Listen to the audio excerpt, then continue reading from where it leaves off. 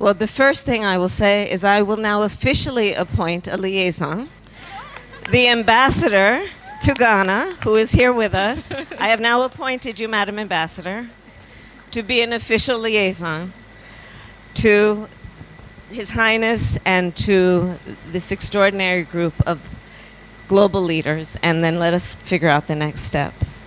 But I do appreciate the points that you have made. And there is an unmistakable tie and bond, and all relationships that are good relationships are founded on trust and consistency and reciprocity. And so I appreciate the points you have made, and we will follow up with your request. How could I deny a request from my host? I've been raised properly, you know. But it is my honor, and with my husband and our delegation, to be here. And I appreciate the accommodations and the effort that you have made to welcome us so warmly. I too believe that we must remember history for many reasons, especially in the face of, at times, those who would attempt to deny it. And we must teach it, but teach it also with an understanding that it should teach us not only about our past, but about our destiny and our future. That we must learn from it in a way that we make the ancestors proud and understand the broad shoulders upon which we stand. So I thank you for the spirit with which you have welcomed me and my husband and our delegation. I request your ability for me to see the lands that you oversee and to visit the place that you have not mentioned, but the place I will go next. And I must say that there is so much that you, Minister, and Your Highness have mentioned about Ghana, and by extension the continent, that gives me an incredible sense of optimism. And the work that you have done here in terms of prioritizing and having such success with education is something that in my own country of the United States and around the globe we know must be a greater priority for all of us. And that includes using that education as a way to help people around the globe understand the connections and the interconnections and the interdependence by extension. So I am honored to be here and to be with you, and I look forward, as you greeted me, to saying this will not be the last time we meet or speak.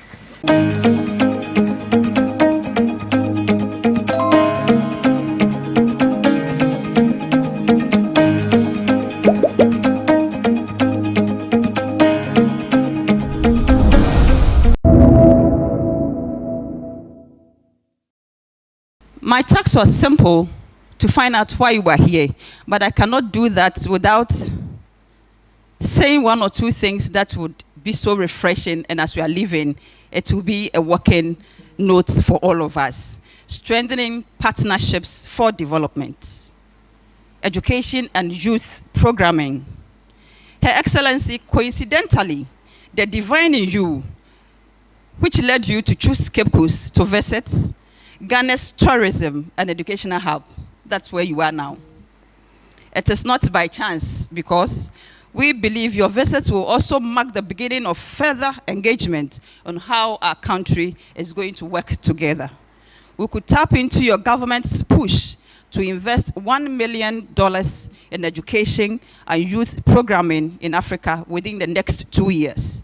Our flagship program, Free Senior High School Education, since its inception, has opened up access to children in disadvantaged or needy homes across the country. Coupled with a commitment to strengthening and promoting educational interest in science, technology, engineering, and mathematics, we believe that support through the proposed investment in Africa will strengthen us to prepare our children for today and tomorrow's highly technological environment. Ghanaian schools have been participating in international robotics competition and doing quite well. We can only consolidate our gains in partnership with the United States of America.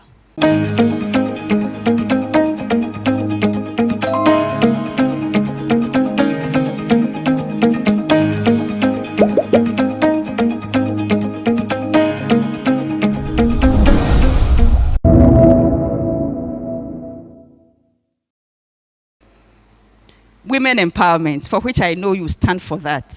And I'm so happy to be part of today's ceremony. I love you so much, and we know that by the time you are done with this program, we are going to have a very beautiful program for our women, to have more women to participate in leadership position. This year, we will be electing representatives to the General Assemblies of our local authorities in Ghana. In Ghana, we have 261 local authorities across our 16 administrative regions, and we have classified them as either metropolitan, municipal, or district assemblies. Elections at the grassroots level are very familiar to you. Her Excellency, you have gone through the mill. We have a commitment to promote increased women participation in district-level elections and possibly increase women representation at the decision-making table. On behalf of people and women in Ghana, we would be grateful to you, your government, and team for any form of support that would help support women to present themselves to be heard and to be the voices for the marginalized and all voiceless in their communities. We believe that when women are involved in governance, we have goddesses who will protect the legal interests of all and push for the transformative development.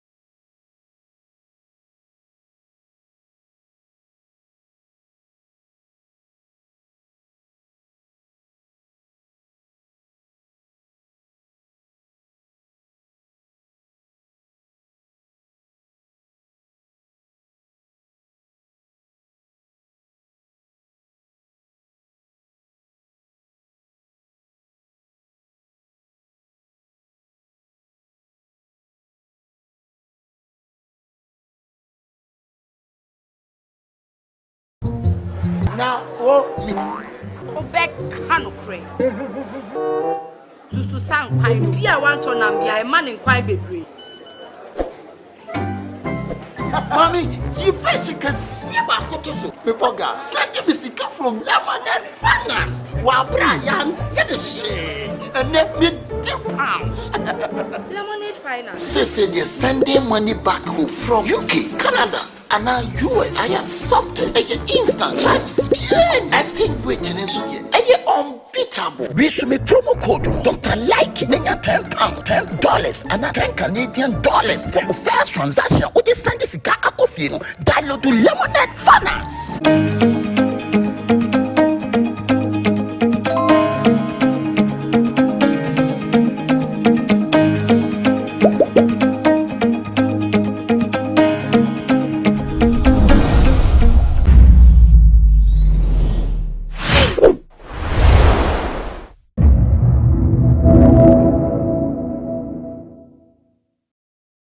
There are about 208,000 people who are delegates and who will be voting to elect the flag bearer. How much can you give to each of the 208,000 delegates?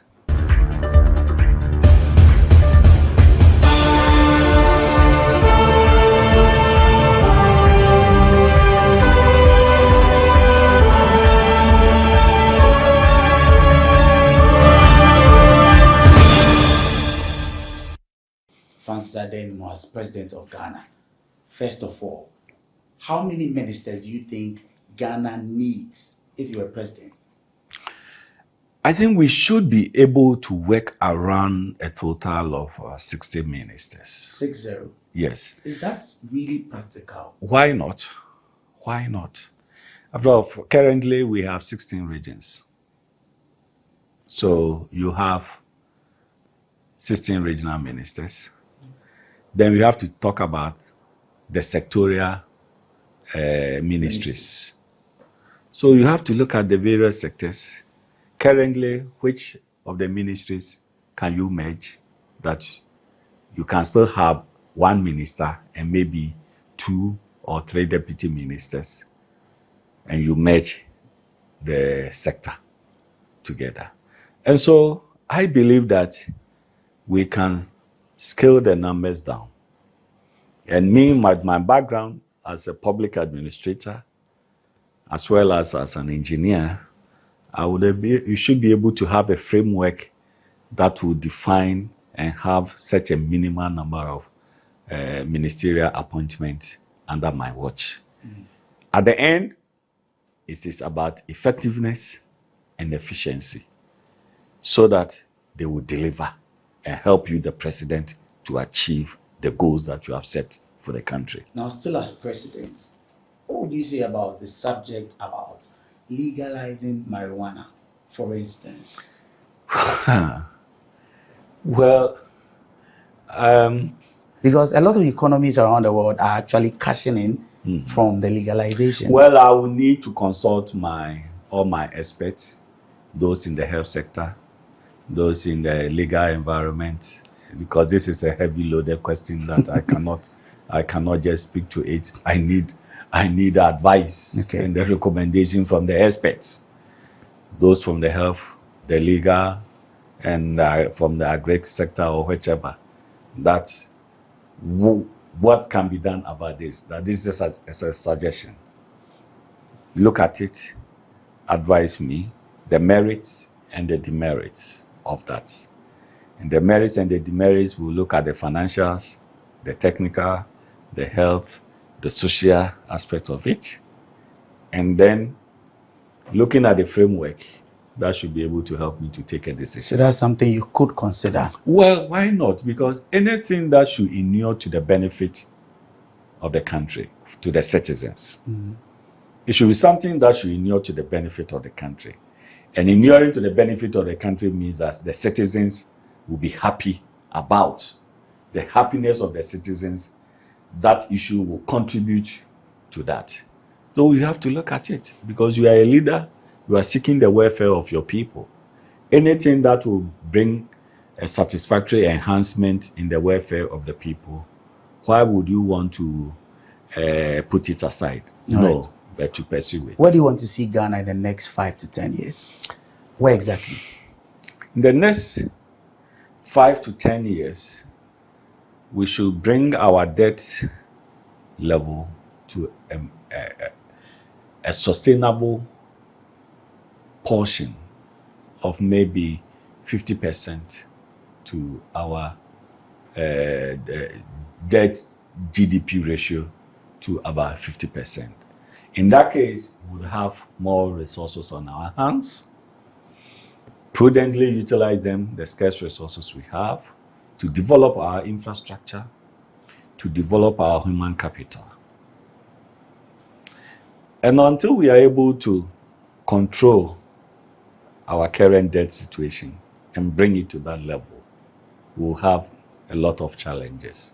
Today, as you drive around in town, in the city of Accra, even traffic lights, some traffic lights do not function. This shouldn't be a situation that should happen to Ghana, because we should have gone past this situation many years ago. So signalization of our intersections should be something that should be able to function 24/7. You see our road network, the rate of deterioration. And maintenance of it has to be done. Otherwise, the movement of people and goods at a point in time from one place to another will be extremely difficult. And the cost will be high for us, because vehicle owners will be crying for increase in fares because their vehicle operating costs will go high. Spare parts will increase. The cost of spare parts will increase. So we need to look at our infrastructure and build it. Okay. I'm taking you back to the seat of of president, because that's where the whole campaign is headed at. How would you handle the issues of corruption? The recent corruption perceptions index didn't paint the government really well. Eche, how would you handle it differently? I know now these days people even don't want to talk about corruption. And if you talk about corruption, people now don't have that interest in that subject matter. And many people will say, but you are all the same. You are all the same. So, the perception of corruption. I believe accountability is one of my 7-point policy plan for the country. And so we have to scrutinize government expenditure. Improving our public service delivery is also one of it, where waste will make sure that we reduce waste in the public sector. So, on the question of corruption, as we've been saying, we have to allow the government machinery to work. We also need to talk about it to our citizens, to all Ghanaians, to have a mindset that seeks that we want to sanitize the system. It wouldn't be only the president. The president as a leader, and if I secure that opportunity, I have to demonstrate that with my personal character and the decisions that I will be taking in my government. But as I said, first, we need as a country to talk about it at every level. At every level. 2, our children going to school, we have to inculcate in them the need for patriotism. The need to ensure that state resources are kept wisely, prudently, no abuse of power, no abuse of power, no conflict of interest in public administration or in public service delivery. These things we have to teach. So you believe that a collective approach. Third one is that we have to allow the law to work.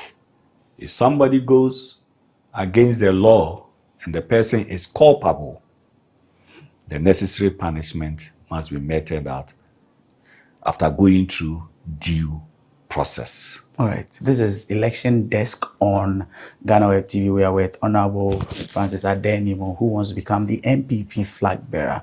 When we return, we'll talk more.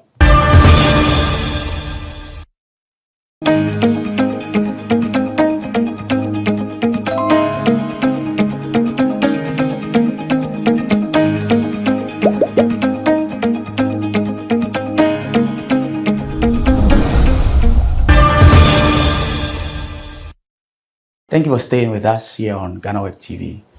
We're with Honorable Francis Adenimo. Now, Honorable, you have some 7 pointers.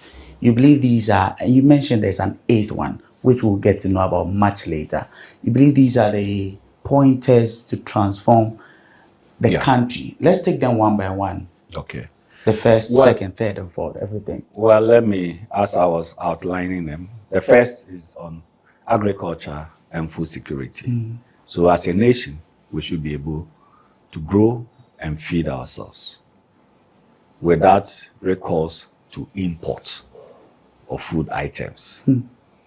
2, we have to ensure that our people are educated and they have technical, vocational, and skills, either to work for themselves or to work for private companies or to work for government. Okay.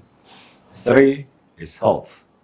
And we believe, under my watch with my team, we believe in prevention is better than to cure.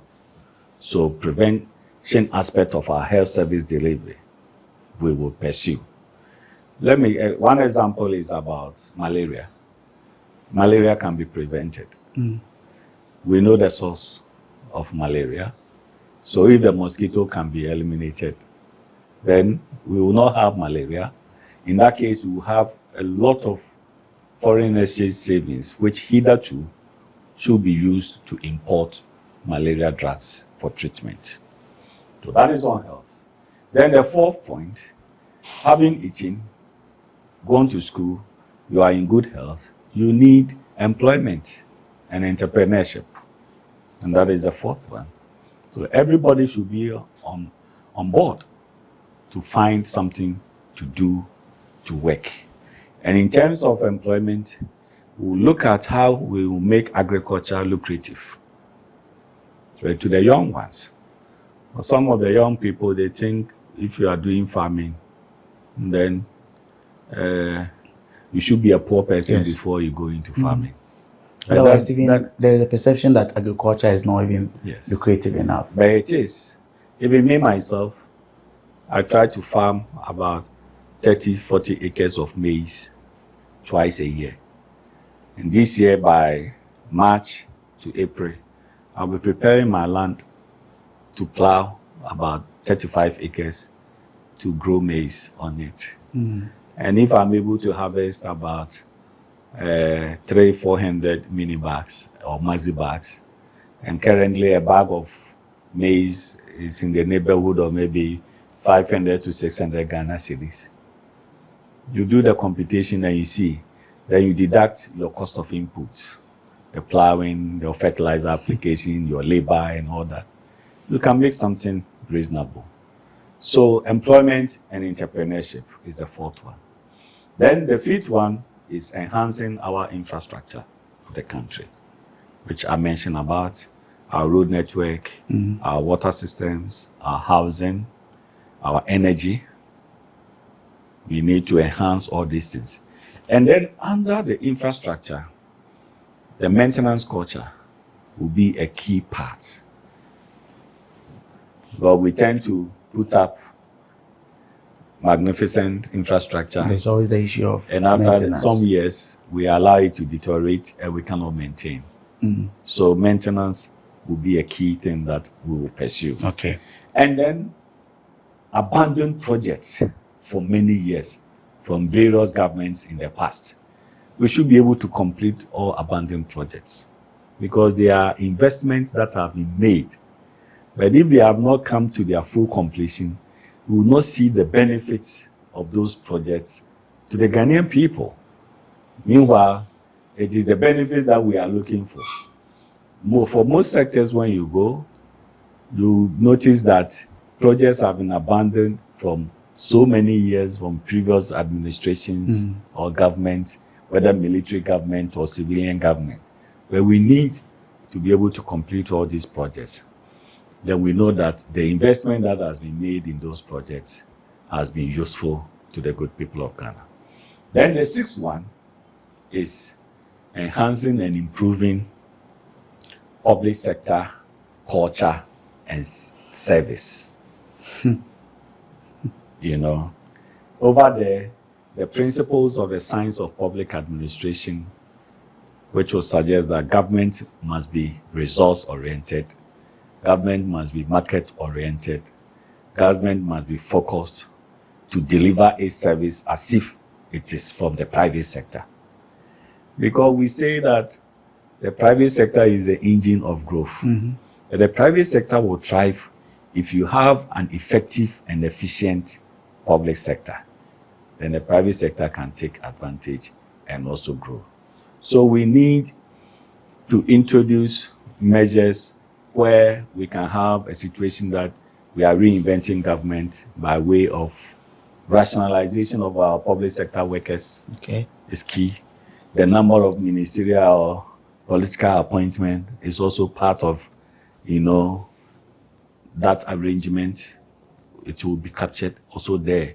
So from the very initial appointment that will be made, it will give indication how we want the public sector to run. And with that effective and efficient public sector, I bet you the private sector will thrive and thrive well. We have a lot of young ones who can also go into consultancy. They are professionals. They complete, and then the knowledge that they have acquired from their various fields, they can't apply because of the current situation that we have. So the sixth one, as I mentioned, is on enhancing and improving the public sector culture and services. And then the seventh one is on the accountability. And accountability requires scrutiny.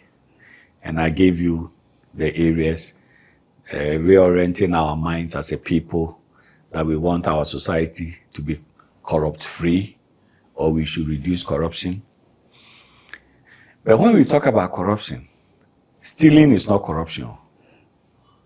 Stealing is not corruption. If you steal that one, you are caught. It's a criminal offense. Causing financial loss to the state, abuse of power, conflict of interest, inflation, what is the word?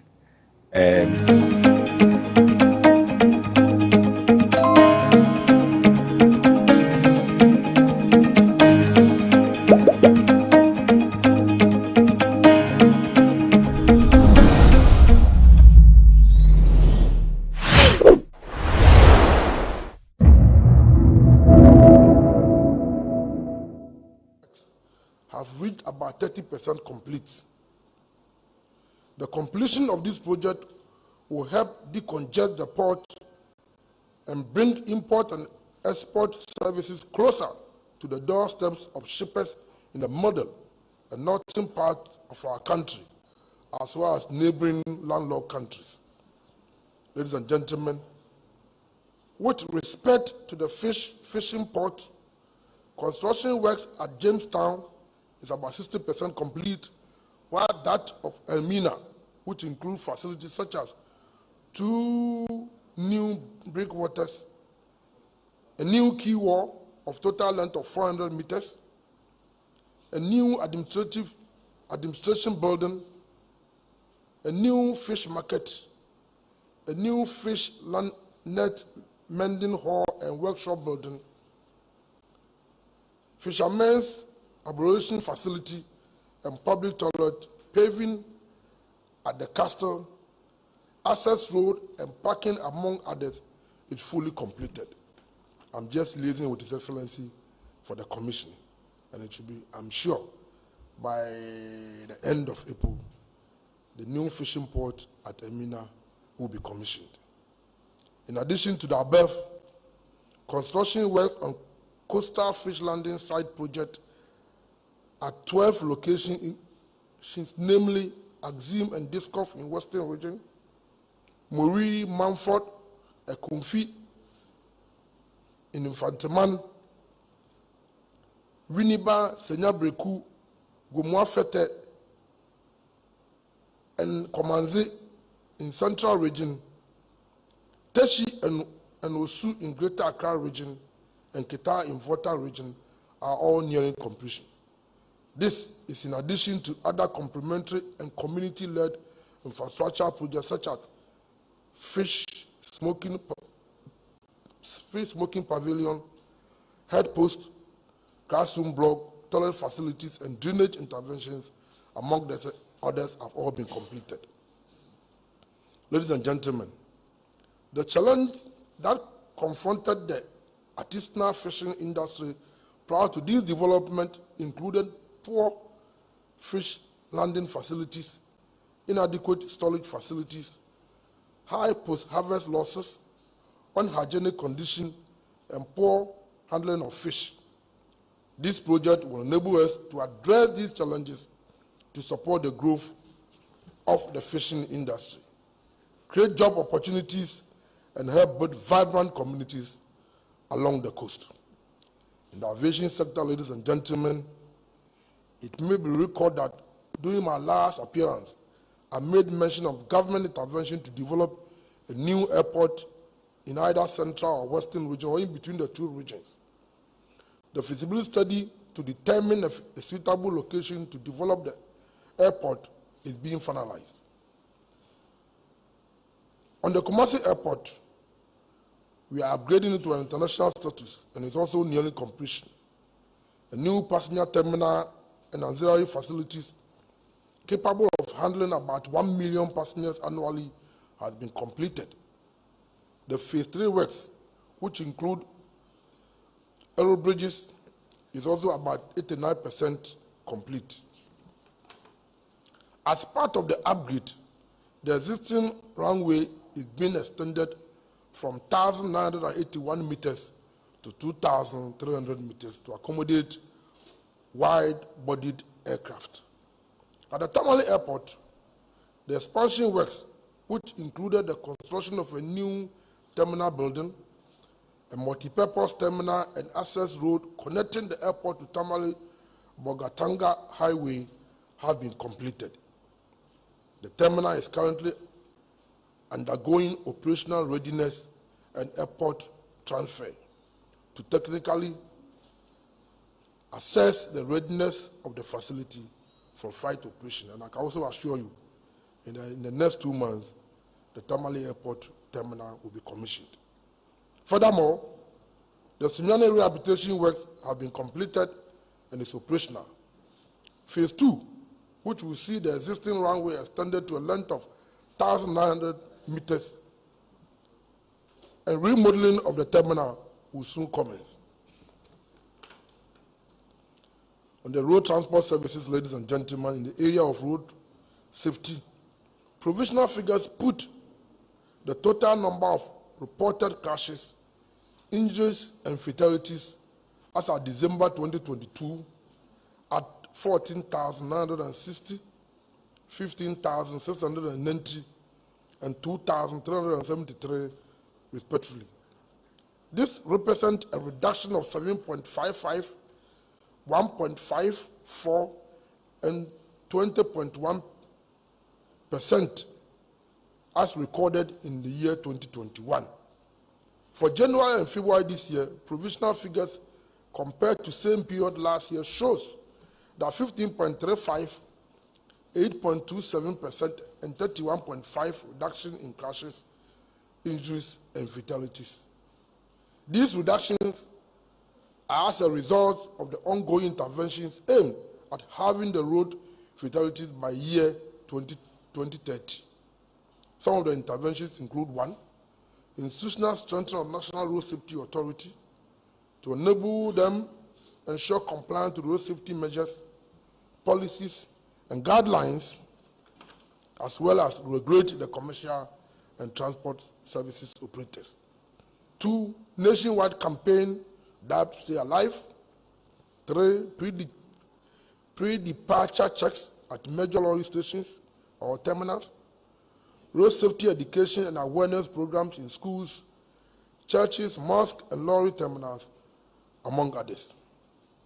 Last but not the least, joint enforcement activities with the Motor Traffic and Transport Department of Ghana Police Service and the Driver and Vehicle Licensing Authority.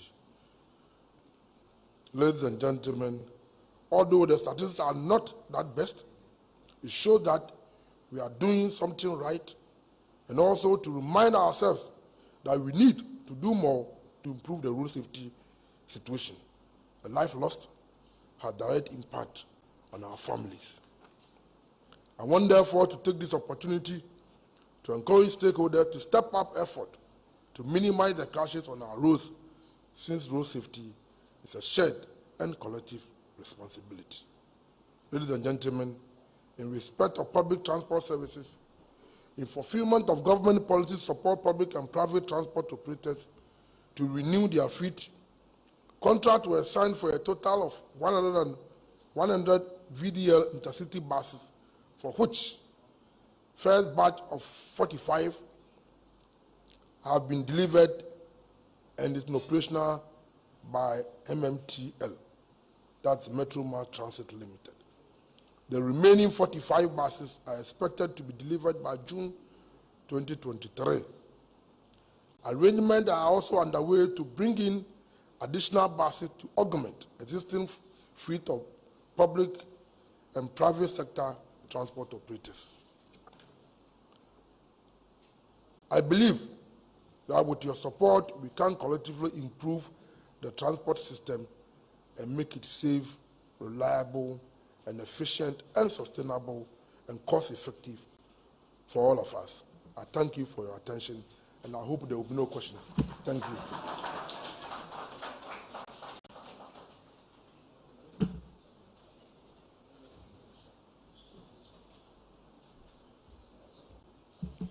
Thank you so much, Honorable Minister. I believe today's presentation was so rich, and I'm happy we didn't have to talk about challenges, but, Minister mentioned real development in terms of infrastructure. within the maritime and inland waterways, also aviation as well as road transport. I was really excited about the Keta Seaport project, because especially when they've not gotten to a point where you can actually see vertical development, people think nothing is being done about it. But as Minister mentioned, a lot has been done. Advert for investor expression of interest has been done. Minister mentioned that 20 investors expressed interest, and that number further dropped to 16. And 6 have been shortlisted, and they've gotten to a stage where it's now time for requests for proposals. Minister also mentioned that they are commencing the construction of an administration block. One other thing that Minister really needs commendation for is the kind of landscape we now have at our coastal areas. Minister mentioned the construction of 12 fishing harbors and landing sites, including the completion of the Elmina Fishing Harbor and the Jamestown Fishing Harbor at 60% completion. He also mentioned some other areas which include Axim, Dixcove, Mori, Manford, Otuam, Fanseman, Winneba, Senyabreku, Teshi, and Osu. And I was so excited that you were able to project some pictures for people to see what's actually happening on the ground. And Minister, this is very important because the extent of pollution will be largely reduced when we have this infrastructure at our coastal areas and people are able to access amenities such that they don't have to do the open defecation, they don't have to dump into the sea. It will go a long way to impact our nation positively beyond even what the transport sector intended for it to do. And finally, Minister mentioned some very wonderful projects they've done within the aviation sector. He mentioned that the Kumasi International Airport, I'm talking about international airport, not as in signpost, but the fact that the actual infrastructure have been, put on the ground so that they will meet the standards that are required anywhere else in the world. He mentioned that the phase 2 is 100% completed, and also the phase 3 is now at 89.33%. With respect to the Tamale Airport expansion, Minister mentioned that it includes a terminal building and also road construction connecting the Tamale-Bolga Road. And finally, on the rehabilitation of the Sunyani Airport, Minister mentioned that it's completed and operational. And I'm a witness to that because for over 6 years, since 2016 really, you could not fly to Sunyani because of how deplorable the terminal and other facilities are. And we thank God the rehabilitation is completed. I have seen even commercial flights go to Sunyani, which is a reflection of all the wonderful things that Honorable Minister, yourself, and your team within the sector have been doing. So thank you so much. Ladies and gentlemen, on that note, we will invite your questions. If you have any question, this is the best time to ask. You show by hand, you mention your name and affiliation, and then proceed to ask your question. Okay, Nana, and then Mr. Atta. If I see any lady, I will prioritize that. I will elect to call you first. Okay. Yeah. Okay, Sarah. Thank you, Atta Minister from GNA. I want to commend the Minister for that precise presentation. I believe that 12 fishing harbors and landing beach that government undertaking is very laudable. And I want to find out whether there are fishing harbors that are in operation, that are fully in operation, and how they are being managed. Because sometimes government invests in such facilities so that it can recoup the investment it made. But at the end of the day, we don't get the needed management to get that money back. So we want to find out how those ones that are in operation are faring in terms of revenue generation. Thank you. Thank you for the question. Yes. Good morning, Honorable Minister. I want to touch on intracity transport. Most workers and people take trotro to and fro as their only means of transportation. What I've seen and realized is that some of these cars, especially the sprinter buses, the seats are so compact to the extent that the least break, get people's limbs breaking. I've made complaint of this thing for a very long time, so many times. I don't know whether it worked with DAVLA, the Ghana police, because if you sit in the bus, your knees are almost on your chest.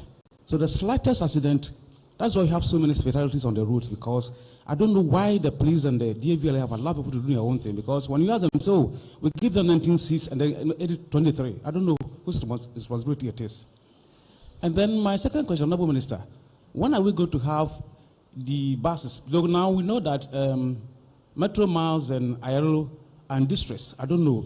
We need them because those of us who cannot afford our own V8s and things like that, we need those buses to commute. And how can you promise the country that maybe in the next 2, 3, 4, 5 years, we're going to have those back on the roads? My last question, Honorable Minister, are we going to have, like, we have Ghana Airways? Please, we had Ghana Airways. That was the symbol of Ghana's destiny. This time, we don't have our own airplane. Are we going to have it back into the system anytime soon? Thank you. Thank you for the question. Sarah, please, let's keep the questions at maximum 2 questions. Yes. My name is Sarah Penkra. I report for TV3 News. I would like to find out from the Minister the issue with the water transport. I mean, in recent times, we've had accidents on the lakes, the recent Uti, Ada. I believe it has come to his attention. Aside the human errors that happen, it appears in recent times it's recurring. I don't know what the ministry would try to do about it, especially with the overloading of the boats. And I also want to find out, the National Road Safety Authority says it's going to ban many urban buses from long distance journeys to reduce the road carnage. And you mentioned that you are encouraging stakeholders to step up measures to ensure road carnages are reduced. Do you support this particular intervention? Because the concerned drivers have stood up against it, that there are other factors that are causing road accidents and not the buses. Thank you. Thank you for the question. We can take 2 more questions. Okay, please. Okay.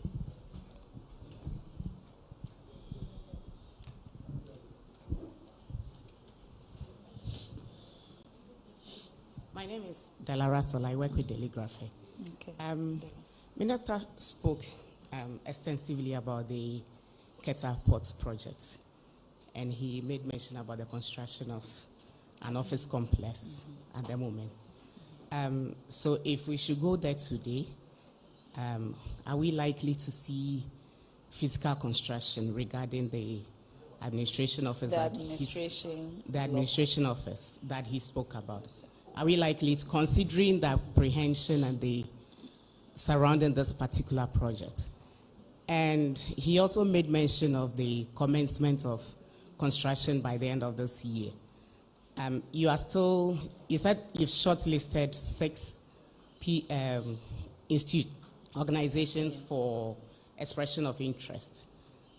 We are in March. No, that has been done already. That he has says been request done. for proposals. Request for proposals. So within what period are we going to analyze those proposals to look at the funding arrangement, where the money is coming from to get this, the timeline he's set out for the physical construction? And then also my second question. Can we keep the questions at 2, please? Yes, please. And my second question is on MMT. For how long do we continue to throw in money into a venture that doesn't look as if it's not profitable? Is there a way we could turn around, bring in a sort of privatization into the business to kind of step up the present condition that exists to turn the company around? Thank you. Thank you for the question. I saw a hand over there. Last one, please. Yes, my name is Salong Babiji from the Finder newspaper. Before this administration came to power, the previous administration had ensured that there were buses on the road in the form of allocating people and goods to and fro. In recent times, they seem to be in some distress. Alulu are not really moving. If you go to where I live, there's a terminal, but there are no buses there. People stand by the roadside from 6 a.m. till 10. There are no trotro. People are struggling to transport themselves to and fro. So, as a ministry, what are you doing to ensure that the Ayalolo is essentially revived to give us some decent form of transportation? Because the trotro really are not working. If you pick trotro today, your feet, the seating in trotro is terrible. The conditions of vehicles that operate as trotro are terrible. So what are you doing to ensure that we have decent forms of transportation, particularly Ayalolo, on the roads to ensure that we have a good transport experience? Okay, thank you for the questions. I will now invite Honorable Minister for his response. Okay, thank you very much. If I quite remember, the first question was, who is going to handle the operations of the fishing port? Is that also?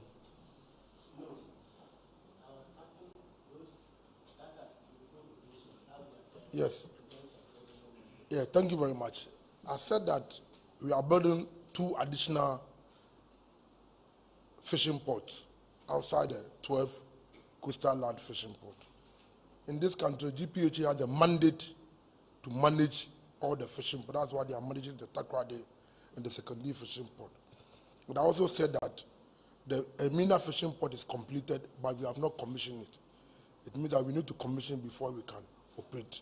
So, per the regulatory framework, GPHA will be responsible for the operations of the Emina fishing port as they are operating the Tama and secondary one. For the fishing line size, the assemblies are supposed to be responsible. So the ones that they are using, the assemblies are operating them, but GPHA is also guiding them in terms of how the operational thing. Like I agree with you, that our government takes so much to build infrastructure. Now, the day its maintenance becomes a problem. So I've tagged GPHA that they should be in constant discussion with the various assemblies to make sure that these facilities are maintained and maintained well. For the comfortability of intercity buses, because yes, everybody knows that the trotro, the space are not enough. But I'm sure that DVLA is coming out with a regulation, because some of these buses, or they bring them as cargo, then they cut and feed their own seating. So DVLA, per their new LI, is bringing a regulation to make sure that there's enough space in this trotro. Because I think we need to be very candid with ourselves. 95% of public transport in this country are being handled by the private sector. So the private sector is so key that whatever regulations or measures that we need to put in place, we have to make sure that they provide better service for our people. Government, MMT, STC contribute less than even 2% of the operations of this public transport. So DVLA is coming out with guidelines together with National Road Safety to make sure that the spaces are enough to enable them. At least comfort is key. You cannot sit from here to Kumasi with your legs. By the time that you get there, your legs will be like crab or koto. You cannot even stretch it. So I think that your point is very well. And I think it's something that DVLA and National Road Safety is looking at it. GhanaWeb, it will fly again. I think government took a decision to join the private sector to make sure that we have a national carrier. I can tell you that. You see, in some of these matters, it is not an event, it's a process that we need to go through. And I think that I've realized that in this country, anytime that one's come out to say that our government is doing it, they want to see it tomorrow. Yes, I want to. I think the enthusiasm is there, but it is not possible. We need to go through the processes. Even procurement alone, even going through the system, we need to. If you jump one, you cannot. It's going to be a problem. But so far, I can tell you that the proponent have done so well. Madam Chief Director was just whispering into my ears that they've gone through all the processes, because they needed to go through the processes. GCL and GCA, the regulator had to make sure that it is well grounded. And Mr. Charles Kweku told me the other day that they certified all the requirements. they are going to launch their logo. My information from them is that by the end of April or May, they will start selling their tickets. And by June, July, you will see a national airline, Ghana Airlines, flying in the sky. Inshallah, it shall be well. Okay. Then water transport. Madam, accident is accident. And I think that we don't pray for accident to happen. But I think what I can say is that so far, since the time we took office, we have done well in terms of safety regulations on the water lake. My information is that the accident that occurred on the lake is not by government infrastructure, but the private sector ones that they use. I think the National Ghana Maritime Authority, in conjunction with the Navy, are the ones who are responsible for the safety on the water lake. And at times, some of these things do happen. So the last time that this thing happened, I think that I called a meeting between the two agencies that they need to make sure that at least they increase their petrol system on the lake, because at times they close, and when they close, some of these traditional canoe operators don't follow the rules of they don't my information that they don't operate 24 hours. So I've told them that if possible, they can do a 24-hour operation.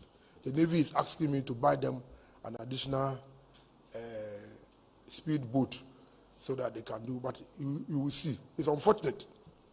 But I think that so far, in terms of regulation and infrastructure, Ghana Maritime Authority have done so well. But there's still the need for improvement, and I'm sure that going forward, they will take cognizance of the lapses in terms of what is happening to make sure that they fill in. And I have no doubt in my mind that they will be able to do that. National Road Safety Authority to ban, you said you are going to ban what?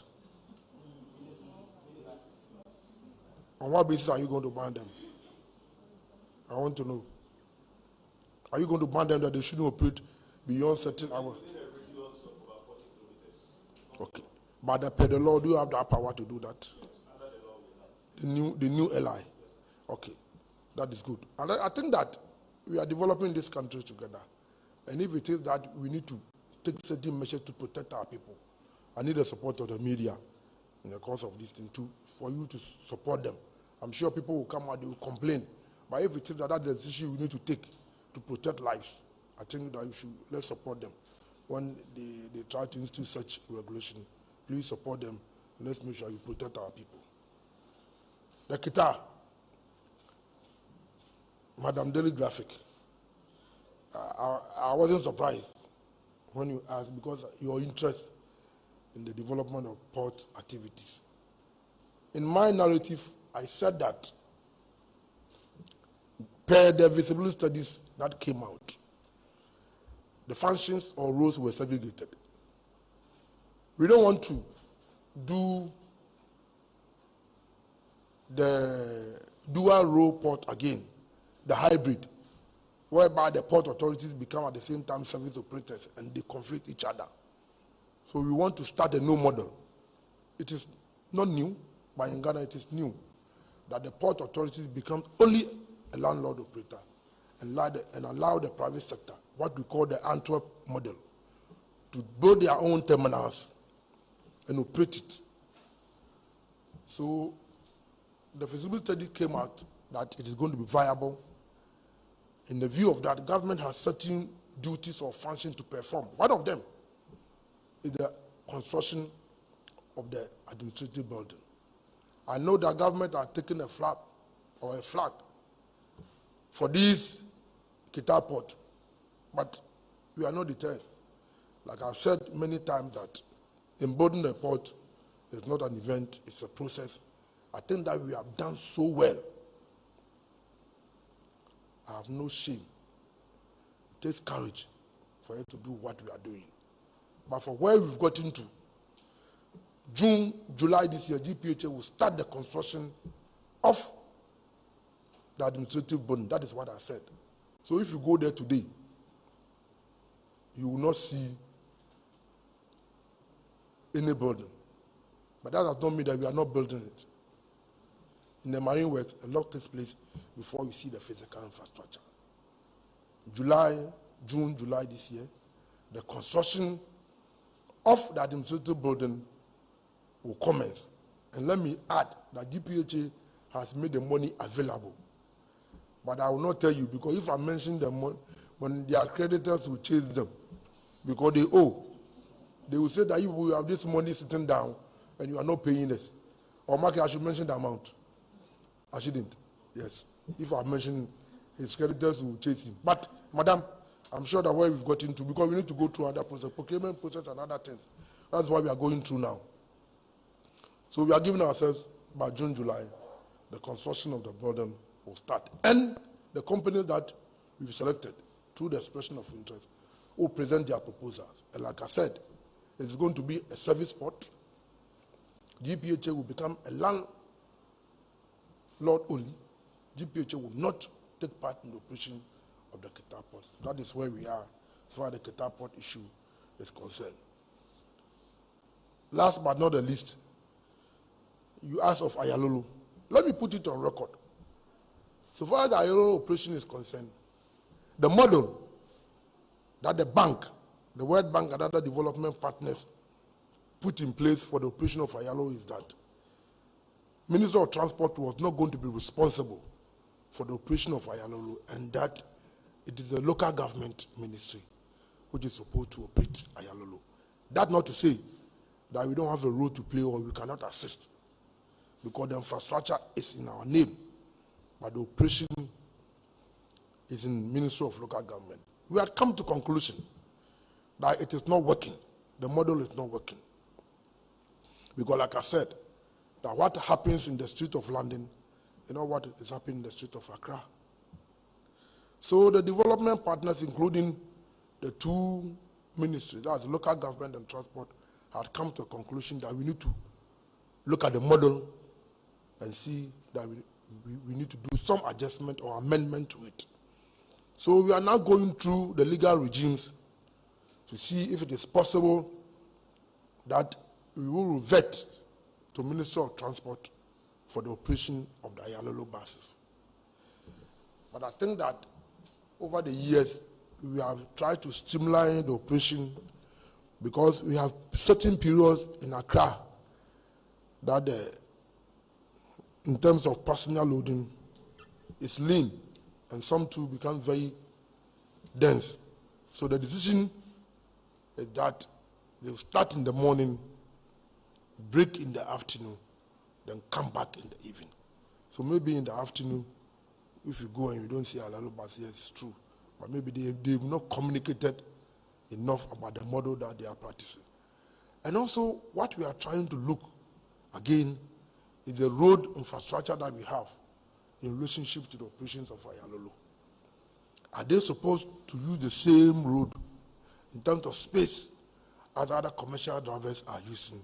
It's also something that the Ministry of Local Government and Roads and Highways are also looking at it in terms of dedicated bus lanes, if it is possible. Already our roads are not enough for us. Why are we going to dedicate a certain portion of the road to about 50 or 100 cars, and the whole day there will not be anything on it? That is what other proponents are also opposing. But we are looking at it, because we are not reinventing any wheel. It's been done somewhere. We cannot allow indiscipline to impede our progress. So if it is hard decisions that we need to take, we will take them. But once again, we also need the support of the media again. When some of these decisions are taken, please, we need to support the public institutions or the authorities who are implementing some of these matters. I think I've made an attempt of trying to answer all the questions put to me. If there's anything left, please remind me. I will do so. Thank you very much. I think I've answered it. Oh, what did you say about Metro Mode that I have not answered? All over the world, public transport are subsidized by government.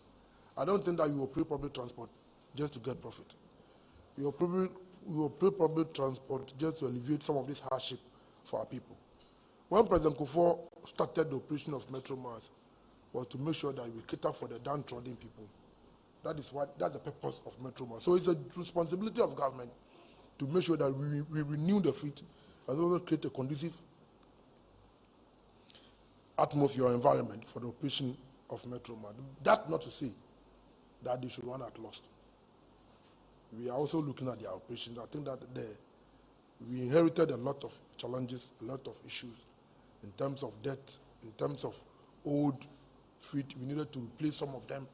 We need to go through some of these matters. And I think that so far we have arrangement for 100 buses, 50 at camp. We are also trying to look at the modeling and see that if we can co-opt some of the private sector people who will come with technology and buses, whilst we look at the operational activities, and to see that if we can break even for them to have the comfort of their investment and also for us to provide a service for our people. So we are looking at the models, and I think that so far MMT, because of the issue of over 8 buses that we inherited about 600 over 8 buses. Yes, we met about 500 and then 970 or something. About 750 were all over age. They have been on the road for more than 15 years, and we cannot continue to operate or be profitable so far as public transport system is concerned when the bus has been on the road for more than 15 years. We know wear and tear, depreciation alone, the running costs so high that whatever you make, you have to go back to repair those buses and make sure that. So I think that we took a decision to auction some of these old buses to make sure that we have about, now I think we have about effectively 350 or 400, 350 buses on the road that we can see that you can take care to the next 3 years. But we are not relaxing. We are in the process of acquiring more buses so that Metro Mass can go to my village and your village. Thank you.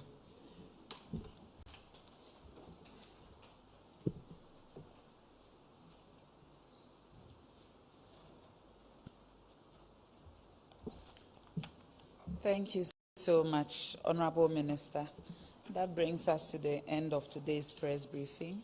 Honorable Minister, Honorable Deputy Minister, our distinguished invited guests, the press, ladies and gentlemen, thank you so much for making time this morning to join us for this very important exercise. And to the press, as always, I count on you to spread the good news and let Ghanaians know that a lot is happening, especially in the transport sector.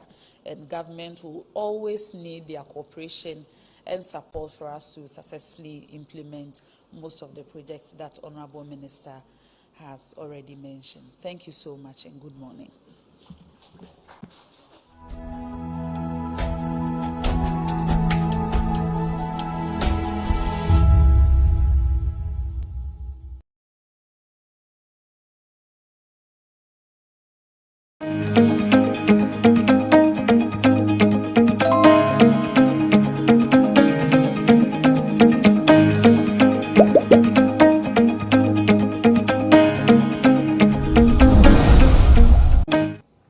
Public sector procurement processes that could be abused from various things. So the scrutiny will ensure that we get value for money in our procurement process. Very elaborate. Yes. Now let's interrogate. But for the 8th one, as I said, yes, we will hear about the 8th one. It is reserved we hope until to come back next year. to speak to you about the 8th one Yes. much later. But let's do some interrogations. You speak about agriculture a lot. Now, first of all, imports. How do we deal with the issue of importation? I want practicality here. How do you practically deal with? So, and allow me to give you an equation. Our gross domestic product, GDP, is equal to government expenditure plus consumption plus investment plus the sum effect of export minus import. If your import is more than your export, then it becomes a negative, and that will affect your GDP. But if your export is more than your import, then you have a positive effect, and that increases your GDP in the equation. So to answer your question, how do we deal with imports? You have to take it sector by sector. On agriculture, if we have to feed ourselves, our protein needs, our carbohydrate needs, our vegetables and fruit needs, we should be able to grow them. If we are able to do that, then we can eliminate importation of rice. Because all that goes into the equation. Now we are importing turkey, frozen turkey, and even poultry. We are also importing poultry, isn't it? We import fish. Now, even these days, I'm told that we import vegetables, onions, garden eggs or what. But these are all items that we can grow in our country. So why don't we focus on that? If even we focus on that in terms of agriculture, we can make so much foreign exchange savings. Also on agriculture. Now, if you want to encourage people to go into agriculture, there's a bigger menace issue about the destruction of our land through galamsey. Yes. How differently can you tackle this to ensure that our land is safe for us to be able to plant? Sure. I know the situation of galamsey. God has given us natural resources which we have to explore and exploit for the benefit of the citizens. But whilst exploring and exploiting, it should not be the avenue to also destroy other parts of the environment. In this case, the forests and our river bodies. And so, it is how we manage the system. Whilst we are exploring and exploiting the natural resources, gold, bauxite, manganese, and the rest that we have in our country, we should also ensure technically that we do not destroy the other aspects of the environment that we should coexist in. So on agriculture, we should be able to identify the various areas that we can grow certain crops for our use. We know that in water region, we can grow rice in certain places in water region, the Afife area. The same manner, Aveime. If you go to the Nasia Basin in the north, it's a fertile area for rice production. No, if you talk about maize, my own area, Mampong, Ejura, Mkranza, Atebubu, Kwame Danso areas there. So it is to do it and make sure that the yield that we get from these things is substantial for us. It's better to produce in abundance. Have it in abundance. Everybody have something to eat, and some will go to waste, and not to produce in abundance, and there will be hunger. Now you spoke about abandoned projects. I want to know how that would work for you, especially when a government comes into office and you would have to run with what you have on paper and then trying to complete abandoned projects. How do you balance that? Yeah, we'll balance it because we'll communicate clearly to Ghanaians that we want to ensure the completion of all abandoned projects. First, that communication will be clear. And so you should not be taking that issue of I started this one, this person started, why you go and do yours, you know. It is the politics of it. But at the end of the day, if a project has been left undone, who are the sufferers? It's the ordinary Ghanaian people. The politics of it will not help us. So for me, the first thing is to communicate. And even in the manifesto that we will present to the good people of this country, we will communicate clearly that all abandoned public sector projects will be revived, will be reviewed and revived for completion appropriately. Then new projects will also commence in the same way. And so in the first 6 months, under my watch, my team, my good self, we will do a lot of consulting work. to review all these projects. We do all consulting work to review all these projects. Then we get to know the investment level or financial capital outlay that will be required for their completion. So from the second half of my first year's administration, then we should be looking at getting contractors to go on tender for some of these projects. Okay. Yes. So the timelines will be clearly spelled out without any ambiguity. I'll take you back because to my own professional background, I will bring it to bear in my office as the President of the Republic. All right. I'll take you back to the campaign trail. Now, we know how politics is here. Do you believe that a lot of delegates are bots? And how would you handle that? Because you get into a campaign where there will be issues of monies going around.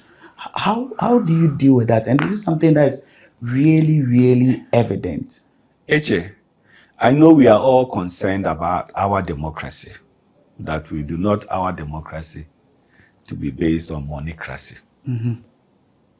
Okay. I also believe in the ingenuity of Ghanaians, that Ghanaians are up to the task.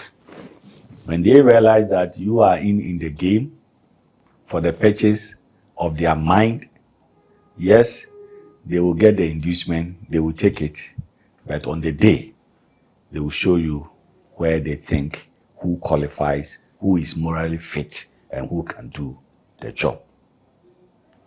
So, the concern about the surviving of our democracy so that monocracy does not take over, we all share that concern. And we need to educate our people. Delegates are not people who have come from different planets to live on earth. They are our own brothers, sisters, relatives, friends. We know them. They are also human beings. We are all Ghanaians. Except that some have gotten the chance to be executives within the party, either as polling station executives or electoral area coordinators or constituency executives or regional executives or national executives. It's just an opportunity, but they are human beings. Okay. So we need to talk in clarity or with clarity to them. Look, the first and foremost thing I know that our brothers and sisters who are delegates will look for is the acceptability of you, the person, as their leader. So money won't even drive them. I'll come to that point. It's your acceptability. They must have the confidence and they must accept you that, yes, the position you are looking for, you qualify. 1. 2, you are morally fit. 3, you can deliver when given the opportunity to occupy that position. So they will assess every individual. As you talk, as you walk, as you do your things, they will be carrying the assessment.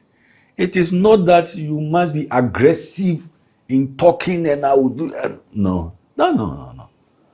Good leadership, effective and efficient quality leadership will come with precision. So you don't think it's really about the money? There could be some influence, some monetary influence.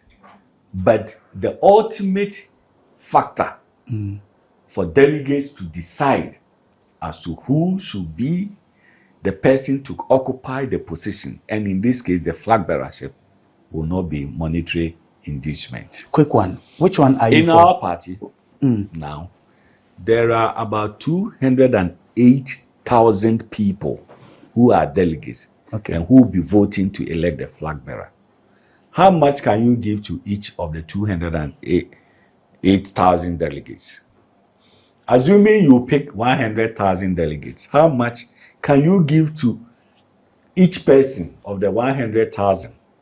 That will transform the life of that person over a certain period of time. Okay, so it's clear you don't agree that the monetary aspect outweighs all the other things. But which the one are you for? acceptability is first, and then the monetary thing is just motivation. If I'm motivating you that take maybe 20 cedis, 30 cedis, 40 cedis, 50 cedis to buy water for and then to use as your TNT to go and cast your ballot.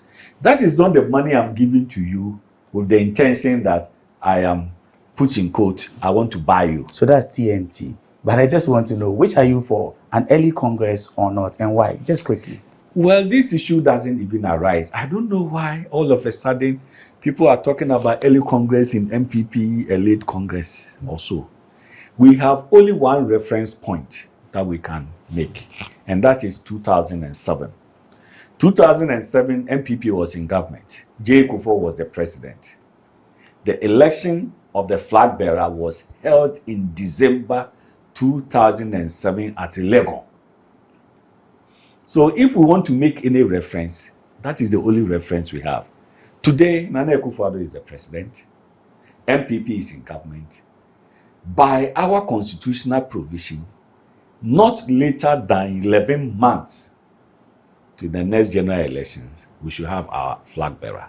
So for me, I believe within the last quarter of 2023, either October, November, or December, we will have, I believe we should have the flag bearer.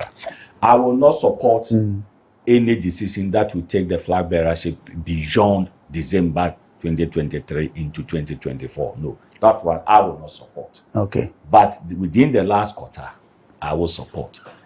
You see, we also need about 6 months for the whole process. When the General Secretary issues a statement that the nomination will be open, we need 6 months. People are going to pay huge sums of money as their filing fee. Give them time to be able to go run and campaign. Okay. You don't stifle them with time and go and give about 1 month, 2 months. Then you are telling them that we are only taking your money and maybe we have our own favorite. Otherwise, you must be free, fair, transparent with the process to elect the flag bearer. Wonderful. Honorable, thank you very much. It's been a nice conversation we've had here. My name is Echi Atisu. You can get on GhanaWeb, www.ghanaweb.com for more news and any other information you need. Until next time, do stay safe.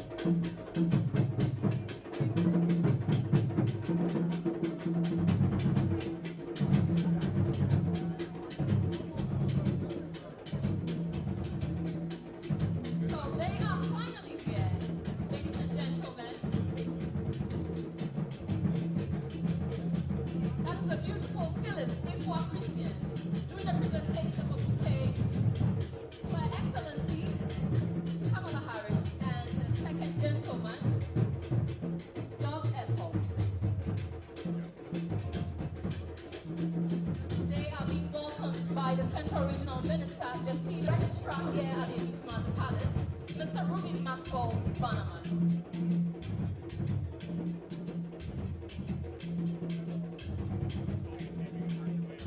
And respectfully, everybody is asked to welcome Her Excellency and the Second Gentleman.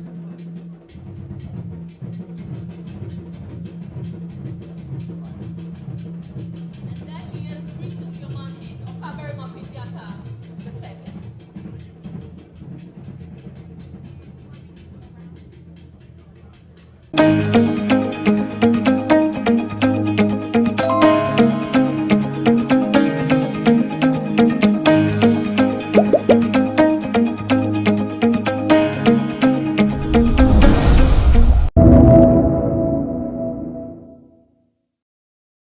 enjoy yourself in Cape Coast. And on your agenda, we want you to at least appoint a liaison officer to connect with us so that maybe next month, next 2 months, this month you will not be, but next 2 months we will be preparing to come and pay this reciprocal visit to concretize matters. So all the best to you. Enjoy yourself in Cape Coast. May the good Lord bless you and your husband. Please take care of her for me.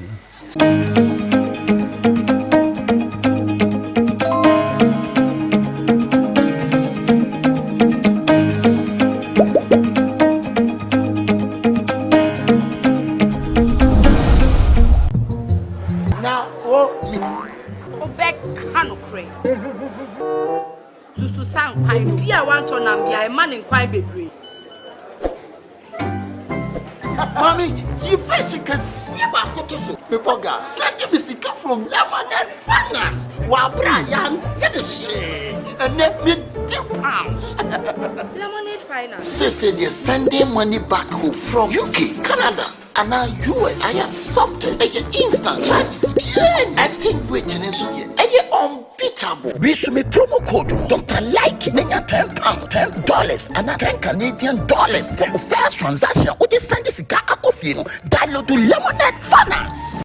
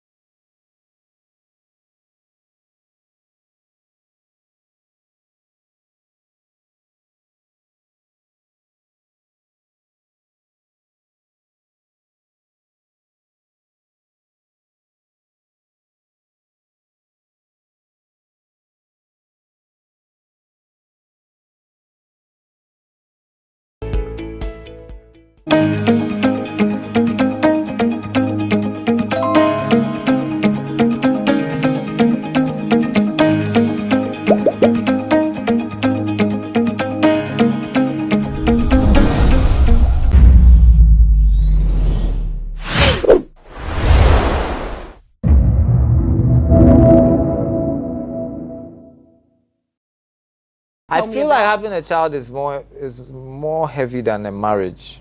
Having a child? Yeah, having a child is like it's a responsibility between two people that no matter what you have to uphold, you know, more than holding a marriage together.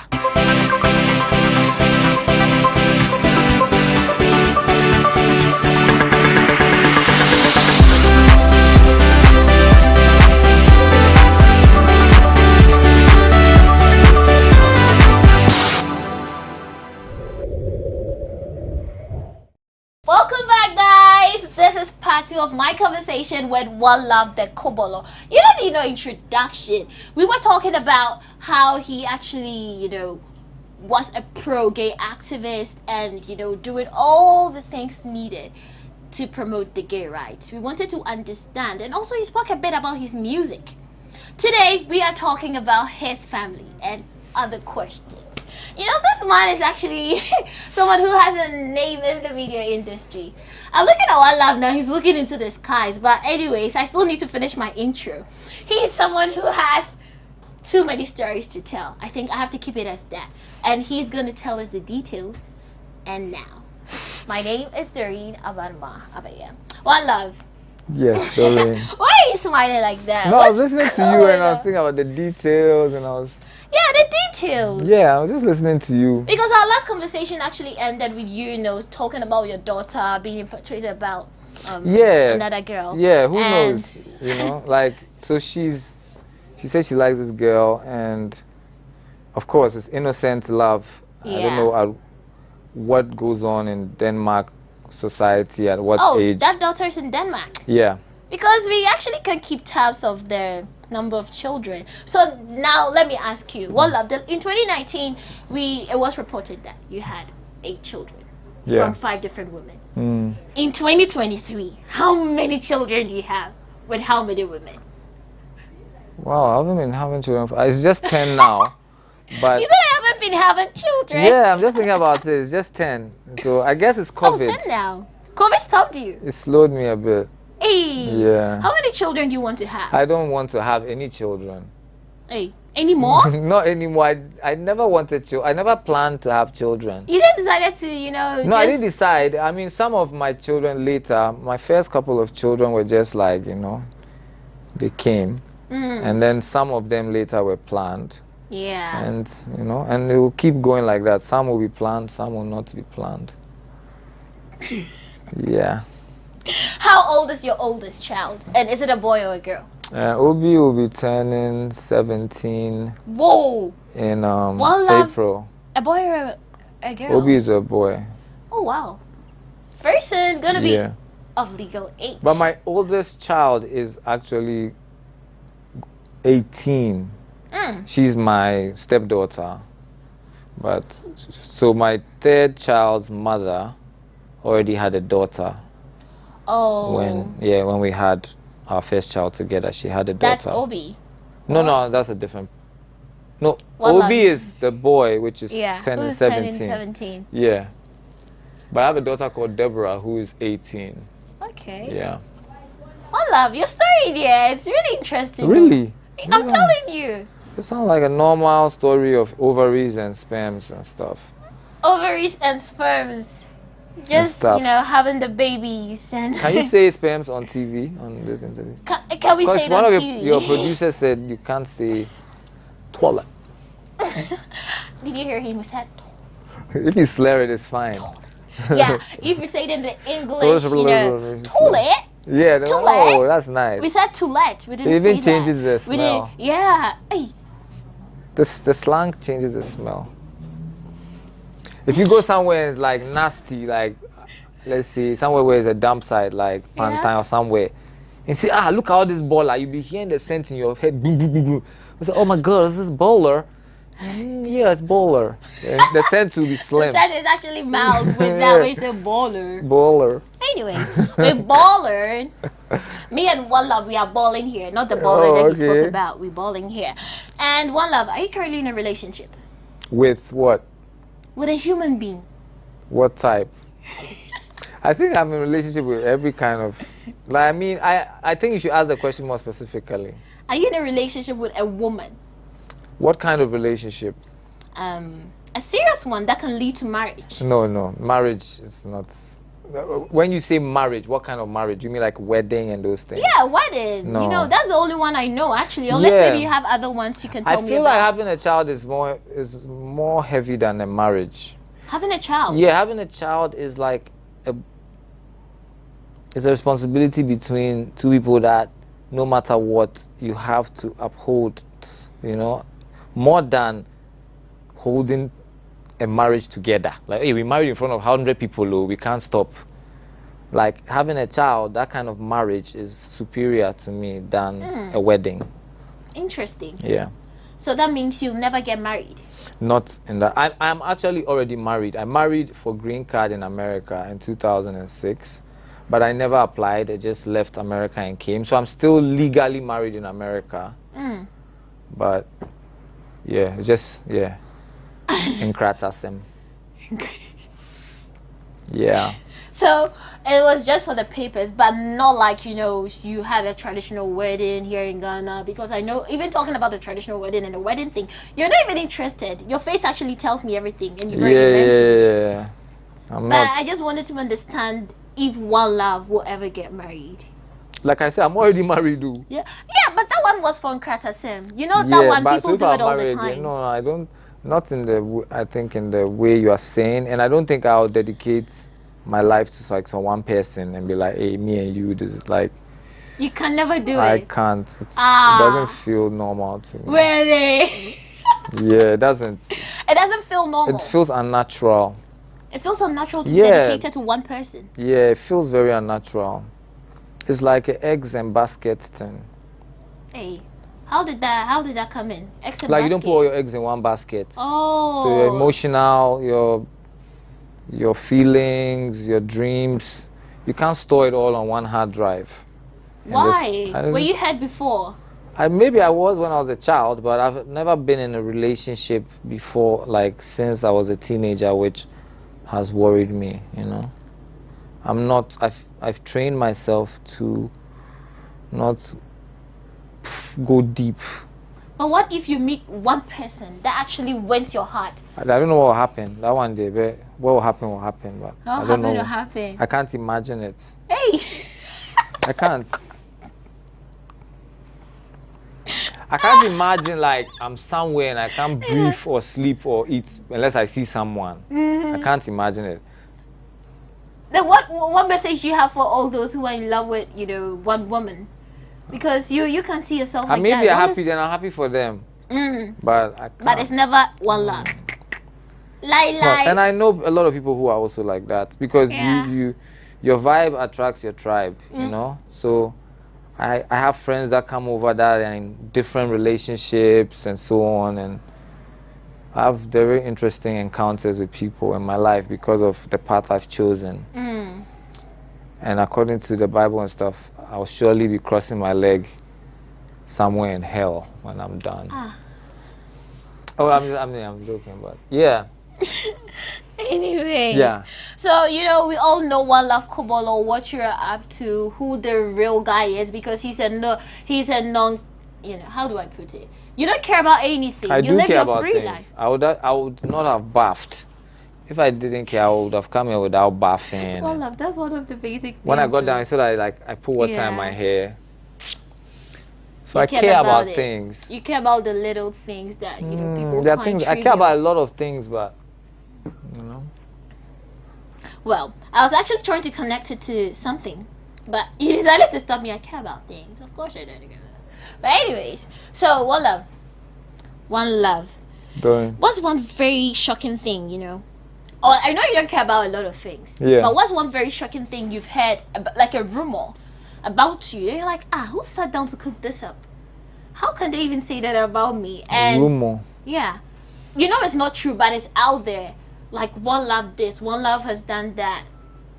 I mean, before I started smoking, people used to think I smoked all the time. And how long ago did you start smoking, if I may ask? Like 4 or 5 years, I think. Oh. Yeah. Well, I wouldn't say it's recent, but it's... Yeah, but for a long time. But I can't think of any rumors like that. I don't think people make up things about me because I think that my fact is stranger than the fiction they can create. What do you mean by that? The fact of my life, the reality is stranger than the stories people can create about me. That means your life is already open. So what else have you got to say? Yeah. It's already out there. I think so. Yeah? Yeah. Quite interesting. And would you say you're somebody who can be easily provoked if somebody actually tries to trigger you? Yeah, it depends on what tool they are using to do the provocation. Can you give me an example of some things that can actually trigger you? Because we know you as a very carefree person. Yeah, I mean, if somebody comes in here and they're trying to like bother me or like destabilize my emotion or whatever, like trying to just be an idiot, I would just like chill till I find my way out. Like I'm not into that. But if they're bothering someone else, I become defensive quicker. Yeah.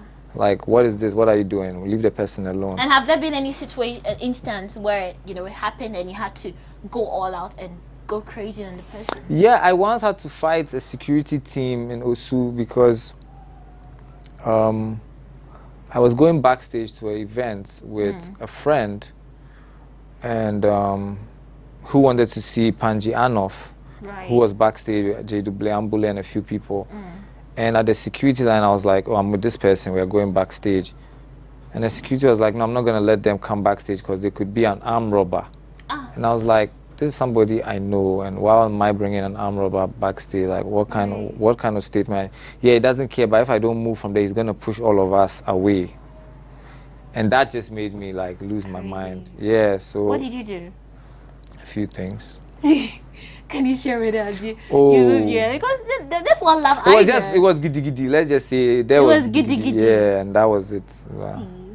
So when people I'm with are being like, you know, picked on or something, I just feel like it's so unnecessary. Right. And I react to that more than to myself when it's directed to me.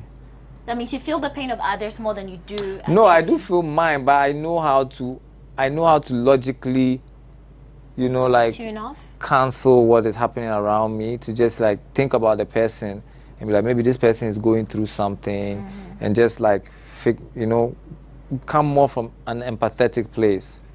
So just like I'm feeling for the person which is being oppressed, in a situation where somebody is being oppressive to me, I feel it's just because they are being oppressed by something in their life, right?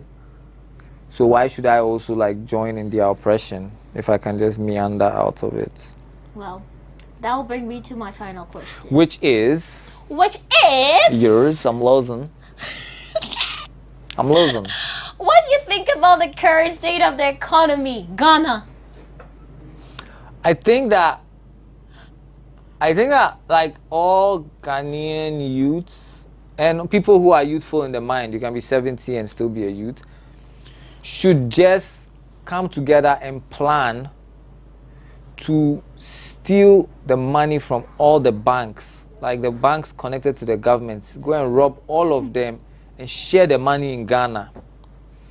That's what I feel, because the banks are stealing. They're stealing from us. And why did they rob you? They are stealing from us. Like, let me just say that. They just, yeah, I mean, it's robbery. Like, you send a certain amount of money in a certain direction, a transaction. They take such a huge, and I'm not talking about e-levy or something. I'm talking about exchange rates and different things. But then about the government. And of course, people's pensions and all that. Come on. Like, people are going through a lot. And I feel like because our food tastes good, we don't like rebel. We don't riot. Because if you have, no matter how angry you are thinking like, Charlie, there's some chop bar. By this time, Charlie, they finish pounding the fufu. Then you cool down, you know. So until we run out of salt and pakushito and stuff, I think that we will still allow them to trample on our lives. Right. Years. But before we go, can you give me some of your songs? You know, like from my pockets or what? No, not give me like sing something. I'm not like romantic like that, and I'm also hungry. Let me see, what can I do? Which one can you actually give us? You know, serenade us with something. Really Serenade. Nice. Yeah, serenade us with something. If I had a guitar or something, I would do that. At least you have some of your songs on your 13, you know, album. You know, someone. Maybe I'll do a rap, but I have to get my things. I didn't want to say I'm gonna get my balls until you saw the balls, so that you won't be confused. Not the balls you're thinking about. These so are the people balls. would have thought about any other balls, you know, basketball, golf balls. Today you actually tried to bring out the worst in me, but I'm not gonna. Oh really? I tried. Yeah, you tried. Ping pong balls. Chilinsa balls. There's many balls. Too many balls. But these are noisy balls called kushka. Kushka. Yeah. So this song is called Chop Time. It's just a fun song to rap, and I feel like it's just me trying to just capture and share some Ghanaianisms or Ghanaian energy. Yeah. Right?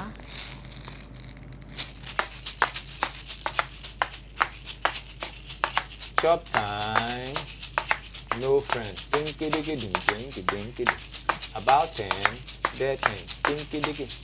September born, no go do me April fool. Promoters try use me like some tool. Have a look at the beta, so I say come cool. Dive in there, crowd like a swimming pool. Ow, no can do. What a chimpanzee can do, baboon can do. But a panda can't feed a baboon bamboo. Chewing stickers from media, that will do. You know better than me cause you brush your teeth with shampoo. Kakadoodoo, Scooby-Dooby-Doo and do the do. Oh, by the way, I do like your hairdo. I don't feel good, but can you be my do? Oh. But I love you, your beautiful face and your review. No go make a word from, but keep the preview. Chop time. No friends. No friends. About 10, 10, 10. Chop time. No friends. about things, dead things.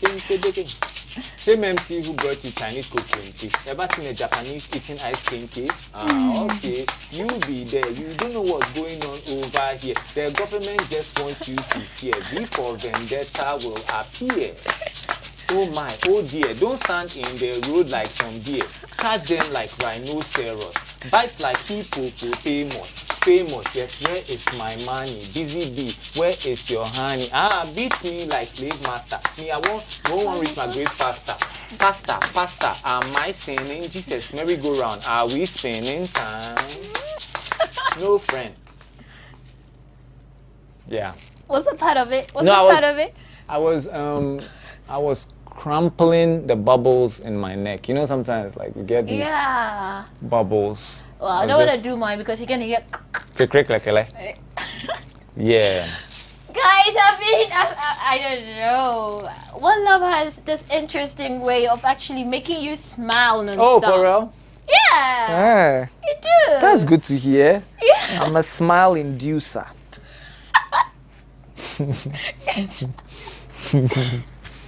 He has a way of making you smile non-stop, and this conversation has been interesting. Well, Wanlov just induced me. He just said it right now. He makes me smile like, I don't have my head in the right place. And I'm really grateful I had him on set today. Thank you so much, Wanlov. Thank you. Thank you so much, because I'm really, I'm really humbled for this experience and the music that you serenaded us with. Oh. And before anything else, guys, my name is Doreen Abanma Abaya. This is Talkatainment. See you next time.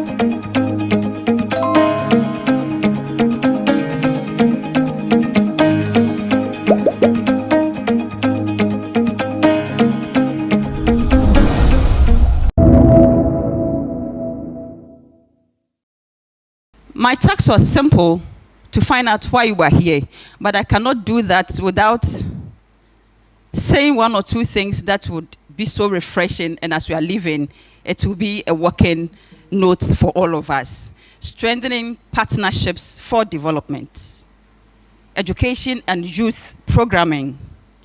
Her Excellency, coincidentally, the divine in you, which led you to choose Cape Coast to visit Ghana's tourism and educational hub. That's where you are now.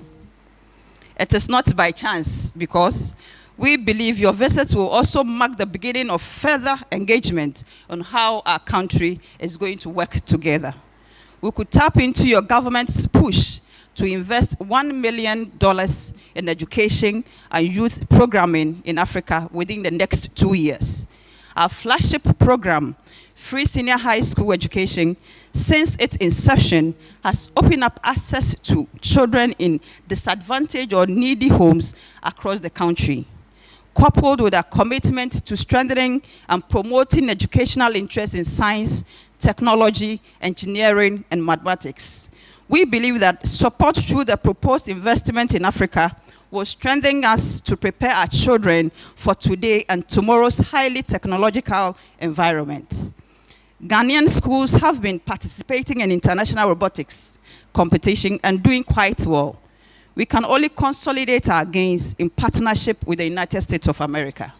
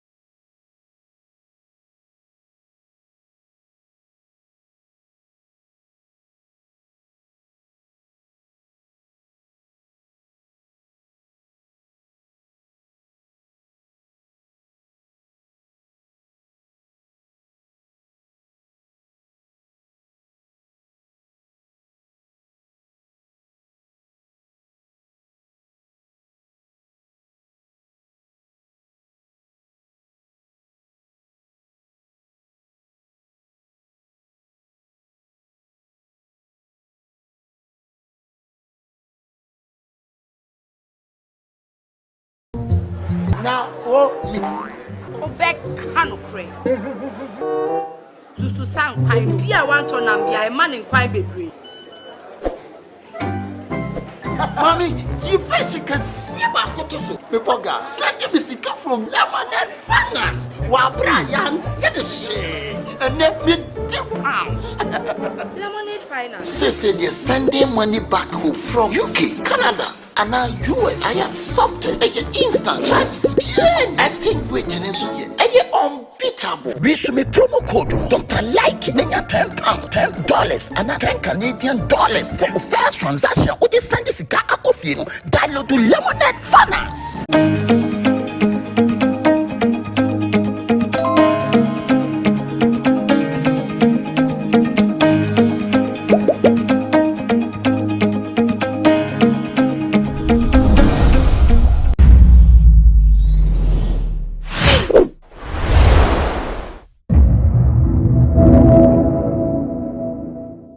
The next question is in the name of the Honorable Member for Achimda, Mr. Alexander Kwesiapa.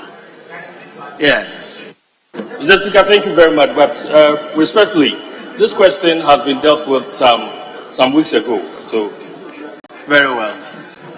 We'll move on. Question number 237. 237 is for the Minister of Finance, the Fed. Very well, honorable members. That brings us to the end of question time. Honorable Minister, we thank you for attending upon the House. I haven't discharged you yet. You're leaving before I discharge you. Well, you are now discharged.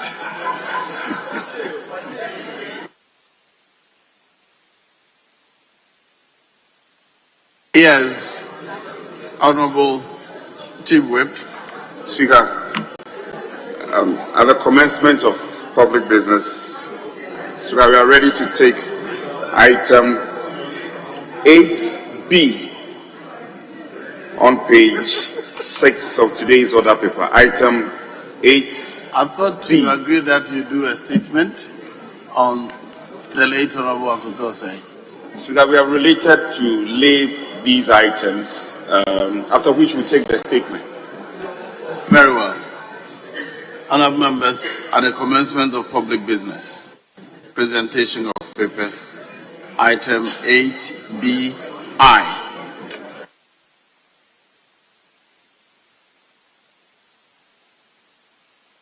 Yes, Honourable Minister. Annual statement by the Audit Committee of the Community Water and Sanitation Agency for the year 2021. The paper is duly laid. Is referred to the Committee on the Western Housing? Yes, Committee on Western Housing to consider and report. Item 8BII. Annual statement by the Audit Committee of the Ministry of Sanitation and Water Resources for the year 2022. The paper is duly presented. Is referred to the Committee on Western Housing to consider and report.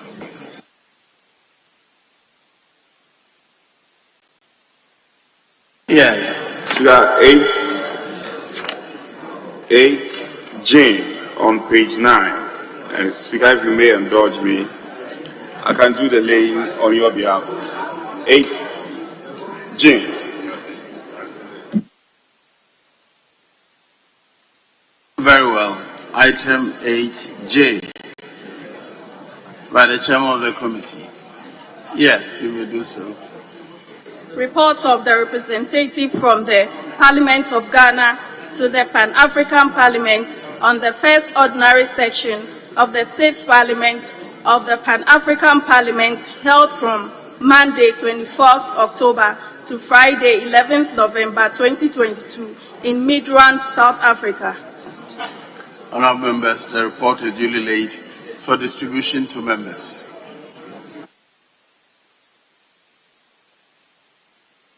Yes. Speaker, 8H, also to be done by yourself. If you may indulge me, I could do it on your behalf. Very well. Item H.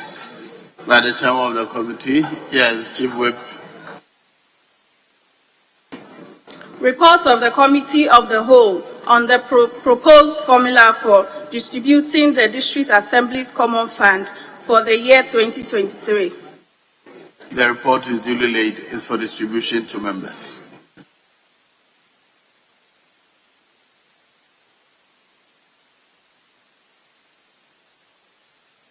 Yes, Chief Whip.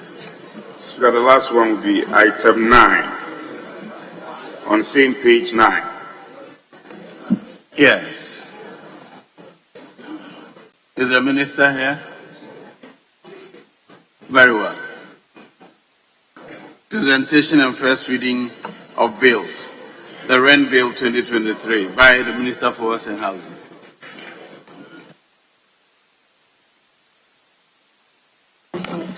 An act to consolidate the law on rent, to reform the existing enactments on rent, to remove the inherent constraints on housing supply and offer incentives to stimulate private sector investment in the rental housing sector, to maintain the protection of low-income and vulnerable tenants from abuse and arbitrary actions, and to provide for related matters.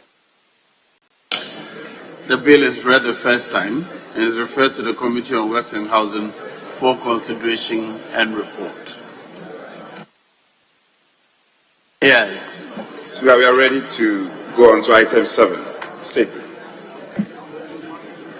Very well, not members. Statements. I have admitted 3 statements. If there's opportunity, we'll read all of them. One is on sanitation. One is a statement on the Honorable Akoto say late, and another is on the Commonwealth Hall and the University of Ghana campus. Yes, Honorable. Mr. Speaker, the understanding is for us to do the statement on our late colleague, Dr. Anthony Akoto say. After that, we break into Committee of the Whole and take the NHIS formula. When we return, then we take the other 2 statements before we start the bills. Honorable, that's your request, but I intend that after we have discussed Honorable Akoto say the late, we will discuss the statement of Commonwealth Hall before we break into the Committee of the Whole. Yes, so I'll call on the Honorable Member for New Tafo, Honorable Vincent Ekwasefua, to read the statement in memory of the late Dr. Akoto Osei.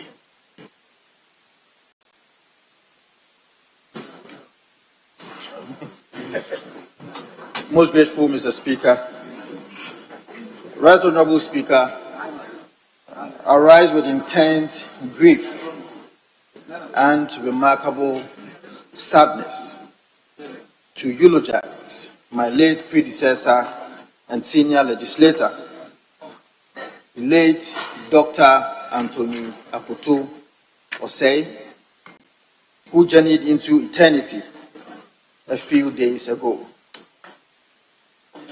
Mr. Speaker, I'd like all members of this noble assembly and Ghanaians at large.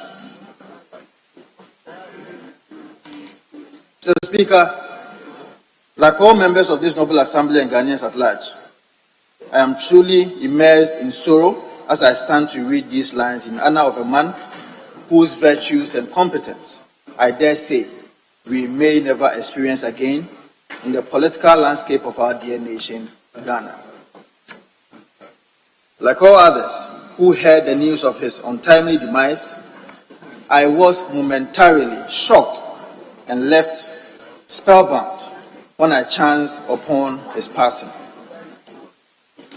It struck me as a bolt from the blue, and Mr. Speaker, without mincing words, I simply could not believe my ears. Indeed, I still recall my surprise when the sudden death came to my attention. A painful moment it was. Mr. Speaker, while I recognize that death is an inevitable appointment for all men, the exiting of men of noble stature like my late predecessor can be very difficult to assimilate. As a member of Parliament, the Honorable Dr. Anthony Akoto-Osei was a tireless advocate for his constituents, working hard to address their concerns and improve their quality of life. He was a man of great vision and purpose, who brought passion, dedication, and a deep sense of responsibility to his work. Talking about Dr. Akoto-Osei's statute and clout in politics, he was a man whom many revered across the political divide. The degree of respect and recognition which were extended to him were valid testimonies of his deep sense of professionalism, admirable work ethics, depth of knowledge, unparalleled humility, and affable nature. Mr. Speaker, before I had the opportunity to represent the noble people of Old Tafo, Uncle Tony, as we sometimes affectionately called him, was an inspiring role model whose ethics, virtues, and principles influenced my political grooming and overall growth.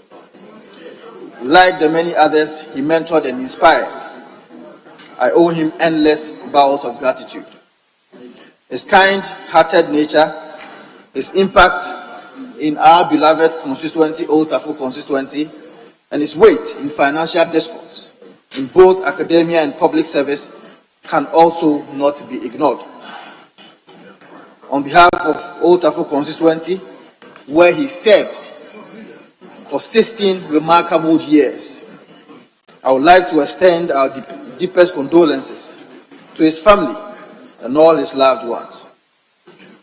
We share in their grief, and our thoughts and prayers are with them in these very trying times. As we mourn the passing of an illustrious son of the soil, let us take comfort in the knowledge that his legacy of service of our country will live on for many generations to come. His dedication, commitment, and passion for public service will continue to inspire us all as we work to build a better and brighter future for Ghana. May the soul of Dr. Anthony Akoto-Osei rest in perfect peace. I thank you so much, Mr. Speaker, for this statement. Yes, Honorable Member for Kankwe Central. Thank you very much, Mr. Speaker. It was a sad that I make this brief comment on the statement ably made by the member for Tafo. Mr. Speaker, I visited Dr. Anthony Akoto-Osei on Sunday before his passing on the Monday. I was with him. We watched the Fulham-Manchester United game together. Whilst with him, I realized he wasn't too comfortable, so the nurses at home were called to come and assist one way or the other.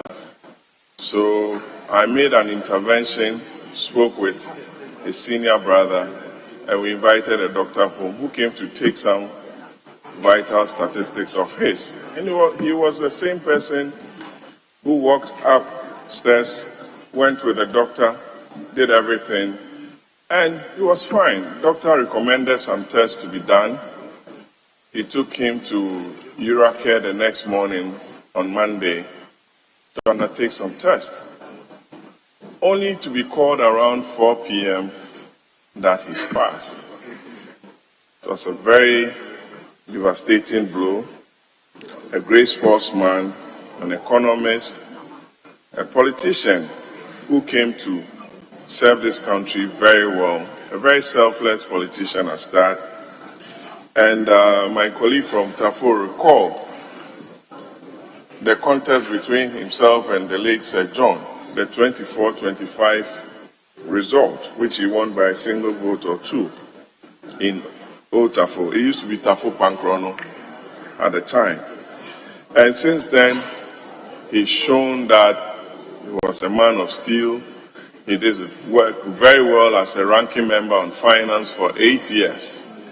And he contributed his quota to the country.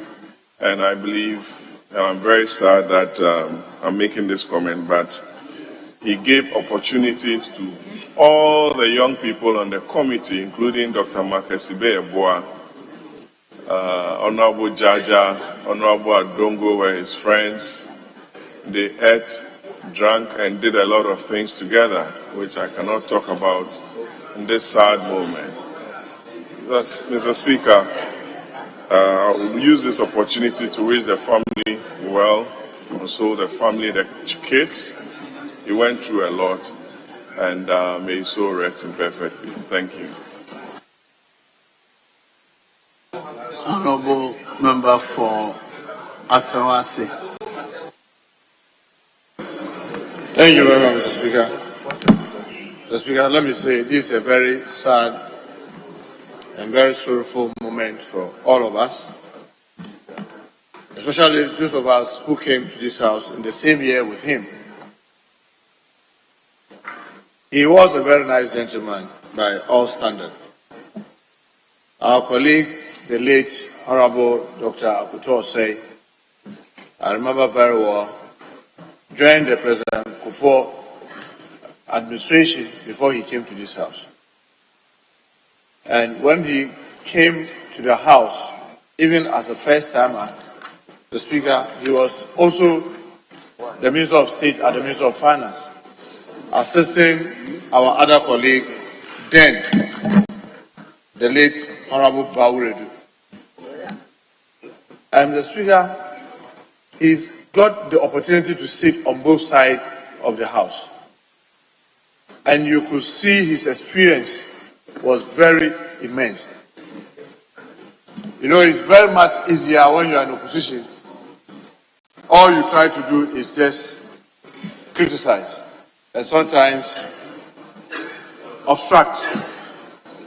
But our colleague, having been in government during President Kufuor, when we were in opposition, and has faced a lot of challenges with opposition, then we in opposition. When we came into government and he became the ranking on finance, I'm sure my colleague, Honorable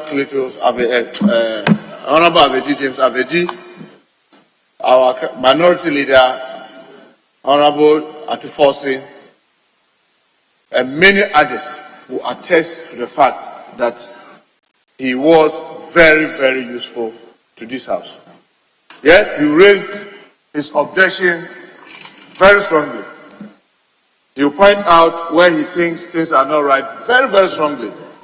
But he understood that beyond all this, we need to have the wheel of government running. And we need to get the house equally running. And I must say, he was very, very hardworking. There have been a number of times that the house gets stuck, especially in the President Atamo's administration, where the numbers, the difference in numbers was less than 10. And sometimes, as we all have observed like today, when ministers travel, you virtually cannot get things done. And I must admit, he was so useful in those difficult times. The number was very slim, but he understood when to insist that, no, we cannot move ahead, and when to say, yeah, these are my objections. This, I feel very strongly about this, but we should go ahead because the wheel of government must run. Mr. Speaker, I'm saying this to many young politicians who are in this chamber today, that yes, we came into this house very young, but we learned a lot from the like of J.H. Mensah, Osua Champong, the like of Musa Saga, and many that we met. Today, we are taking too much and 10 positions, both sides. Those in government taking so much interim position, those in opposition taking extreme interim position. And I can bet you this is not helpful. It's not helpful to our country. It is not helpful to the development of Parliament. The better both sides begin to think that there is a national interest above the MPP interest and above the NDC interest, will be sinking our country. I'm saying this because when I was the government whip between 2013 and 17, we were in government. And there have been instances where things came to shock and we have to pull back, go and look at the concerns of the minority and accommodate some. And Speaker, you attest to the fact you were also in this house. Then we'll come back, moving from maybe a 10th position to 6 or 5, just to accommodate some of the concerns of the minority. And there have been instances where equally the minority then will let go, led by Akutose as the ranking of finance, to let go some of their excessive demand. Today we have our colleagues in government. They make a point, they just don't want to shift. They see a shift as being defeated. And you have the minority taking a position and they feel so strongly they don't want to make a shift because making a shift look like you are being defeated. If we keep this kind of mindset, we'll be destroying our country. This country will be gone because the strongest link that housing democracy is Parliament. Today, all of us are destroying this strong link. And I'm saying this in tribute to Dr. Akutose, that he was a statesman. He fought very well for his constituency. His indelible mark is all over in his constituency. He contributed his quota to his constituency. He did contribute his quota to this Parliament.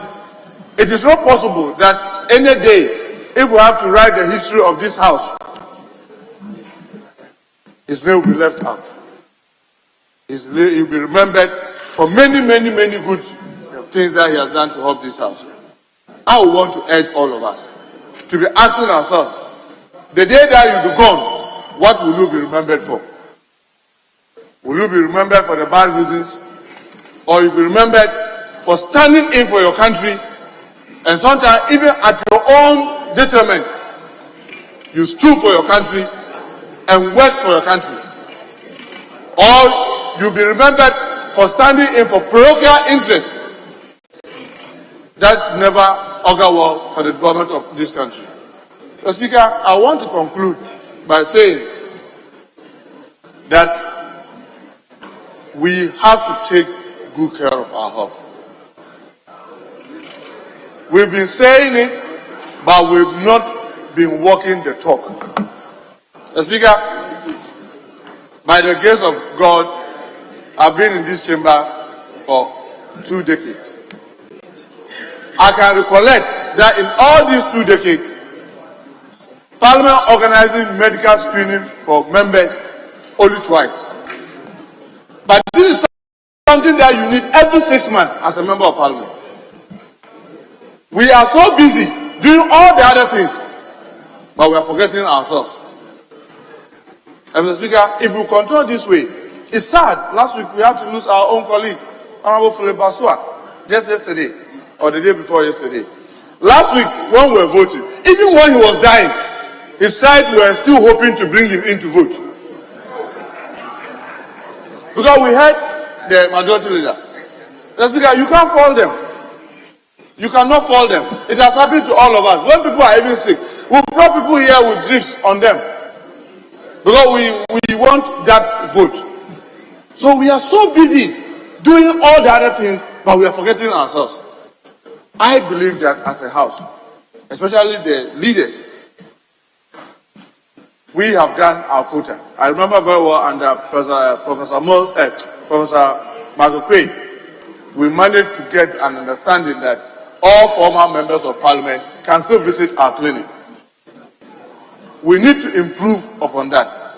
Even those of us who are here, we must make it mandatory that almost every one of us must go through medical screening at least once in a year, So that at least you know, because all the ailments, if you get to know the state in which you are, it will be easier to manage it. Yesterday, I will not mention a colleague sitting behind me. Yesterday, when he heard about the death of our colleague, he panicked. And the way I saw him, I said, can you go to a clinic to check your BP? He said, I will go later. I said, please go. Before I left the chamber, I encouraged him to go. This morning, I'm happy that he told me that when he went, his BP was so high. I was sitting in the chamber. He panicked, but he's not doing anything to find out where he is. And he's been managed. And I've encouraged him to continue to do that. All of us must do that. Because one of the sad things is that you leave this house, then you become a rag. And then gradually, you just be dying off. Our colleague lost his wife about 2 years ago. Dr. Akuto lost his wife about 2 years ago. And I can bet you, any of us who were closer to him, or who knew him, because we are all coming from Kumasi, he has never been himself since the death of his wife, till he himself died. Colleagues, let's find time and pay attention to our family. Because when we do all these things, and we leave, the fallback position is the family. So when we neglect them and we leave, and you go to meet an unfortunate situation like his, where he left and not long ago he loses the wife, you simply be blaming yourself for so many things. Because you thought that, oh, if I had done this, if I had done that, if. So let's pay attention to take care of our families too. Because that will be our fallback position. When the day comes that you exit this house, they will be there for you. So now that you are so busy, you cannot find time for them. Obviously, when you leave, they may not equally find time for you. Our colleague has paid his dues. He served, if I remember very well, 4 times. He served 4 times. And I can say for sure, we are all from Kumasi, he was a very nice gentleman. Yes, all of us have our strengths and weaknesses. Sometimes when he's angry, yes, like every one of us, when you are, but in his normal days, Dr. Akuto said he's a very nice gentleman. He's a unifier who always wants to talk to people, try to advise, try to groom, and I believe he has groomed so many people in this chamber. If today we are paying tribute to him, I can only say that he may so rest in peace. And the family be strengthened, and when the time comes to bid him farewell, I will urge many of us, if not all of us, should make time to go and see him off. May his soul rest in peace. And Mr. Speaker, thank you very much for the opportunity to have contributed to this hearing. Yes, Honorable Minister for Water Resources.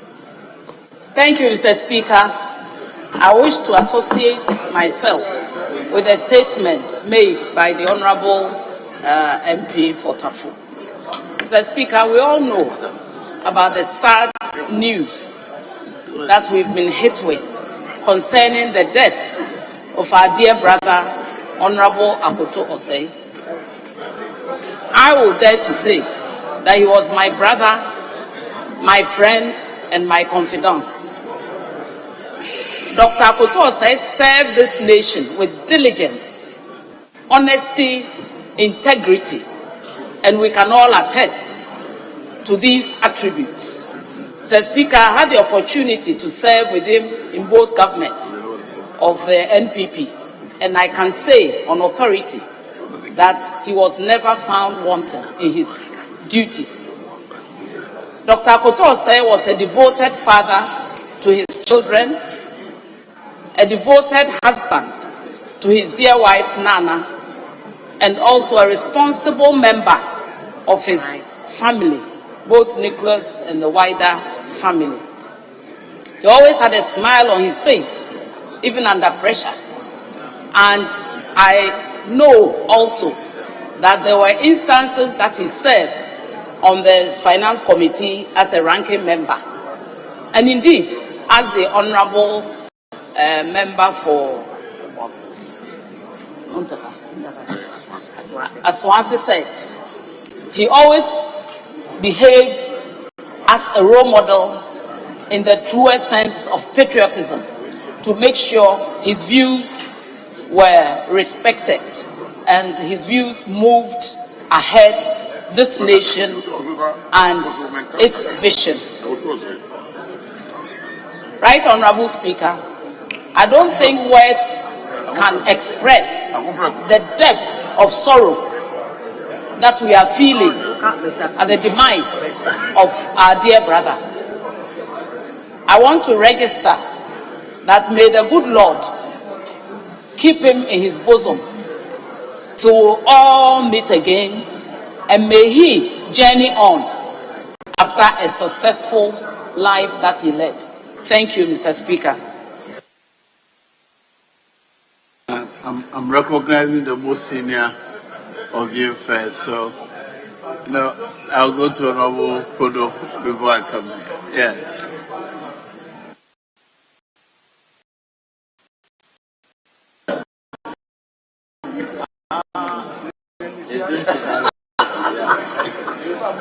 Mr. Speaker, for this, first of all, I wish to express my condolences to the family and to all here in Parliament, because the loss is to all of us. He was a member, a key member at that party on which we all served, with one of your clerks sitting here as our committee clerk. And we can all attest to his deep knowledge about financial issues, sharpness whenever it came to debates on financial issues. And he represented his government very, very strongly. He was one of the pillars who would want to counter whatever was coming from the other side. Indeed, I learned a lot from him. And on the floor of this house, he was one of the antagonists who would always stand on a point of order whenever I rose to speak. He had something at virtually every time to rise on. And, it was on the floor where we had those shoes. Once we got out, Mr. Speaker, we were up hands in arms with one another. And that's how I think the business of this house should be conducted. He used to refer to me as Prime Minister of a non-existent state. And I think Mr. Speaker, in the chair today, is also trying to follow him. I always challenge him and ask the clerk to expand that description from our records, which the clerk did regularly. But he would not stop. He continued to do it. But no, I have made reference to it. So don't let us come back to it. In fact, we were very good friends to the point that I even visited him on his sickbed. Many people didn't know that he was just living here, a few steps from Parliament. I visited him, and I was down when I saw Akoto Osei in that state. You see, I can remember he was one of the people who quickly rise and say that you have not pronounced my name correctly. If you say Osei Akoto, he will change it quickly to Akoto Osei and remind you that you needed to call his real name. Well, we have lost him. We believe that some of his ideas will continue to linger on. And Mr. Speaker, I wish that many of us can behave in that kind of manner. It's not that he is passed on and therefore we are eulogizing him. These are real facts. I remember one time we had a meeting in Kofodo Finance Committee. Don't laugh at me. I left my clothes behind and went ahead. I called him. He waited at the junction to University of Ghana, and they brought my suit to him, and he brought to me in Kofodo. That was the extent of how nice he could be as a person. So I have benefited from him a lot. I will just say once more that I wish the family and all of us who are lost to him condolences, and may his soul rest in perfect peace. I thank you. Very well. Honorable Minister for Health, before I come to the KT. Thank you, Mr. Speaker, for doing me this honor. Mr. Speaker, I'm hearing my colleagues talking about Dr. Akuto saying, my colleague who just spoke nearly confused me, because we're always calling him Wasi Akuto and you correcting them. Mr. Speaker, I wasn't calling him Wasi Akuto saying, but I knew him as Pabi, and he always responded Kwaku. That is how close we were. When somebody calls you by your first name in all instances, it demonstrates your friendship, your relationship, and how deep it is. Mr. Speaker, I met my friend Kwame in politics. I didn't know him that much. I didn't meet him in the university. But the first time President Kufuor won elections, I heard about him. He was appointed as an advisor to the Minister for Finance at the time. 4 years on, he was pushed to become a Deputy Minister for Finance. That is when I was also pushed to join him from previous ministries that I was in during President Kufuor's first term. I had a very good working relationship with Dr. Akutu. We worked under the ministership of Honorable Yaosafumaf, who was a mentor to all of us in that ministry. So you remember there were 3 of us, myself, Dr. Akutu, Dr. Ashon. Later, Ashon was moved back, and they brought in Dr. Bafojan. When the president called us the first time he was appointing us, President Kufuor told us something in his office, and we never forgot, and we worked diligently with his advice. Mr. Speaker, remember during President Kufuor's time, Ghana went again on a very huge World Bank program, HIPIC. And that was when Ghana became the first country that came out of HIPIC earliest, in about 2 years. The economy was boosting, things were good, revenues were robust, and we were able to even change our currency and brought it to the new denominated Ghana cedi. That was the days where things were good for our country. And I know that no one here will doubt me if I say that the 3 of us, including Kwame, Dr. Kutu, played a yeoman's role to support our minister to help the president achieve that feat. Today he's gone. But what he did for the country, for himself, for some of us who worked with him, his family will forever be remembered in this country. Kwame got ill and stayed home for a time. He couldn't attend cabinet meetings any longer. But the president, Nana Addo Dankwa Akufo-Addo, will always ask us to pray for him, even in meetings where he should have been, but he couldn't come because of sickness. It's a blessing for him even to go at this time. because it looks like the suffering was becoming too much. Mr. Speaker, I don't want to continue mourning, but all I will say is that we wish him well and pray that the good Lord will put him right in his bosom and give him some more blessings even after here. I thank you, Mr. Speaker. Yes, Honorable Adongo. Thank you very much, Right Honorable Speaker. Mr. Speaker, we all receive with heavy hearts the passing of Honorable Anthony Akutose. Just as we started the tribute, I saw one of his mentees, Honorable Kojo Nkrumah, walk into the chamber.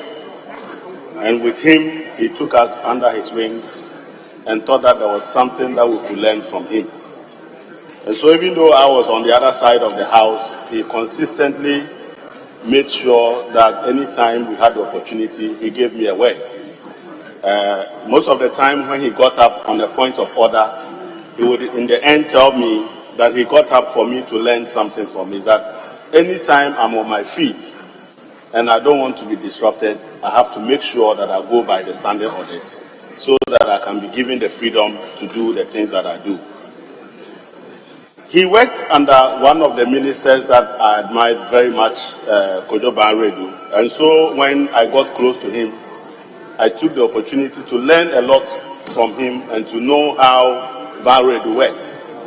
At one time, we were in London to attend a program at Westminster. And after the program ended, I stayed back for 4 days. I was in the same hotel with him. And for those 4 days, we didn't do anything bad as my man intended to. we had very good time together. He would take me to the movie day, shop for me, come back to the hotel and pay my meals and eventually paid my hotel bills. And we had quite a good time together because that was a unique opportunity to get closer to the man that I admired from far. At committee, Antonio Cortez was a towering figure. Anytime he spoke, it was very difficult to contradict him because he spoke the facts and he made sure that his experience shone through anytime we had issues to consider. And so it was very difficult for us when we heard that this man who had been mentoring us was no longer coming back to Parliament. And I took the pain to ask him why he was not coming when the chairs were still very loud. And he said that he had a personal reason because his wife was not well. And he thought that he needed to stay back and take care of his wife. And it's the reason he wasn't coming back. I felt very humble that this was a strong family man who cared about his family and would sacrifice the national call to attend to his family. Unfortunately, the wife died a few months after he failed to come to Parliament. And he himself eventually became very ill. At this point, we are saddened. We've lost an illustrious son of the land. And for those of us who have learned under him, there is something that we are taking away all the time, even when he was no longer in this house. He shared with me some of his experiences with Honorable Seth Tepe. He said that Seth Tepe was somebody that served on the other side, but he made time to meet Seth Tepe almost every week to try and understand what government was intending to do so he could prepare his team to support him.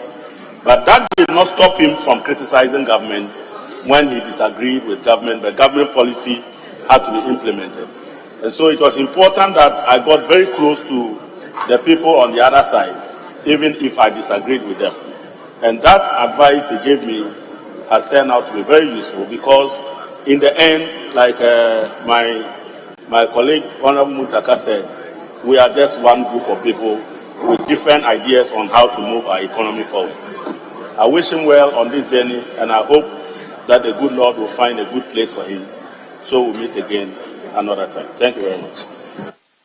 Yes, Honorable. Thank you, Mr. Speaker. Mr. Speaker, the other day, there was this statement that was made by... Members, can we have some order, please?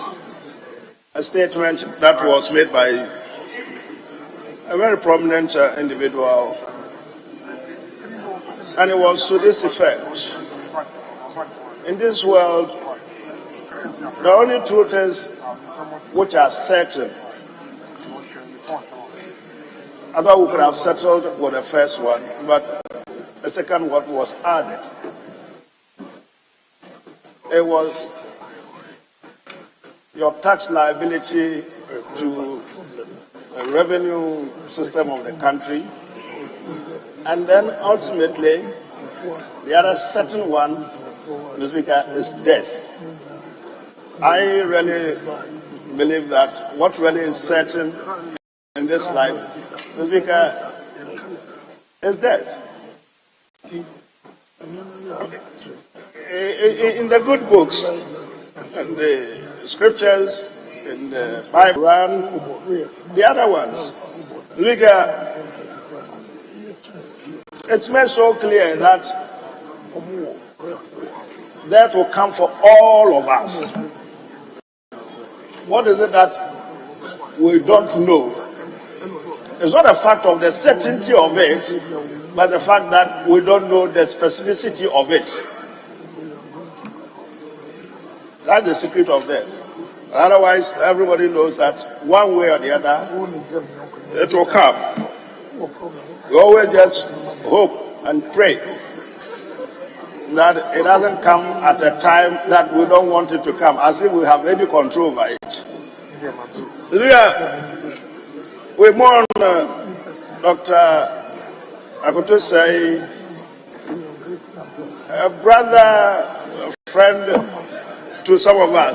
I remember exactly when he came to Parliament for the first time, his election, by-election in the Ashanti region, Kumasi, which brought him to the House.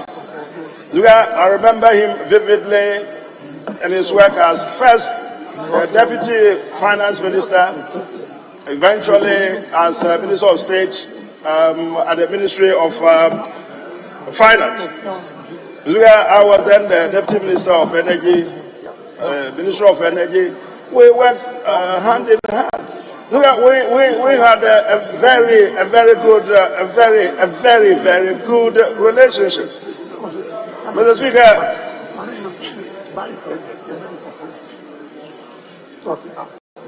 his brothers and good friends, they called him Terry.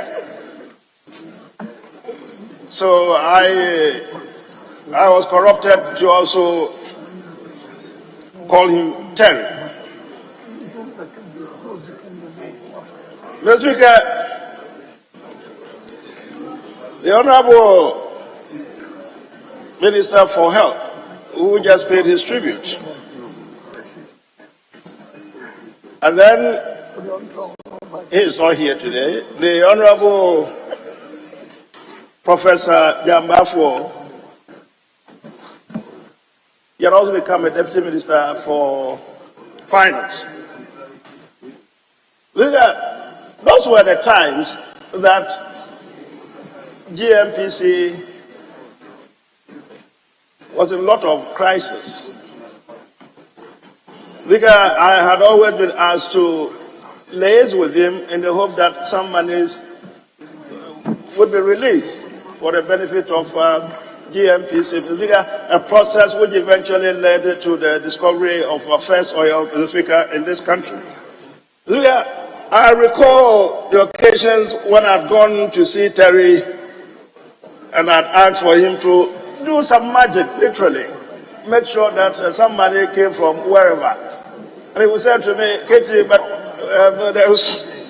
we don't have a lot of money for this purpose. No, Terry, you make sure that there's something that could be given. The pictorial framework I'm looking at now is when it will turn to the budget statement, to the book, and I was telling the now minority leader how Dr. Kutu used to do it, because I didn't understand what it was. I didn't even appreciate that the table at the back of the budget statement actually showed the specific numbers and the various allocations. So Dr. Kutu would always go to the back there with the speaker, run through a few things and find some money from there. Mr. Speaker, I would subsequently be telling Professor Jambafo that he shouldn't be just sitting in the when I came in to ask for some money. He should be looking at the back of the document, because that's where Dr. Gray told me the money was. So you should look there, and Mr. Speaker, get me some money. He was a good man. And let me tell you one incident that took place between the two of us. And that actually goes for everyone in this house. Those who gossip, they must know the system of gossiping. They must know how they deal with issues. This week I'd heard about a little gossip. It goes for everybody. It had to do with him. It was a gossip. This week I went straight to him. I am so careful whenever I make any point. I remember specifically the occasion where I divulge anything. So anything that happens on the back of that, I know exactly where the footprint is. Because so I told him this. Then subsequently, somebody came to me and attacked me.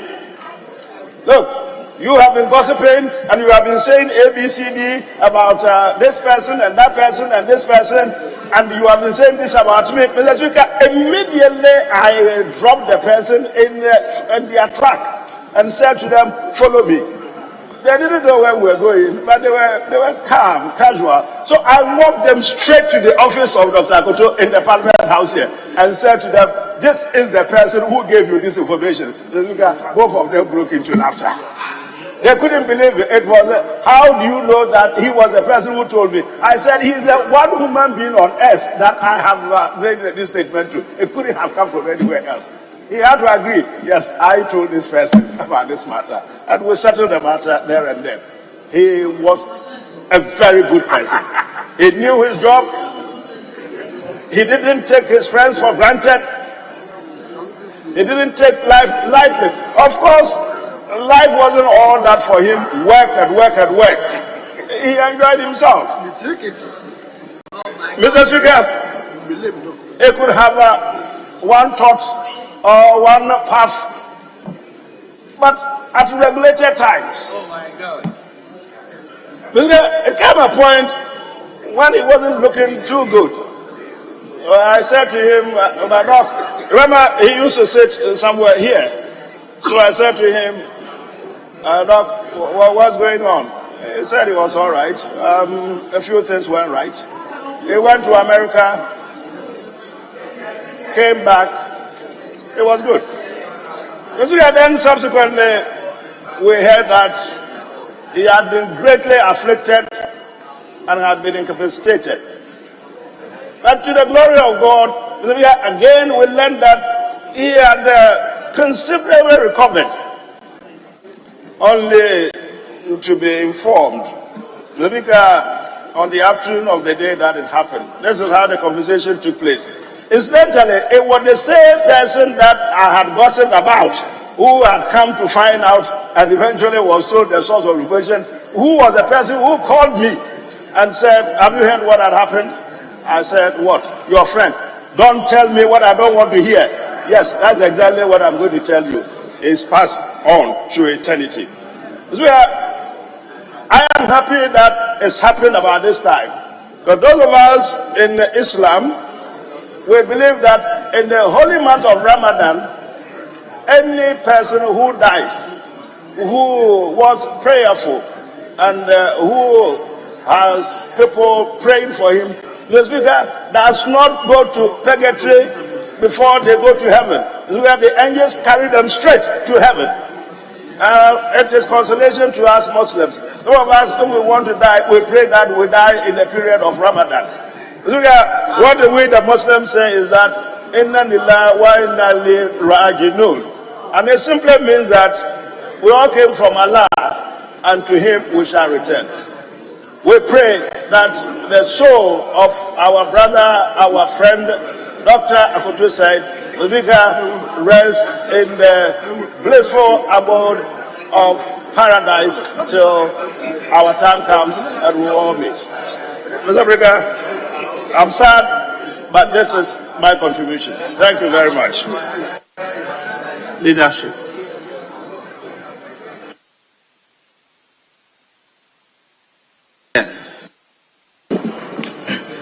I'm most grateful, Mr. Speaker. Mr. Speaker, this is a very sad occasion to eulogize a very distinguished member of this House who served his people very well, the good people of Old Tafo, for 4 terms. Mr. Speaker, when some of us arrived in this House, the Venerable Dr. Anthony Akutose had established his name. Indeed, as students of parliamentary democracy, we used to admire him. We used to read his very erudite statements.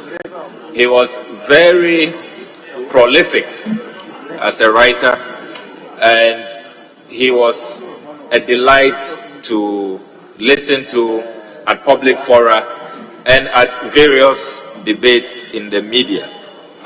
When we came to the House, Mr. Speaker, he clearly proved to be very, very meticulous, and some of us lent our interest in reading documents, in combing and making sure that the records reflect a true and accurate account of deliberations and matters in the House. Mr. Speaker, he was very, very affable, and he was one to encourage the younger generation.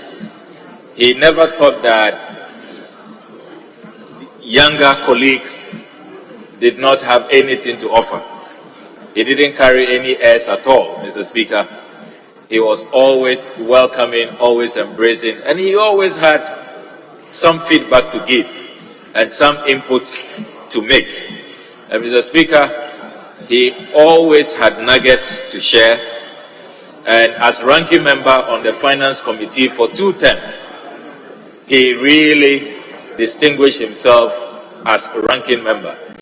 I mean, we all looked forward to his debate on the budget, and we knew that he will just stimulate your mind. He was an intellectual par excellence, and he was really a towering figure, Mr. Speaker, to listen to. Mr. Speaker, it must be said that Dr. Anthony Akutose served this country for the better part of 2 decades, since he was appointed Deputy Minister of Finance in 2003. And for all of those 2 decades, not once, Mr. Speaker, was there any adverse finding made against him. He was not embroiled in any scandal. He was squeaky clean. He was not one to be involved in any controversy. He served his country very, very well, diligently, with integrity.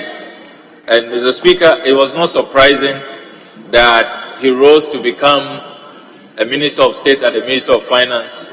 And when sadly the former Finance Minister, the Honorable Kwejoba Redu, was called to glory, he acted as Minister for Finance until the 7th of January 2009, when the NDC government took over under the late Professor John Evans Atta-Mills. Mr. Speaker, we are celebrating today an academic.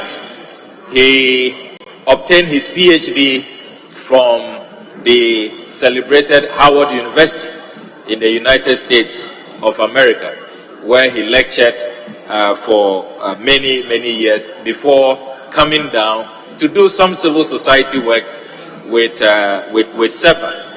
Mr. Speaker, Dr. Anthony Akutose was a man who will serve in any capacity that you afford him the opportunity. And when many of us thought that he should have been the Minister for Finance, he gladly accepted to serve as Minister for Monitoring and Evaluation, and he distinguished himself in that capacity. We were not surprised that when the 19-member cabinet list was presented to this House, his name was there as a cabinet minister. So even though he was the popular choice of parliamentarians as Minister for Finance, we were at least consoled that he was made a cabinet minister, even from the role of monitoring and evaluation, and he distinguished himself in that capacity. It is very, very sad that just about a month to his 70th birthday, he was born on 18th April and 1953, he would have been 70 in just a few weeks. And I'm sure that we'll all have been with him to celebrate his 70th birthday. But as God will have it, he has been called earlier about a month shy to his 70th. Mr. Speaker, he will remain a role model to we the young ones. We have learned a lot from him, and he has left behind very, very large shoes that it will be difficult to occupy. But the records of this House will always bear testimony that there was once a great man who came to this chamber, who was modest, who was humble, but who was sharp in intellect, who was very affable, who cut across the aisle, and who served his country with distinction. And Mr. Speaker, we will always remember him for his great deeds at the Ministry of Finance in particular, and in this House, in helping to shape policy, particularly in the finance sector. He himself being a finance expert, being a banker, being an insurer. He was a man of many, many parts. He wore many hats, and all of that came to bear in the quality of his deliberations, the depth of his understanding of issues. There was hardly any matter on this floor that he could not offer expert opinion on. Mr. Speaker, that's the kind of quality that many Ghanaians have been yearning for in this House. He will really be sorely missed. We extend our condolences to the family, particularly his children, his brother, Ambassador D.K. Osei, who is another mentor of mine. I call him every now and then to seek guidance on matters to do with foreign policy. I know that he will be really, really saddened, as all of us are, but even more the family and all of those who are closer to him. Mr. Speaker, I also want to commend our two colleagues as I conclude. The Honorable Patrick Boama, who was with him over the weekend and kept visiting him. That's really a good sign that when people leave us, when people leave this House, it shouldn't be out of sight, out of mind. I want to also commend Honorable Kodo, who visited him on a number of occasions. I must confess that I was out of the loop. I didn't know that he was not well, and so did not have that opportunity. But clearly our colleagues have done that on our behalf, and it's a very, very good practice, so that when colleagues retire and they are no longer in this House, it doesn't mean that the relation should end, the friendship should be curtailed. We should continue to check up on each other and wish each other well. Mr. Speaker, may the soul of Dr. Anthony Akutose rest in perfect peace. And until we meet again on the resurrection, we pray that his soul will have sweet repose. I thank you very much, Mr. Speaker. Majority Leadership. Yes, Honorable. Mr. Speaker, thank you for the opportunity to contribute to this statement that was made by the Member of Parliament for Tafo. Mr. Speaker, as we join the people of Tafo in the Ashanti region, and indeed Parliament in general, to mourn in one breath and in another breath celebrate the life of Dr. Anthony Akutose. I think it's fair to say that we on this side are very, very deeply pained because he was and will remain one of the finest brains in our politics and our governance in this republic. Mr. Speaker, many know that he acquired much of his professional experience from providing consultancy services for the Korea Division of the World Bank in 1987. And he was also, as has been mentioned, an academic professor in economics at Dillard and Howard Universities between 1984 and 95. And his service to the Republic from his days as a civil society advocate at SEPA through the Ministry of Finance in 2001 as a deputy until his last days here in this chamber in 2020 bear testimony to the work that he did. Mr. Speaker, for 4 terms, he was here in this chamber contributing in various ways to legislation and to policy proposals that came before this House. Key among them will remain his contributions to the single spine pay policy in 2014 and the efforts that he also made in ensuring that the State Interests and Governance Authority Bill of 2019 was better structured than it was when it came into this House. And he inspired many a young member of Parliament who had just entered this House. I personally first got to know him somewhere around 2009 when I was a practicing journalist. He used to operate occasionally from an office around Kanda, where in the afternoons myself and a few colleagues will visit him and he will begin to teach us about the entire process of national accounting, budgeting, and the economic processes. Indeed, it was from him that I first heard the word fiscal.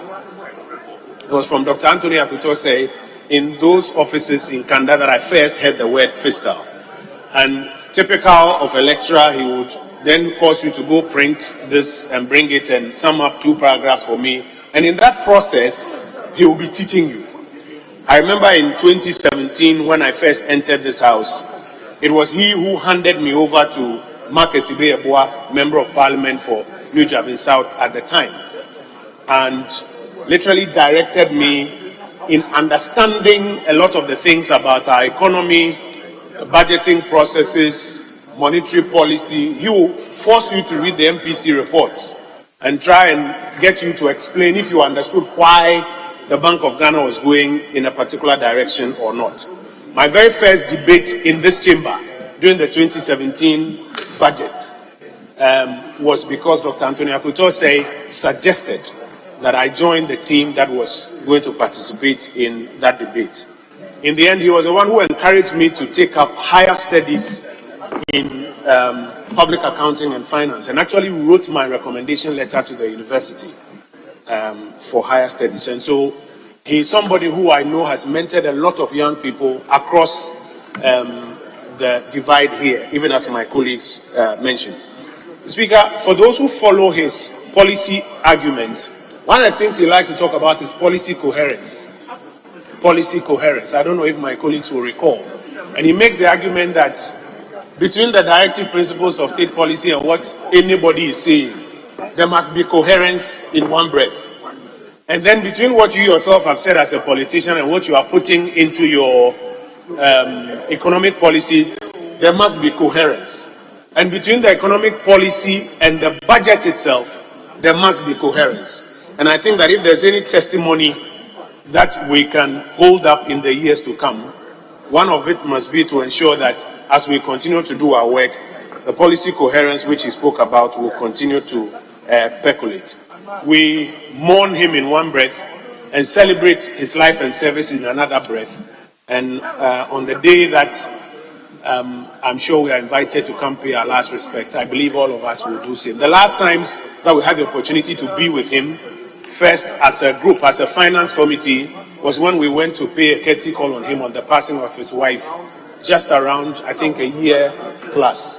And then quite recently, when he moved to the residence just around Parliament House, we had the opportunity to go visit him and to spend some time in prayer with him. And he was looking forward to a full recovery so that he could continue to support with ideas. May his soul and that of the faithfully departed rest in peace. I thank you, Mr. Speaker, for the opportunity. Honourable members, I align with what everybody else has said on the floor about our late friend and senior colleague, Honourable Dr. Kotose. When I first came to Parliament, sitting on the left here, I was always looking forward to Dr. Kotose contribution to the budget. You would learn from him. It was a delight to listen to him analyze the budget even from then. But there's one thing which, as has been confirmed by the Honourable Muntaka, that in spite of our differences, governance must go on. That was always his position. I recall when there was a bill about Bank of Ghana financing government, and we on this side were arguing that it should be zero. He was out of the chamber. When he came in, he asked us why we were voting against the policy. We said, oh, government must generate a revenue. And he pointed us to the American Central Bank, that when their banks failed, did the government not intervene? If there was no policy supporting that, could they have done that? So we should make room when there's a failure for the central government to come in and support the country. Quickly, we all changed our minds and supported the government policy. So I think we have a lot to learn from our late brother, Honorable Kotose, about, in the end, our differences notwithstanding, we want government to succeed and government to go on. There's something somebody said, that he said he would not contest again because his wife is not well. Incidentally, many of us dedicate our entire life to the work here and to our constituency. Our families suffer for the things and the achievements that we tout, that we have achieved. Indeed, those achievements are at the expense of our families, our wives and children. And it's a pity that he lost his wife, and within a short period after, he has also lost his wife. Nobody rewards you for that. Finally, everybody is talking about how he relates, but it's also another example of some of the things that I think personally, that we tend to be too mean to one another. As politicians, as MPs, we tend to be mean to one another. Probably what has happened this week. The MP we have lost just the morning, the night before he was with us, the following morning he could not talk, and soon after he's gone. If there was anything anybody else could have done for him at that moment, we would run to. But the night before, if we had asked for assistance, we probably may not have given him attention. That's how mean we are to one another. At this point, I'll only join you in saying, may the good Lord keep the soul of our brother, Dr. Kotose. As is the practice, we will observe a minute. No, we did that last week, didn't we? Very well. I think last week observed a minute silence in his honor. So that brings us to the end of the statement in memory of the late Dr. Kotose. I'll call one more statement, and it's on the issues between Commonwealth Hall and the University of Ghana, to be read by the Honorable Clement Apak.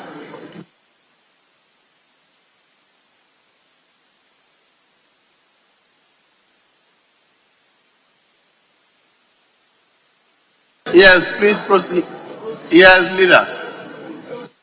Speaker, with respect, if you may indulge me, we want to lay just two papers, and with respect to my colleague, Speaker, we have to, after the laying of these two papers, suspend,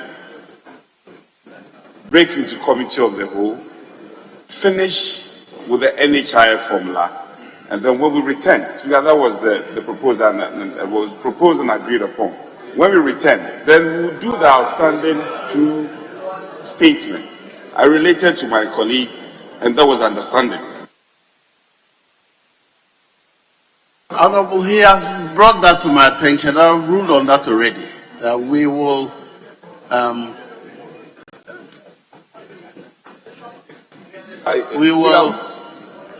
suspend sitting and return, come to the committee of the whole after the statement on Common Hall. Let's finish with the statement. After that, we will Thank you, Mr. Speaker. My interest is very, Mr. Speaker. Honorable members, my interest is very clearly stated. This statement will be read now. Thank you very much. Yes. Thank you, Mr. Speaker.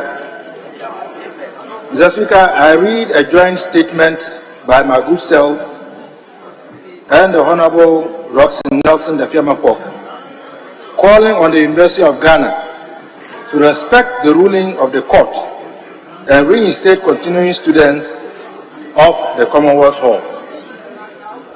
Mr. Speaker, I, Dr. Clement Abbas Apak, Member of Parliament for Butsa South, read this statement on behalf of the alumni of Commonwealth Hall, University of Ghana, who are members of this Parliament of Ghana.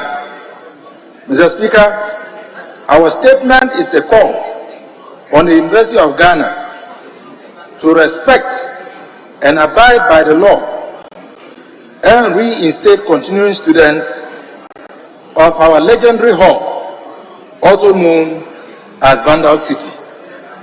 Mr. Speaker, by way of background, the Commonwealth Hall is the most popular hall of the 5 traditional halls of the University of Ghana and the only all-male of the university. It is the 3rd hall constructed at the university to provide accommodation for students of the school, following the 1st, Legon Hall, and the 2nd, Ekwafu Hall. Commonwealth Hall got its name after Ghana gained independence from Great Britain in 1957, after the first batch of students were admitted into the hall at the beginning of 1956-57 academic year. Our hall was officially named in line with Ghana's admission into the Commonwealth of Nations and was subsequently officially launched in March 1957. Mr. Speaker, the motto of Commonwealth Hall is "Troop Stance," the phrase taken from the quotation from John Donne's Satire 3 poem, a line which reads, quote, "On a huge hill, craig and steep, troop stands, and he that would reach her, about must, and about must go," unquote. Members of Commonwealth Hall call ourselves vandals. A vandal in Commonwealth Hall membership terms is an abbreviation that describes the attributes of members of the hall, past, present, and future. Our acronym, VANDA, stands for vivacious, V, affable, A, neighborly, N, devoted, D, altruistic, A, and L for loyals. Mr. Speaker, we believe that vandalism is a way of life that promotes respect for all without any prejudice, and is the highest form of religion or culture that promotes fairness, equality, freedom, and justice for all.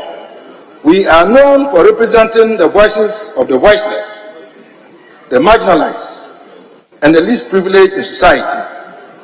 We pride ourselves with leadership qualities. Mr. Speaker, following the decision by the management of the University of Ghana to remove all continuing students who resided in the Commonwealth Hall and to replace same with freshers and graduate students, some students of the Commonwealth Hall sought redress in court. Mr. Speaker, in the main, in order that justice will be served, the Commercial Division of the High Court on the 6th of January 2023 granted an ex parte application for interlocutory injunction to the students, here referred to as plaintiffs and applicants, and ordered the previous agents, workmen, and all persons working under the instruction to refrain from implementing the decision of the respondents' residence board taken at its meeting held on the 26th of October 2022 in respect of the residential policy affecting continuing students of the Commonwealth Hall for 10 days. The court further ordered the applicants to repeat the application on notice after the expiration of the 10 days. After having heard both parties, following the application on notice by the applicants, the court on the 9th of February 2023 repeated the earlier reinstating order and added that it was to last until the final determination of the case. Mr. Speaker, the order was an express statement that the status quo prior to the decision made by the respondents' residential board on the 26th of October was to be maintained until the substantive matter was determined. Mr. Speaker, to date, this order has been flagrantly disregarded as though same was not granted and ordered. Since the granting of this order, the management of the University of Ghana have refused to act in accordance with the dictates of the order. The police and other allied security personnel have been employed by the management of the University of Ghana to frustrate the efforts being made by the students to call attention to the management of the university to obey the order of the court and to reinstate them. As an institution of higher learning, and especially as Ghana's foremost university, one could not expect less from the University of Ghana with regards to the discipline where the law so commands. By this statement, Mr. Speaker, we, the alumni of Commonwealth Hall, known popularly as old vandals in the Parliament of Ghana, back calls by associations and individuals who have called on the management of the University of Ghana to heed the decision of the court and to ensure that continuing students who resided in Commonwealth Hall are reinstated to provide them the peace of mind for the academic activities pending the final determination of the case. The continuous refusal of the management of the University of Ghana to reinstate the affected students as ordered by the court is unacceptable, unlawful, and must not be countenanced. Mr. Speaker, we call on you and this august house to join us and all well-meaning Ghanaians to impress upon the University of Ghana to do the needful by respecting the laws of the land. Most grateful, Mr. Speaker. I will admit two contributions from either side and I'll come to leadership. Those who have already spoken today, Ikono Kujeto will not have the opportunity. But I'll come very well. Yes, Honorable, before you have spoken, but I'll see if nobody else Thank comes you, back. Honorable Speaker. Vmates, Mr. Speaker, it is a great day to see a Vmate sitting in the seat, and we are proud of you. Father Bacchus is happy, Hermes is also happy, and they are smiling. And this is what we call Vandal, and this is what we call our lifestyle. Leadership is what we do. Mr. Speaker, let me add my voice to my senior colleague on calling on the University of Ghana school management to adhere to the court order that has directed them to allow the hall that produces leaders, the hall that makes the University of Ghana the school that everybody admires to go, to enjoy their status as the UNICEF hall of the University of Ghana. Mr. Speaker, if you go through the University of Ghana and go through Commonwealth history, it has been one of the most halls that has produced the best students for the University of Ghana. Indeed, it is the only hall that has made the University of Ghana stand out. It's quite unfortunate that the University of Ghana stands tall to fight such a hall, producing the likes of Okujeto, who is now the overseer for Cathedral. It can't be. It can't be.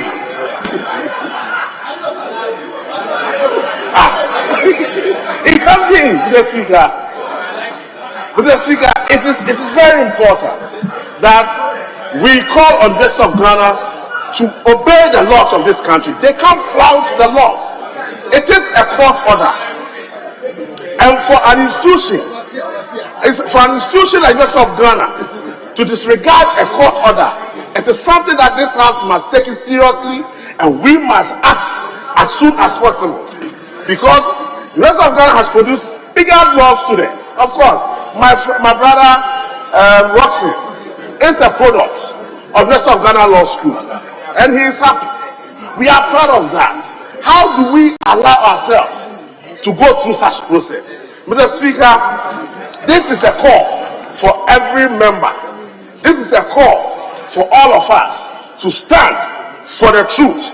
That is our motto, and we stand for the truth. And every member of this House must stand for the truth.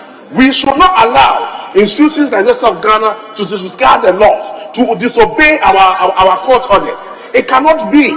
And we will therefore call on everybody here to support the call made by my senior brother, Honorable Apak and Roxanne, so that we will call the University of Ghana to order.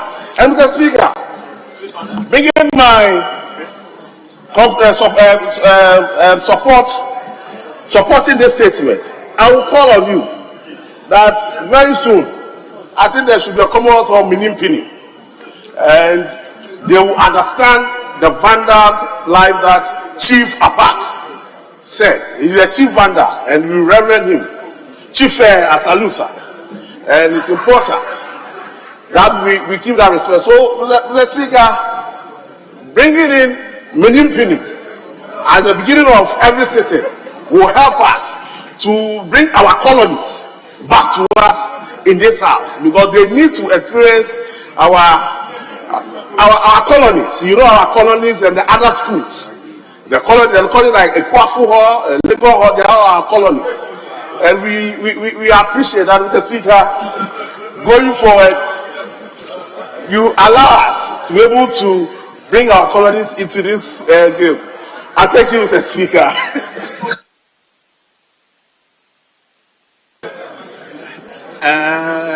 Let me give Honorable.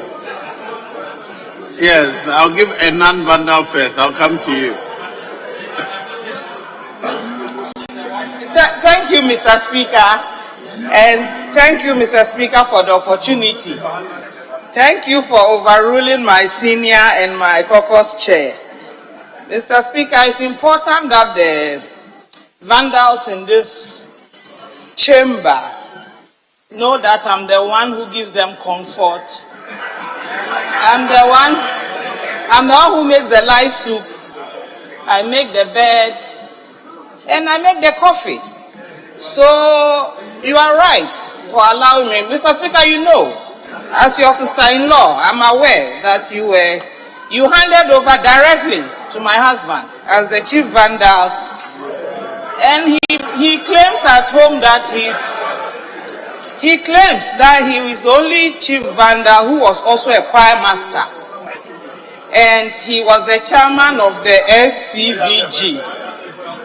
So, you know, I qualify, Mr. Speaker, by all standards, to speak on matters in this house that affect the great Commonwealth. In fact, knowing about SCVG itself is sufficient qualification. Thank you, Mr. Speaker. Mr. Speaker, I want to add my voice to the statement made by my senior colleagues, Honorable Apak and Honorable Dafiamako.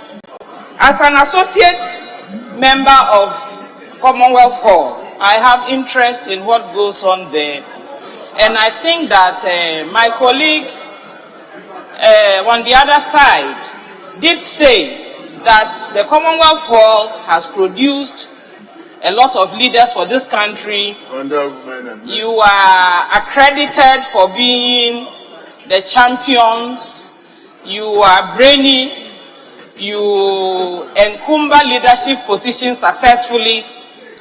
But I was waiting for him to cite one example, which he didn't. And I will, with your indulgence, want to remind this House that His Excellency John Dramani Mahama was equally a member of the Great Commonwealth Hall, a vandal and someone who has exhibited great leadership for this country. Is to the credit of Commonwealth Hall. Mr. Speaker, now coming to the substantial issue and the discussion.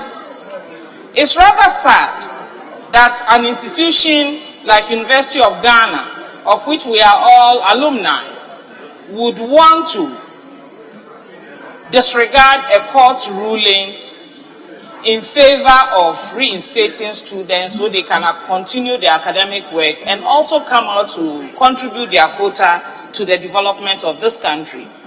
I think as a house, we need to go beyond this statement and make sure that Mr. Speaker constitutes maybe a committee to look into this matter and make sure that the University of Ghana is prevailed upon to respect the court ruling. If we have our foremost university disrespecting court rulings, it sends all the wrong signals to the Ghanaian community that anyone at all can tomorrow also decide that a certain ruling doesn't sit well with them, so they are not going to respect it. So I think as a house, we need to take this matter up and take the necessary steps to get the university to adhere to the ruling of the court in order that there will be sanity on the university campus and these students can go about their academic studies peacefully. Thank you very much, Mr. Speaker, for the opportunity to contribute. Fantastic. Honorable Ajibamenu. What people don't know that Honorable Ajibamenu was the chief drummer of the Vanda Choir. Thank you, Mr. Speaker. Mr. Speaker, little did I know that there was one of us here who once was a chief vandal. And I'm proud to have been a vandal, still a vandal, and even after here, I will continue to be a vandal. I have very good reasons why I tell you so, Mr. Speaker. We made,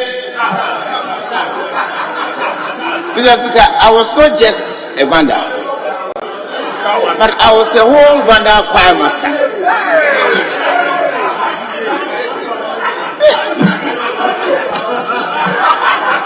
My colleague, Honorable Abuja, please give me space. Please give me space. Mr. Speaker, this matter should have come to this chamber if the university authorities had done the needful. It's a very serious matter. Disobeying a court order with impunity as a citizen of this country.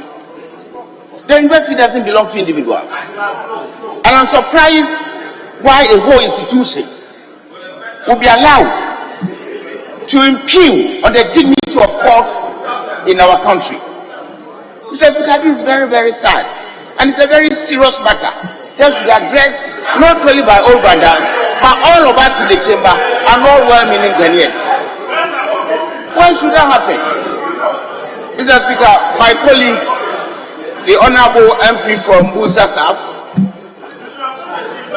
in whose constituency I farm, mentioned certain good things about Commonwealth.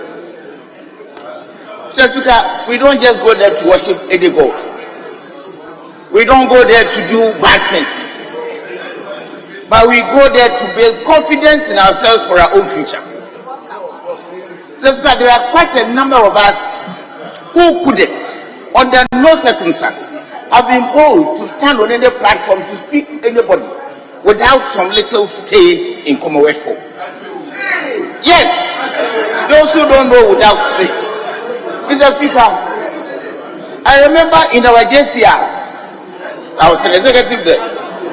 That is where you could see ample demonstration of young men learning to become lawyers in that area, JCR, when we start mounting our debates with people like Abrantier and those old guys. The observatory was another issue. You see, the best students were coming from Commonwealth for those days during our time. If you count 30 first class in the whole university, you will get close to about 25 from Commonwealth alone.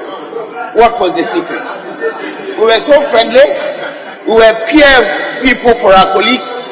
We were neighbors. We were advising. We were trying even to stop criminality in the hall, saying that no one Commonwealth person will go out and bring shame and disgrace to the hall. If you go out and misbehave on campus, we will pound you to make sure that you accept the discipline and things that we do in Commonwealth. But apart from all that, Commonwealth was the one hall that allowed us to entertain ourselves and release tension, to be able to get other space, to learn hard, to pass the exams very, very, very well.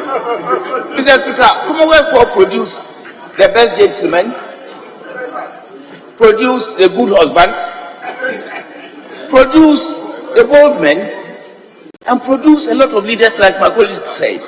And in the chamber, if you take the census and tie people here to halls in all the universities in this country, you won't go beyond Commonwealth as number one.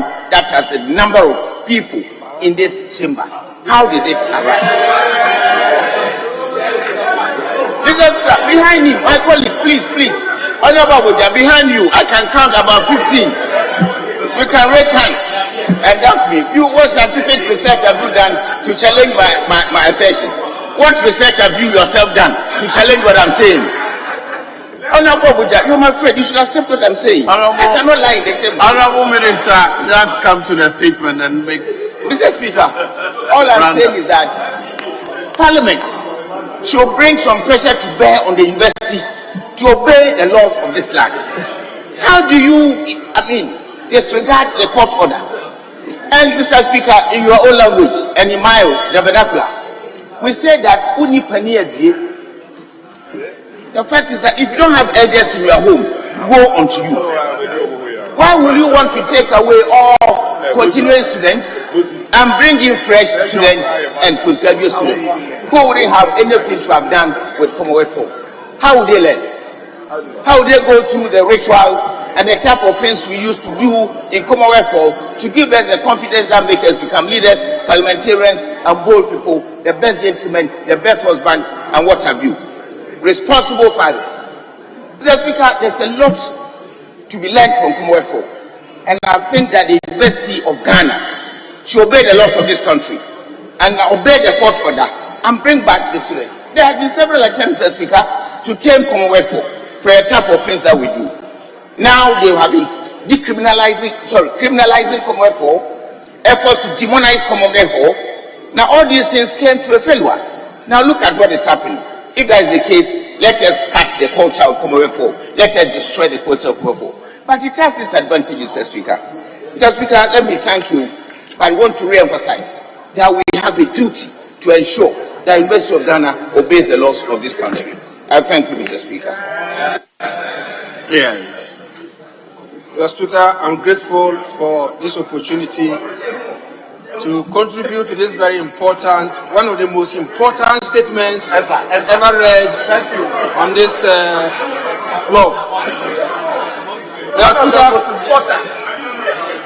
I want to appeal to my colleagues not to reduce this issue to only vandals, and that this is a national issue. Thank you. It is a national issue because more than COVID. This is a court ruling that has been ignored, and that is where we should be looking at. Today is Commonwealth Hall. Tomorrow is the chief whip. Tomorrow next is another person.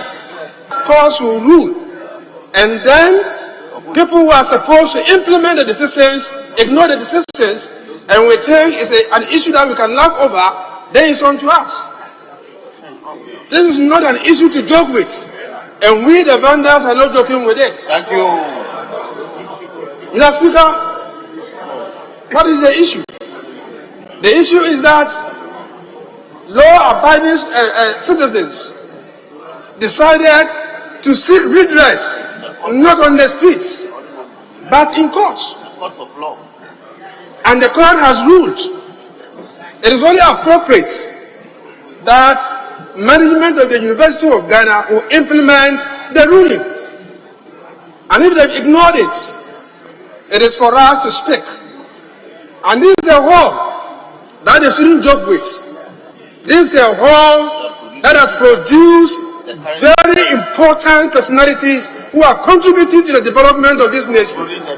Mr. Speaker, your good self is a product of Commonwealth Hall. Mr. Speaker, the current Chief Justice. The current Chief Justice, Justice Eyina Ayabua, is a product of the Commonwealth Hall. Mr. Speaker, the former President John Dramani Mahama is a product of Commonwealth Hall. Mr. Speaker, the immediate past minority leader is a product of the University of Ghana, and for that matter, Commonwealth Hall. Mr. Speaker, Professor Frimpong Boateng, we all know him, is a product of Commonwealth Hall. Mr. Speaker, let me now move to the chiefs.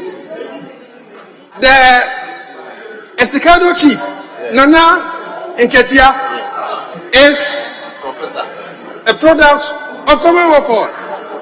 Mr. Speaker, what do you see in this? Some leadership training is taking place at that hall.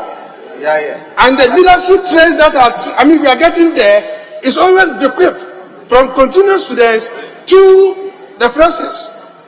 Now we are being told that only process to occupy Commonwealth Hall. How will the traits, this good leadership trait, will be equipped to the process? And that is what we should be looking at. So, Mr. Speaker, there's no time. I want to appeal to you to refer this statement to the committee responsible, in this case, the Education Committee, and that they should call management of the university, and for that matter, Commonwealth administrators, to come and tell us why they will ignore or they will breach that law.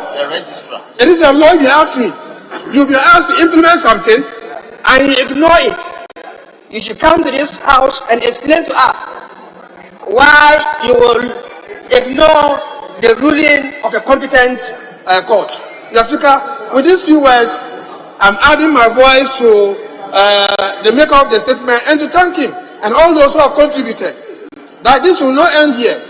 We will focus on this issue, we will pay attention to this issue. Even as you refer it to the appropriate committee, we will follow through to ensure that the right thing is done. Mr. Speaker, God bless you, and you live long because I know you are a Commonwealth product. God bless you. Yeah. Do the leaders wish to comment? Do the leaders? I know the leaders are not old vandals, but.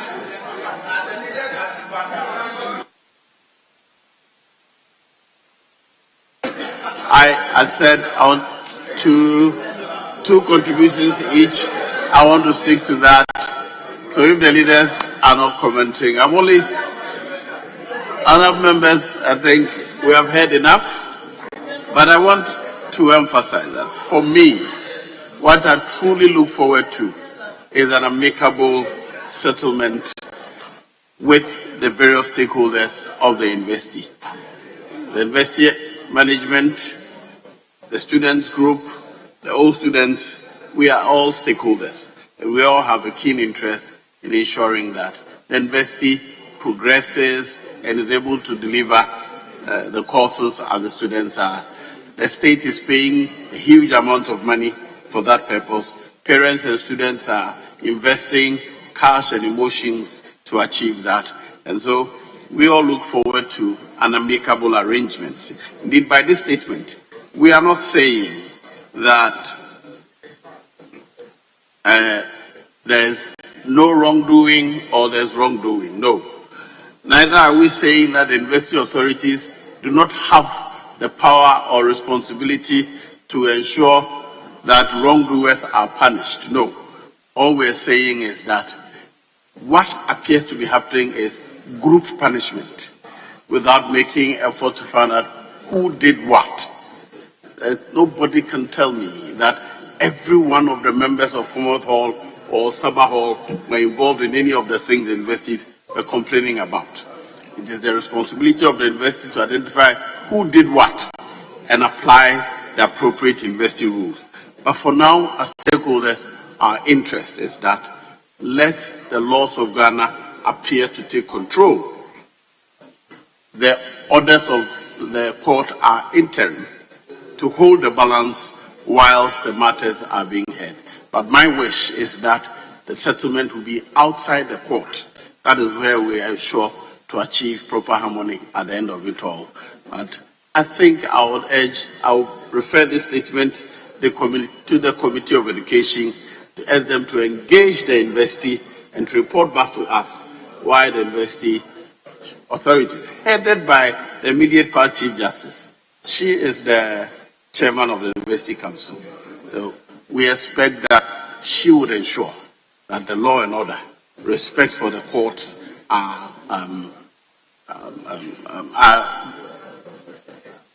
the sanctity of the court orders are respected. So I direct that the statement be referred to the Committee on Education to engage the university authorities to why they should not obey the instructions of the university. That brings us to the end of statement time for today. Thank you.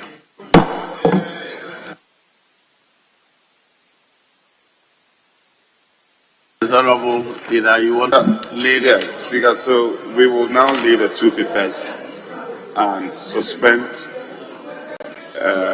sitting and break into committee of the whole. So, Speaker, shall we start from order paper addendum? And Speaker, I'll seek your leave for the paper to be laid by the Deputy Minister for Fisheries and Aquaculture Development.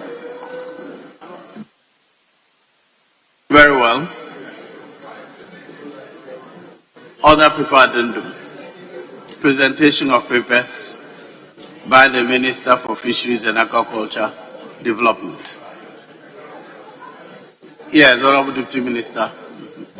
Contract agreement between the government of the Republic of Ghana, represented by the Fisheries Commission, an agency of the Ministry of Fisheries and Aquaculture Development, and Messrs. Collect Localization Satellite for an initial 3-year subscription cost of 145,800 euros, equivalent to 249,476 Ghana cedis, for the provision of vessel monitoring system services.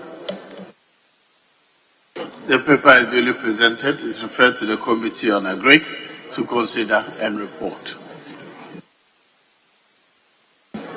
Speaker, we can now revert to the original order paper and take item 8A on page 6.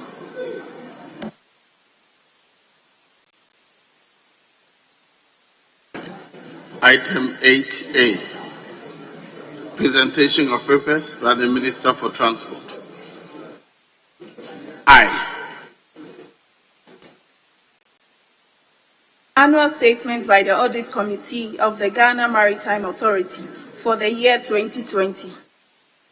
The paper is duly presented, is referred to the Committee of Roads and Transport to consider and report. Aye. Annual statement by the Audit Committee of the Ghana Maritime Authority for the year 2021. The paper is duly presented, is referred to the Committee of Roads and Transport to consider and report. Yes. Is it at this juncture that?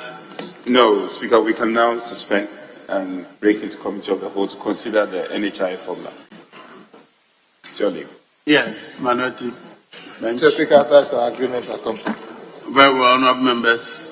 Sitting will be suspended and the House will reconvene as a Committee of the Whole.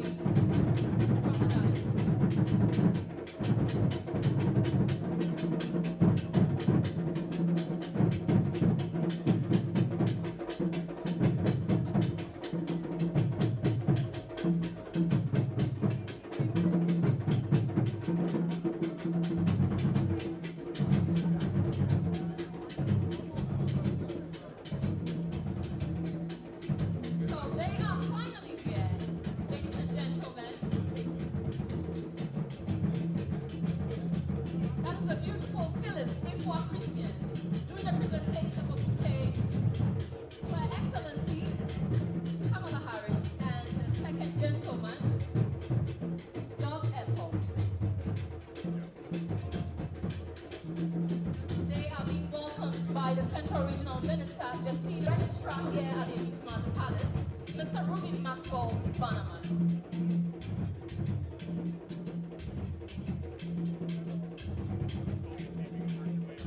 And respectfully, everybody is asked to welcome Her Excellency and the Second Gentleman.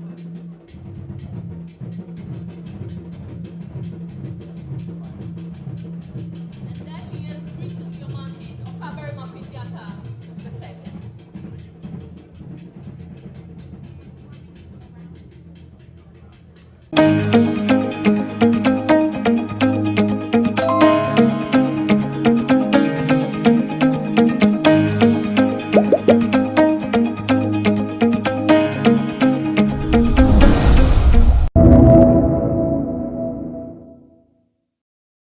My task was simple, to find out why you were here, but I cannot do that without saying one or two things that would be so refreshing, and as we are leaving, it will be a working note for all of us.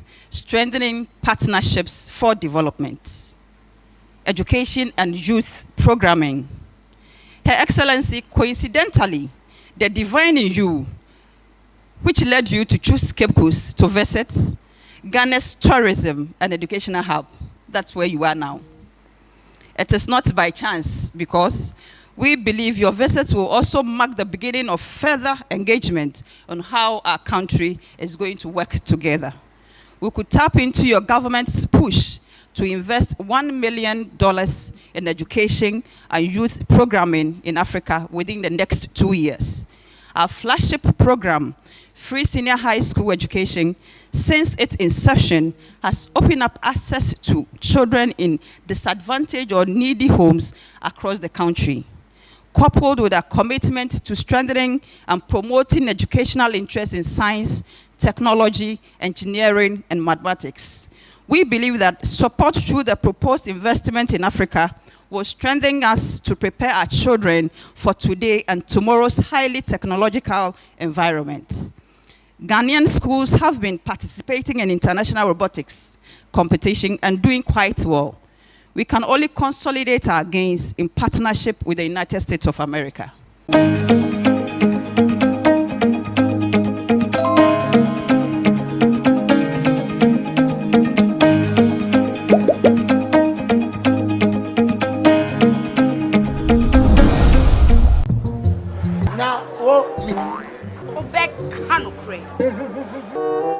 Susu sang kwai no bia wan to nam bia e man kwai bebre. Mommy, you face can see about Kotoso. Pepoga, send me sika from Lemonade Finance. Wa Brian, tell the shit. And let me £2. Lemonade Finance. Say they're sending money back home from UK, Canada, and now US. I accepted a instant charges. Exchange waiting in Suya. Unbeatable. We should make promo code Dr. Like Nanya £10, $10, and $10 Canadian for the first transaction. What is send this guy download to Lemonade Finance.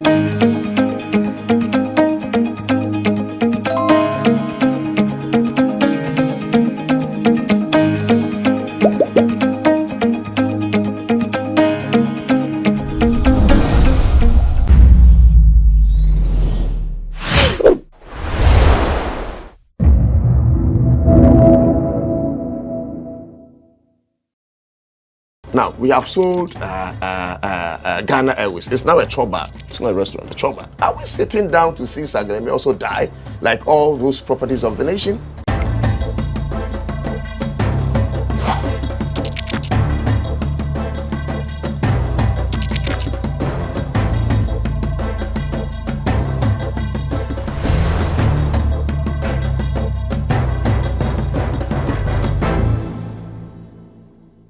In the last edition of the Lowdown here on GhanaWeb TV, we had an interesting conversation with the Rent Control Department of Ghana and the Tenants Union of Ghana regarding the acute housing deficit in the country. Today, we continue on the same trajectory, except I speak to a group of young men and a group that says it is called Team Sagleme, not for sale. The team says it is opposed to the government's decision to privatize and sell off the Sagleme housing project, which was started in 2012 by the government. The government says that due to inadequate funding, it wants to privatize the housing project. Is it such a bad idea? And why is the group opposed to the decision? My name is Daniel Ojo. This is the Lowdown on GhanaWeb TV. Today, my guest is Nana Otu Dako, who is a member of the Team Sagleme, not for sale. Good day, sir, and welcome to the Lowdown. Thank you so much for having me. You're wearing your beret. Exactly. Usually, that's what the comrades wear. Yes. Are you a comrade? Like you are. But tell us, what's your position regarding Team Sagleme, not for sale? What's your official role in the group? Thank you so much for having me. Except to add, GhanaWeb is a delight to work with. You know, you have been engaging our minds a lot of times. And I personally have had several encounters, you know, picking information from GhanaWeb. So thank you so much for the kind words you're doing for this country. But let me build this foundation. With the greatest of respect and with your permission, I want to go into what the 1992 Constitution says. And specifically, I want to touch on Chapter 6, which talks about the directive principles of state policy. Maybe Article 36(1).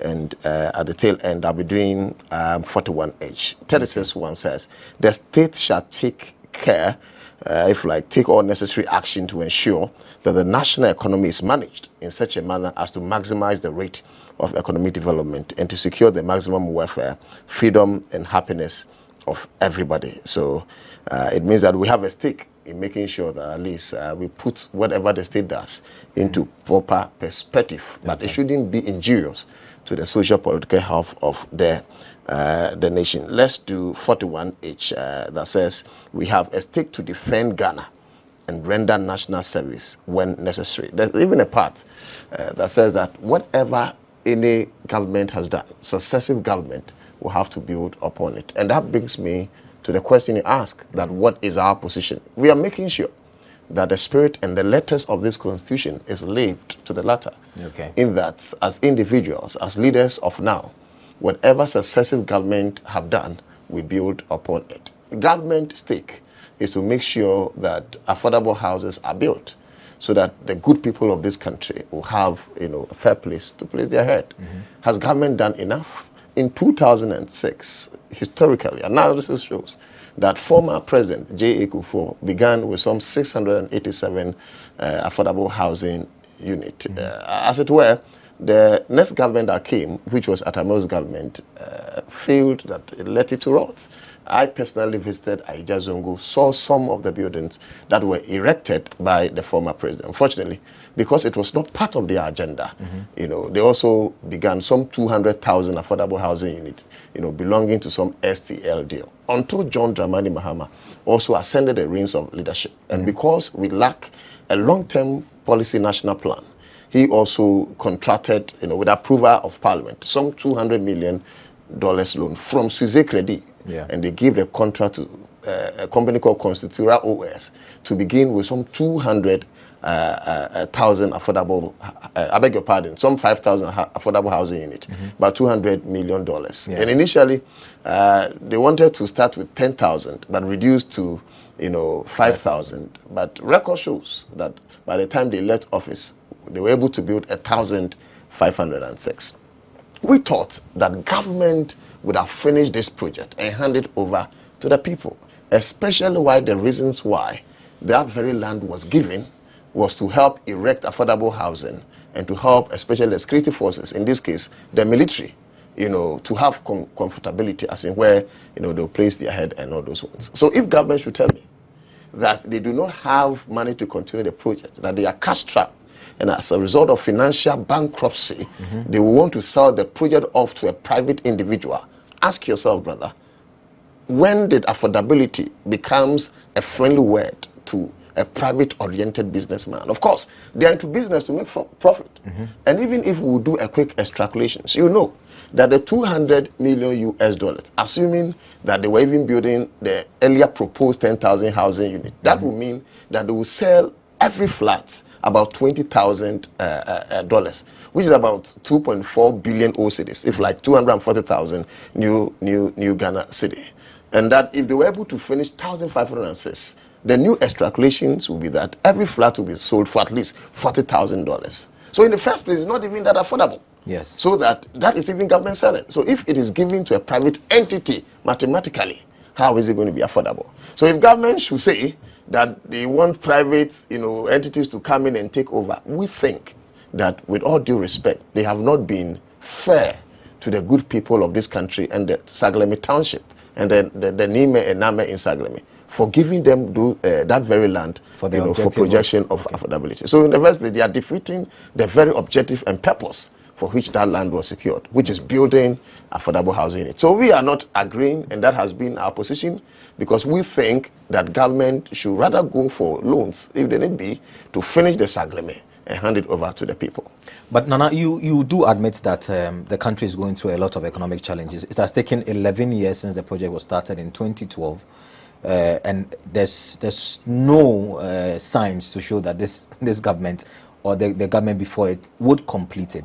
Wouldn't it be prudent to see the vision of this private developer before you begin to oppose the idea? Because you are thinking that because it's a private developer, obviously it's going to be sold at a high price, and the ordinary and average Ghanaian will not be able to afford it. But that's a guesswork that you are making without really sitting with the private developer to see whether indeed this is going to be affordable and be, if you like, a continuation of the policy by the government to make it affordable for the ordinary Ghanaian. Fantastic question. But to start with, let me say that we have so many people who have been sentenced into several prisons.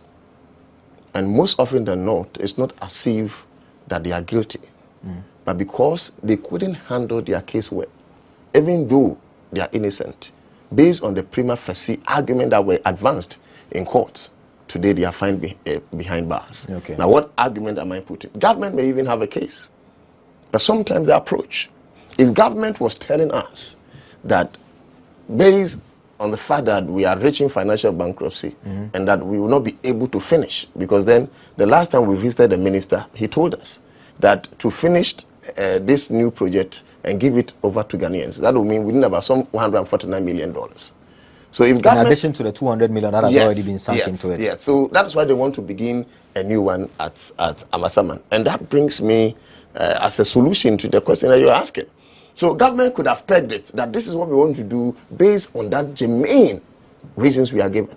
But not when you want to sell off this affordable housing unit and begin new one to your credit. Okay, so you think it's a political game? Beyond it being a political game, we look at the substance of the matter, the available evidence in hand. And the available evidence in hand is that if you should visit Amasaman right now, they've started some minimal work at the Amasaman. At a time when the minister says that they've not even engaged the so-called private developer who is going to take charge of the place. They've started some work. They tell us that they have not approved the funds that are supposed to be injected in the new work. So who approved the new funds that have, energized them to start that minimal work? So the point I am making is that government cannot tell me that they are selling off Saglemi because they are cash trap, and at the same time building a new project. Build a new project with some new resources. If government have any money, they should use that money to complete some few they can, so that when that is completed, they will sell it and make sure that the others are completed. But you do know that the Saglemi issue is also a contentious issue in court, because the former minister Atachi had said that some mismanagement and misappropriation of funds happened under the NDC administration, and they were trying to reconcile the figures, and so that matter is still in court. Don't you think that that could be a reason why they do not want to put in money to complete the Saglemi project? I think that you have even put the matter into proper perspective.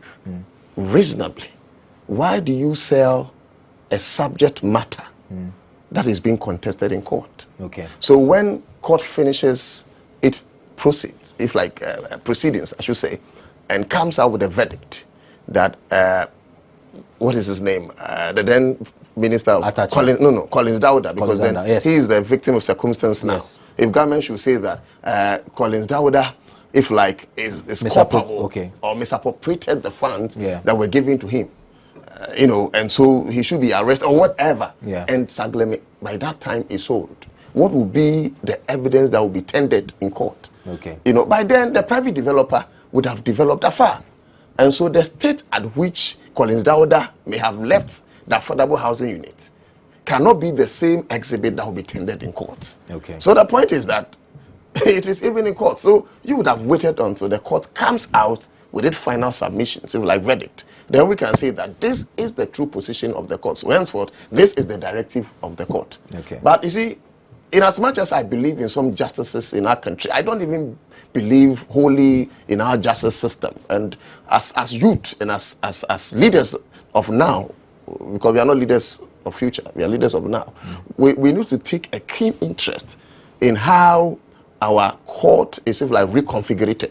Our judges and judiciary is reconfigured. You can't have a situation when a certain president keeps packing the court and journalists are silent. The president keeps packing the court and the Chief Justice smiles. The president keeps packing the court and Parliament hasn't called anybody. The president keeps packing the court. And that there's no cap, if like ceiling, to how many people should be called to be Supreme Court justices, if like justices of the appellate courts, resonating through all the other court ranks and so forth and so on. So chances are that on this matter, because it is government position to want to sell Sagleme, I'm not saying, because that would be prejudice to conclude that will be a determination of the court, or that will be the verdict the court will come out with. But based on some precedent, a historical antecedent, you understand, I can conclude without any fallacy or hasty generalization that chances are that if this matter should even finish in courts, the government can even be given the go-ahead to sell Sagleme. By then, where will we be standing?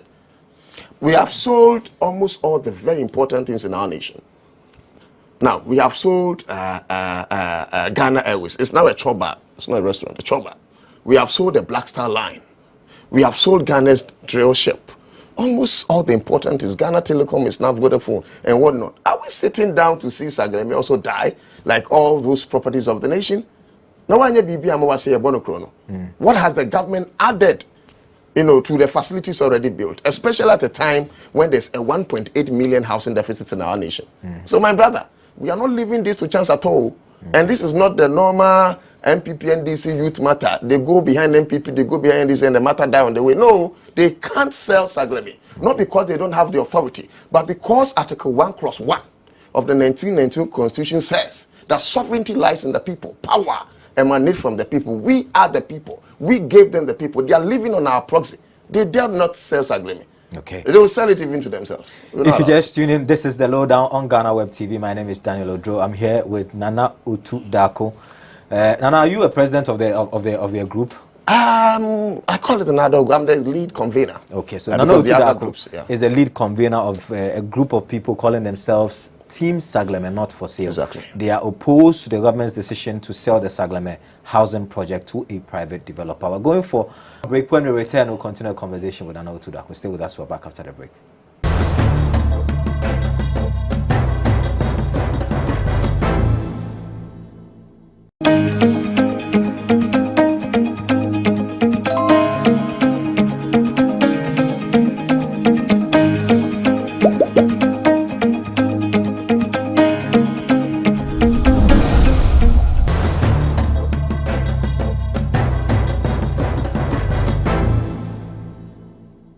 Welcome back from the break. This is still the lowdown with me, Daniel Odro. I'm having an interesting conversation about housing again. Last week, if you tune in, you realize that we had a conversation with the Rent Control Department and the Tenant Union of Ghana about the housing deficit in the country and the need for the country to have a proper roadmap in terms of how they are going to fix and solve that critical need of the citizenry. Government has decided to sell off the Sagleme housing project to a private developer, and a group calling itself Team Sagleme Not For Sale is opposed to that idea. Nana Utu Dako is the lead convener. He's been my guest the last several minutes. Nana, you want Ghanaians to have a place to lay their heads. Exactly. How do you care in what form and shape it comes, whether it's a private developer, whether it's from government? Why do you care that it should come from the government? Government has proven over the years that it's really incompetent in terms of the housing issue. The likes of SNET, the likes of Greta, they've done some amazing work in terms of, building a lot of these housing units. Why can't a private developer help in that regard? So I think that your question will help us clear the doubts, if like ambiguity, of somebody thinking that we are against any private developer making ends meet. Of course. We also have family members who may have entered into other fields of endeavors, maybe including but not limited to real estate. Right. So that if this private developer seeking to buy Sagleme, for instance, is my uncle, somebody will say that wouldn't you be joyous that the proceeds definitely will come home to take care of the family and all those ones. So the argument must first be drawn and put on record that Team Sagleme in its entirety is not against the progress of any and every private developer, especially when most of these private developers are Ghanaians. Of course, when they get the returns, it will not be repatriated. Yes. To be used in engaging, if like companies that will give even jobs to the youth and all those ones. Only that we are against a certain principle that is being broken. And I earlier indicated that the foundation of contracting that $200 million loan was to build affordable housing unit. And premium, my brother, must be placed on the word affordability. Even that is subjective. Many have said that it was not going to be affordable anyway. Exactly. To the So I did the maths that even if government is selling, it's not too affordable. Yes. So when a private-oriented businessman comes in, won't it even defeat the purpose the more? Maybe government is willing to write off half of the loan and said, okay, we are going to take 100 million instead of the 200 million we invested into. So the investor... The loan that we have contracted, we are paying interest already. It's bad debt. It's bad debt. Sometimes you do business like and you are going to bad. China to cancel your debt. Exactly. As if they did not fight for their own. Exactly. Maybe that is the arrangement. No. So those are assumptions. Those are assumptions that we can make. But I think that we will belabor the point if we conclude that maybe we are against some private developers somewhere or not. But what we are against is that, or if you like, what we are for is that government contracted a loan for a purpose. Yeah. Because if the foundation was not built on affordability, chances are that Parliament wouldn't have approved the law. Yeah, that I agree. So maybe, and chances are that the chiefs would not have given the exactly. Land. So Parliament approved the loans based on that purpose. We can even say that we have contracted the loans. Yeah, the interest will be borne by the ordinary citizens of this nation. Right. And that we are deciding that we are giving the whole affordable housing unit to the military or to the security services. Okay. They protect us in this nation. That they should not even pay a dime, or if like as mortgages. Yeah. We may lose in the short run, but in the long run, it will help us. Okay. So we must rather venture into a more productive arena than just wanting the easy side of life almost all the time. It's difficult. There are challenges with Saglemi. Obasanjo of Nigeria, former president, said, I think he intimated the point that if there were no challenges or problems, they will not call you as a government to lead a crusade. Okay. Because there are challenges, and because of the challenges, and that we need solutions to the long-standing problems of our country. That is why we got in long queue to elect you, in making sure that you get solutions to our problems. You don't come and rehearse or re-echo our problems to us, that there are challenges with Saglemi, and that is why you want to say, easy way out. Massa, make sure that you finish Saglemi, and that is why you are leaders and the others are followers. Okay. You need to develop your thinking faculties at think tanks. Look at other, like arenas that will help you secure some funds in making sure that that dreams becomes a reality. Okay. So, brother, we must also focus on one thing, which has to do with protecting heritage. Let me tell you this. Do you know why we are here? We are here because for long, the current generation have been treating the natural resources and the state properties and assets as their bona fide property. They think it's somewhat a heritage bequeathed onto them by the previous generation. So they sell the gold out without thinking, and that is why we have 5% out of the gold proceeds. They sell our oil out without thinking, and that's why we have only 13% of our oil proceeds. The timber, the cocoa, the least said about them, the better. Why? This is our property. All the resources underground is our property. So when we sell them off and we're able to use the money now, that is fine. But what they forget quickly, that they are rather custodians of the natural resources beneath, holding as custodians in trust of an unseen generation. So until we have a new mentality, give birth to a new mentality of holding all these properties, all these natural resources ahead of an unseen time, we will always get to this challenge. Okay. So, bro, we are thinking of a future. We are not selling Saglemi also because we want to protect it for a generation that will not be homeless. Okay. We want to protect it for some street children somewhere. We want to protect it for the multiplying number of kayayis on the streets. Okay. We want to protect Saglemi so that our children's children will come and say that our forebearers gave them property. They did not sell it off, but they held it in trust for our coming. Okay, so Nana, have you engaged the minister? What has been his response, and what are you going to do next? We began with some media interviews prior to the press briefing, and along the line, the minister called. Okay. That was before the Saglemi. In fact, I'm told he's called again after the Saglemi, but I've not had a chance to speak to him following there. So he called earlier that he wants to meet us, that probably we don't even understand the issues. Yeah.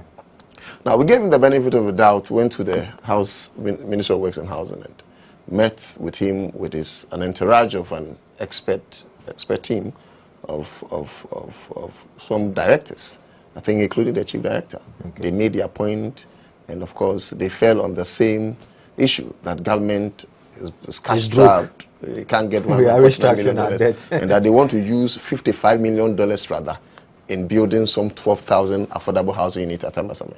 Now, on the face value, you may want to support them, because if $200 million will give us just 1,500 housing units, then why don't we support the government? Because after all, only $55 million is giving us not 5,000 housing units, 12,000 housing units. Okay. It will interest you to know that in the course of our discussion, we realize that $55 million is just a chicken change that falls short of some 40% of the total amount of money needed to start and finish the project. And that even accounts for the role that government is supposed to play, which includes the provision of the land. Okay. So even if we do the mathematics, let's assume the land, should quantify it to be like $15 million. Take the $50 million or $20 million from the $55 million. You'll be left with some $30 million. Are you telling me that you can begin and end 12,000 housing units with $30 million? Maybe there are small moderate, local. No, of the same standard. Okay. Of the same standard. Maybe they'll use a lot more local input. At this time, when the dollar is now 12, you see, Saglemina dollar is in 4. And $200 million could give us 1,500 housing. Maybe it was inflated, but so you don't believe that they can use the 55 million to build 12,000 units? It was never true yesterday. It can't be true today. It will never be true tomorrow. $55 million cannot get us 12,000 affordable housing units. Okay. It's not enough just to build the flats. You need to construct the roads. You need to give water. Electricity must be taken into account. Street lights, so forth and so on. You must design the place to give it a serene atmosphere for people to occupy. So you don't believe them from the beginning? It's not even true. It's not possible. Okay. And the minister himself knows that they cannot use $55 million in finishing 12,000 affordable housing. So it was after my producer, he produces me on TV, Fugu, asked further that, are you saying that the $55 million is to build 12,000 housing? That he explained, gave proper explanations that no, the $55 million is supposed to be what government, government commitment. Government commitment. Okay. At a time where you don't even know who the private developer is. How much is the total project going to cost? They say they don't know. So that 12,000 units is also going to be in partnership with the private developer? Yes. Okay. So 60% will be from the private developer, and government will take 40%. Yes, 40%. Okay. So we believe that going forward, maybe we must have a different trajectory, put this matter on a different wheel. Because when we further consulted and engaged the minister, like you asked me, I've been able to consult the minister. He tried, as a politician, he will want to convince you, of course, in making sure that you buy into the idea. But he is in for his government, it is our government, but maybe for his political party that brought the government. And we are supposed to be the gatekeepers of the nation. We are supposed to put that minister in check, because we pay him. The house he sleeps in, we gave him. We gave him everything that makes him comfortable. Have you had people accuse you that you are doing this for the for the NDC? You are doing the bidding of the NDC. We don't care. That is what they have done in the past, and they have silenced so journalists. That has happened. People have told you that you are doing a bidding of the NDC. Not yet, but they will say it. Okay. But do you care? No. Let me tell you, whatever you say or do will either exonerate one party or hurt the other. When it exonerates NDC, you are against MPP. But if it goes against NDC, they will tell you you are for the other parties, so forth and so on.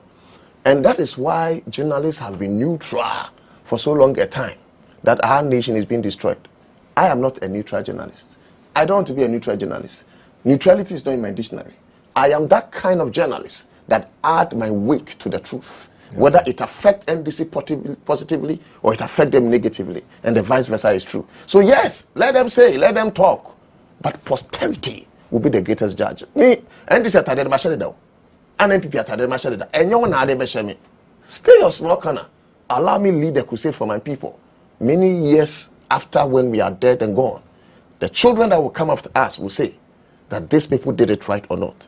It's not within the quarters of politicians to decide our fate. Okay. Not at Finally, what role would you play in the upcoming election? So the last time I had a conversation with the Tenants Union of Ghana, they said they are going to ensure that housing is a major conversation for the politicians, whether you're NDC, MPP, all those hopefuls. They want to see the roadmap they have for the housing deficit that we have in our country. Is your group going to play such a role? Are you going to insist that beyond Sagleme, because 1,500 units will not plug the whole of 1.8 or 1.9 million housing deficit that we have in our country? What role is your group going to play going forward? Yes, I think that it's not only going to be a role, but a major role that will play, insisting that any new government that takes over governance will have to prioritize, this affordable housing thing. Right. We have a lot of our people displaced. A lot of them not only wallowing in poverty, but they do not have, a place to lay their head. So that whichever political party that you're demanding the thumbs or votes of the people, you must make housing your priority. So based on that, we'll be able to massage, the issues, draw conclusions that between or amongst this political target, we believe that based on the manifestos that have been presented, because currently we fall short of a national agenda plan. Right. So based on the manifestos that have been presented, we believe that this is the, if like, a political party that will help us going forward in 2024. This government, except they change, I don't know what their manifesto will talk about, in the coming days. But they would have a different candidate. So definitely, Nanado will not be the same candidate. So maybe a different candidate will have a different plan. The candidate will inherit the successes or failure of Nanado. So that if Nanado did well, chances are that the candidate is the next president of the country. Now we have to wipe the slate clean for all of them. If the Nanado failed, no, we will not do that. Okay. We judge John Mahama based on his father Atamils. Okay. We will judge whoever ascends the reins of MPP's ticket on the performance of Akufo-Addo. Okay. It's about time. Would that be fair? It should be fair. Because your ideology about housing may be different from mine, even though we may be No, in the that same is not political limited party. to the confines of housing. Okay. I'm opening the argument up for leadership. Okay. For instance, if Mahama should be elected or re-elected to lead NDC, he was in government before. Yes. We gave him some quantum of money. He borrowed in our name. We will assess Mahama. What did you do with the amount of money we gave you? Then we go back to whoever leads MPP. So that, for instance, if it's Alanche Martin or Dr. Bawumia, for instance, is the head of the economic management team. Right. Alanche Martin is part of the economic management team. A great minister, they are cabinet ministers. Right. So it's not as if that they are now going to be tried. They've held several portfolios. Right. You can't come and tell me that, judge me on a clean slate when you are part of a failed government. Okay. Certainly no. What I am saying, my brother, in entirety, may be away from the housing unit, but it's so important is that it's about time you and I and all of us rose up to defend our motherland. And that will mean that we must gather all arsenals to demand accountability. Right. What they will say, whether we are in MPP or NDC, should not be important to us. Okay. It's neither here or there. But we should ask ourselves, these dreams that we are pushing, these aspirations that we want Ghana to reach her full potential and get to that promised land of hope someday, are we on the right path? If we are, then certainly nothing should draw us back. Okay. But if we are becoming partisan, more than the word partisanship, that is when we will have to rethink at that table of brotherhood. We have been silent for too long, and our destiny is being destroyed by day. Our future is being stolen, especially by these two political factions. And it's as if we are sitting unconcerned. No, there's a break of a new dawn. Okay. We have looked beyond the horizon, and the youth of Ghana must now come together and take our nation. Okay. They are destroying it. Thank you very much, Convener Nana Utu Dako. He's a lead convener for a group calling itself Team Sagleme, not for sale. They are opposed to government's decision to sell the Sagleme housing project. This has been another edition of The Lowdown with me, Daniel Odo, here on GhanaWeb TV. We're back another time with another exciting edition. Nana, thank you very much. Not at all, sir. And more grace to your elbow. And you are doing Keep great. Fighting. Keep you fighting. asked very important questions. Thank you. Thank you. And thank you for watching.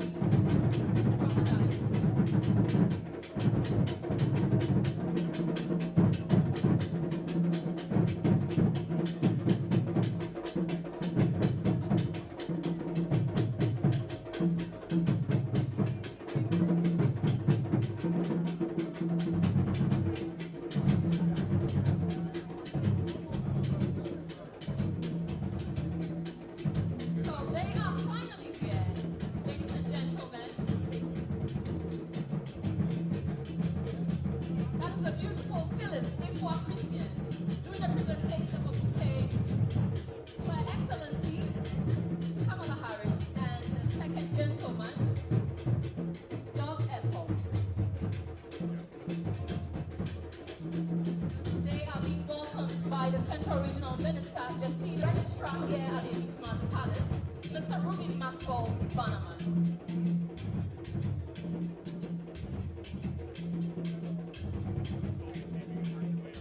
And respectfully, everybody is asked to welcome Her Excellency and the Second Gentleman.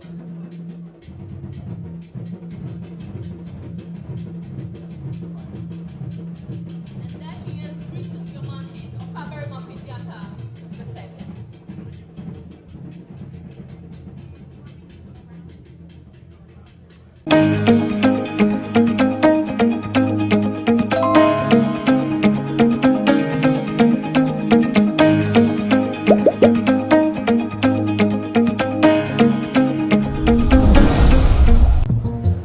Now, oh, Obek Hanokre. Susu sang kwai bia wan to nam bia e man kwai bebre. Mommy, you face can see about Kotoso. People got sending me sika from Lemonade Finance. While Brian did the shit and let me £10. Lemonade Finance. Say they're sending money back home from UK, Canada, and now US. I accepted a instant charges. Extinguishing in Suya. Unbeatable. We should me promo code Dr. Like Menya £10, $10, and $10 Canadian for the first transaction. With this Sunday cigar aquafino, download to Lemonade Finance.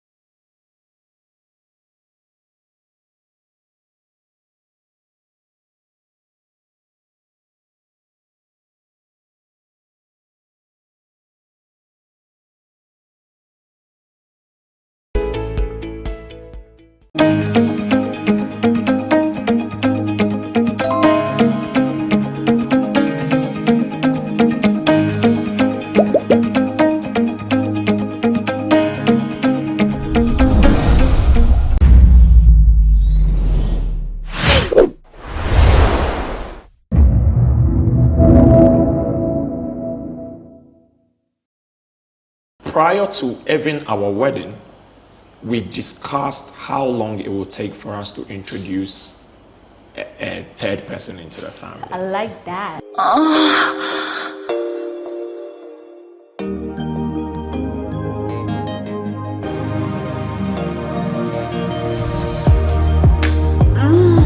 Right there.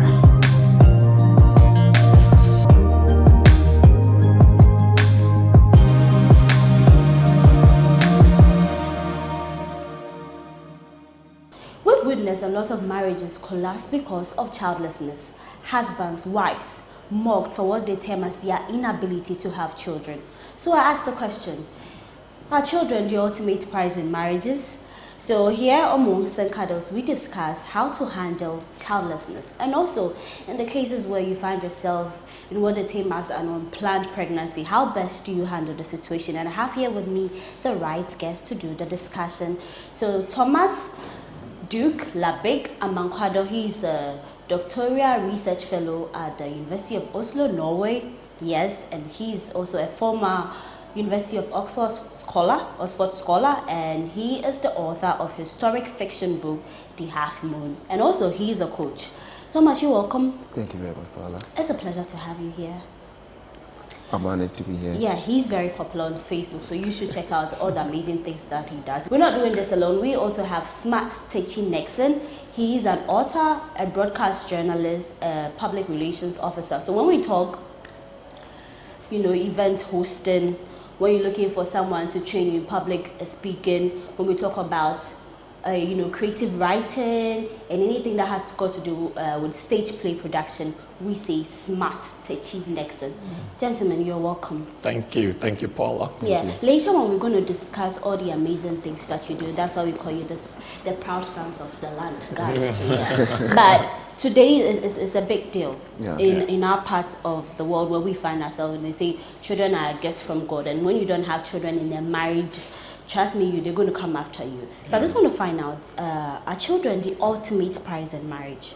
Let me take it from you, Smart, since you are the married man. Nice way to cut Duke some slack on this one.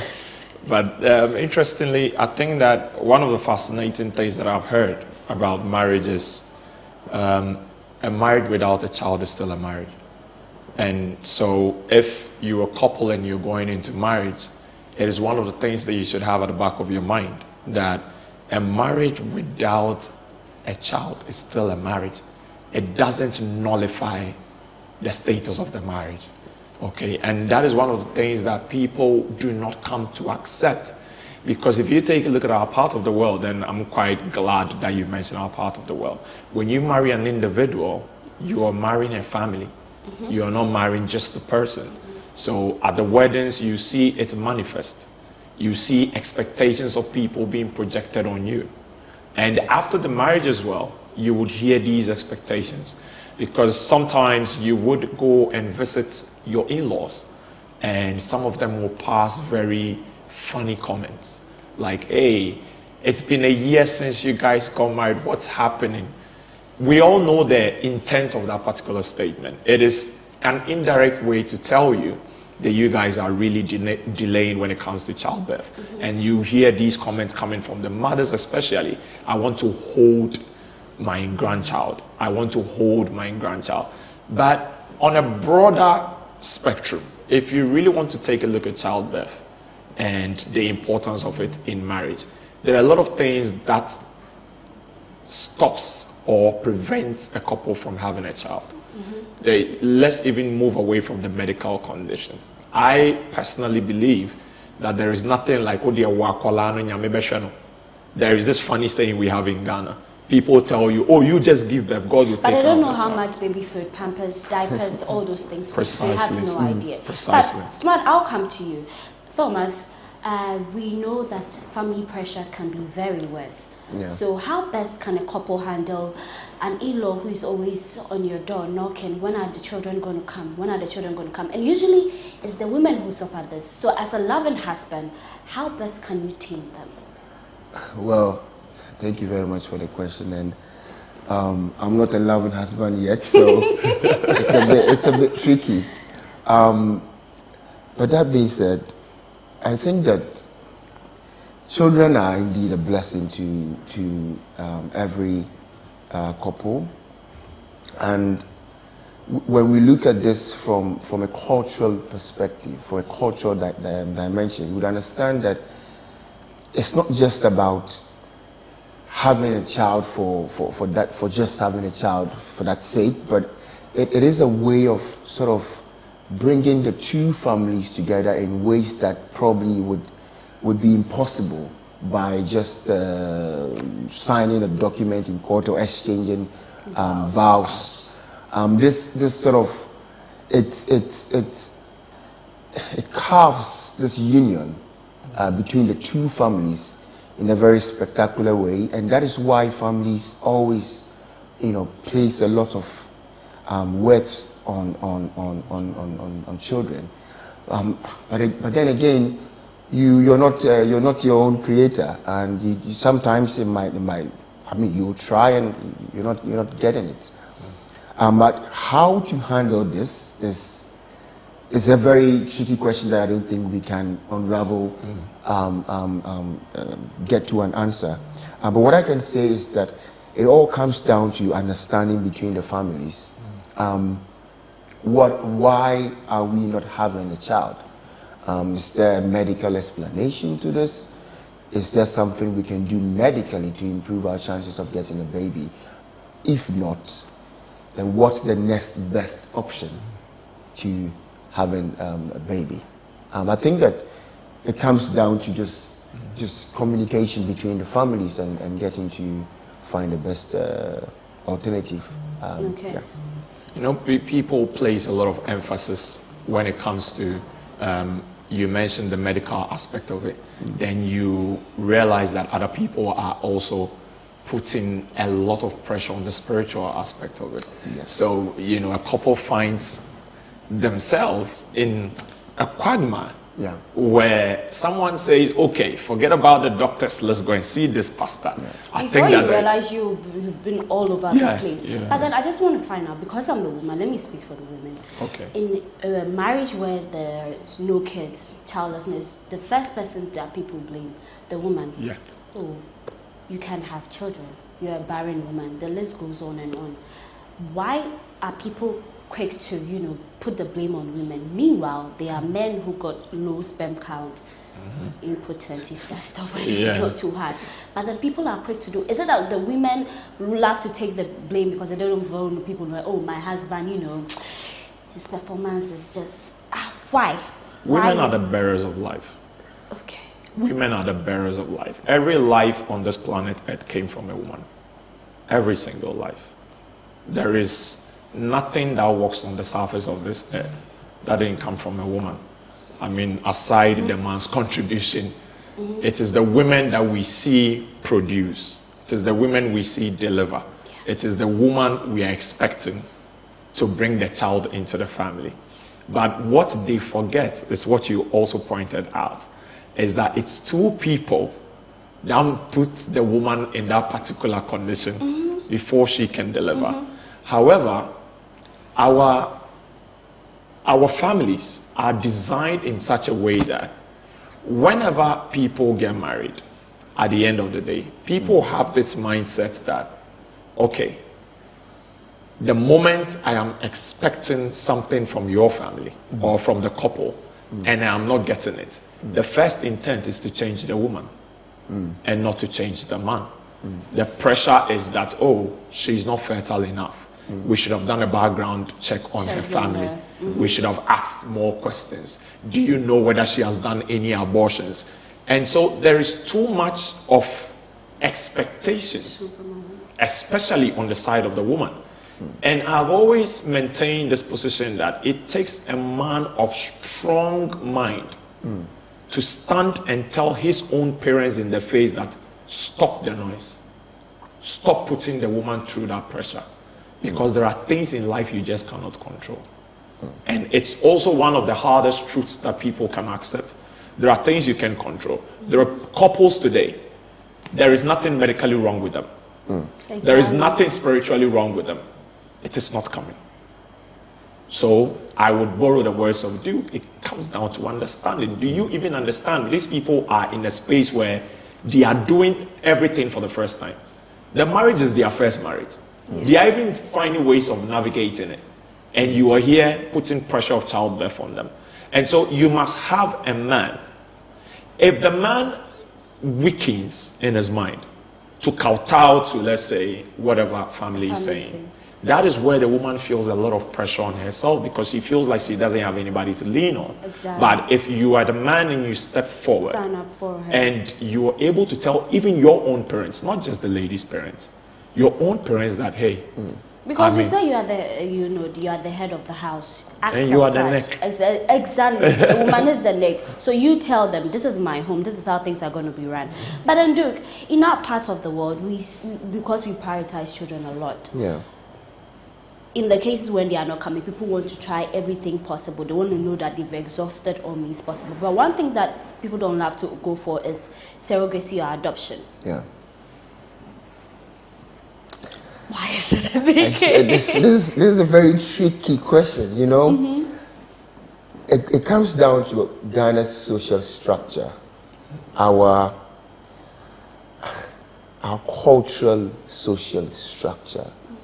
We, the smallest unit in the Ghanaian society is the family, right? Yeah. And until recently, it was the extended family. And this is a very close-knit blood relation, right? And Ghanaians, it's hard sometimes to admit this, but we are very tribalistic. Highly. We're very, ethnocentric to that extent. And so, you want, people just can't understand why they should just go and take someone they don't share this blood relation with, and then all of a sudden treat that person as if that person was his family. Yeah. And this is the reason why adoption is very, very, very difficult. But then again, this is a country where we are also quite funny because we also love to bring people that we're not blood related to into our homes, and then also treat them as if they were family. We have so many people living with their aunties and uncles and great uncles and great aunties and distant relatives and all that. But I think when it comes down to childlessness and adoption, it also sort of sends a signal that you have conceded defeat. As soon as you go in for an adoption, then you send a signal to the church members and in Meko that you don't trust you don't trust God anymore, and you've taken the matters into your own hands. So in a case where we're getting married, maybe I'm a career woman, this is the time where I'm at my peak, so I just want to give myself some time, and then the family people come in and all that. People even think like, okay, of course you can't have children, but meanwhile at that time I'm just taking my time. You're married, smart. So how best can a couple inform the family that, okay, we are giving ourselves some time? So for us, I think my wife and I, we made a lot of things clear to both parents. We have visited my parents and they've passed the comment and shut them up. We visited her parents. They've made a comment and she shut them up.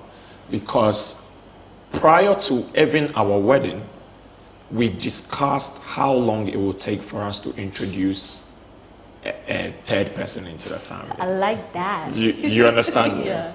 That discussion went so deep to the point that we had to even discuss the type of education we want to give our kids. And so we thought to ourselves that it needed planning. It wasn't something that we were just going to step in and do. And most things that people do not weigh as well. It's quite interesting you mentioned career, because in Ghana today, if a lady should get pregnant, it means that she is about to lose about 2 years of her life.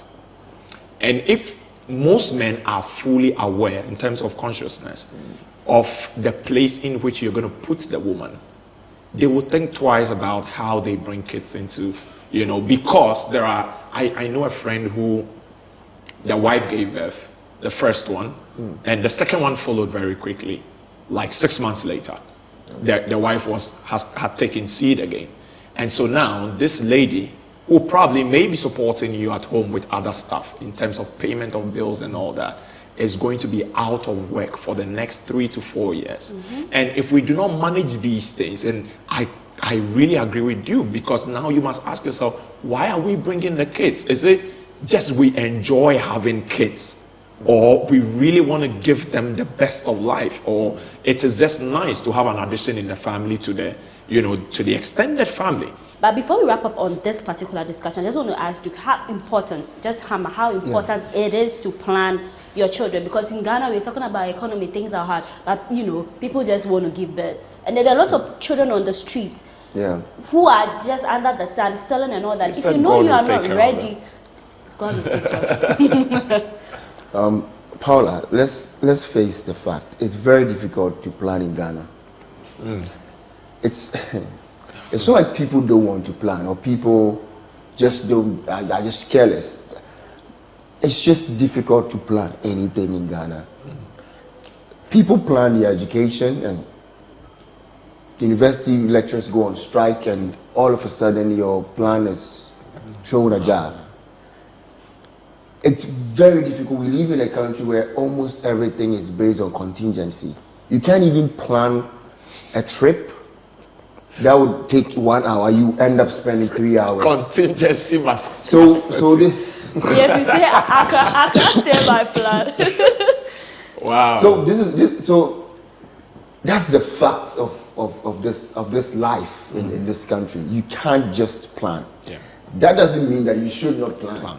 But you have to plan in such a way that would inculcate into your plan these inconsistencies, these unforeseen circumstances. Almost every friend I have here in Ghana is in a precarious job situation, apart from those who are working for the government. I have one of my friends who recently had, in the span of 4 years, has had 3 kids, and this guy is unemployed. And I asked him, just yesterday, but how are you being responsible? You are not even responsible for your own self. How are you doing this? 3 kids in 4 years. And then what he told me was that, how do I think he survived? And I said, how? He said, God. It's just God. God will take care of us. It's just God. I see. It is important to plan, Paula, but at the same time, we don't want to discourage the youth. We don't want to discourage our peers from taking certain bold steps. Great. Thank you very much, gentlemen. So we're having today's discussion at Anpi's Barber Studio here at the Legon City Mall. Guys, ladies, just working anytime from Monday to Sunday. He works all the time. So you can come here for a clean shave. Our gentlemen, it's very important that you look good all the time. Women too, we have braiding here, we do twist and locks, we do pedicure. It's a 360 thing here, and the environment is very cool. When you come here, you can come with your friends, and as I stated the last time, you can come with your boyfriend, let him get a clean cut, and then later on you see what will happen. But we'll take a quick break here. When we come back, Mons and Cardos on GhanaWeb.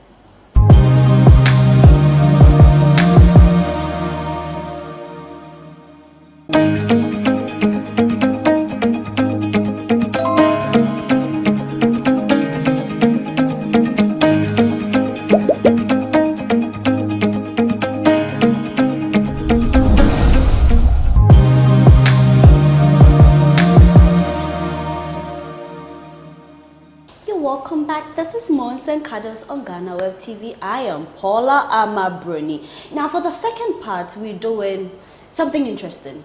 How to take responsibility for an unplanned pregnancy. Now this is just not for married people. Before the marriage, when you're there with your girlfriend, with your a woman that you're seeing, and maybe if it's just a one-night thing and she comes back to say, I'm pregnant, how do you handle it? Do you say, oh please, this is not what I bargained for, go do the abortion, or you take responsibility? Because at the end of the day, men are taking responsibility for pregnancies, but the plan was never to get married. So I just want to have a discussion with our men, Thomas and Smart. So if you had one married your wife, right, and the lady comes in and says, I'm pregnant for you, the plan was not to, get married. How are you going to take it? How are you going to handle it? I would have advised against it. I have a very strong mindset when it comes to stuff like that. And I've realized that in our country, people frown on certain decisions. Now, there is an argument, whether it's pro-life, it's pro-choice, which side do you stand? I don't stand anywhere. I stand where I would benefit from the results. Okay? Because a lot of things truncate. A lot of things truncate the moment you take that decision. And this is something I tell people. You are free to choose.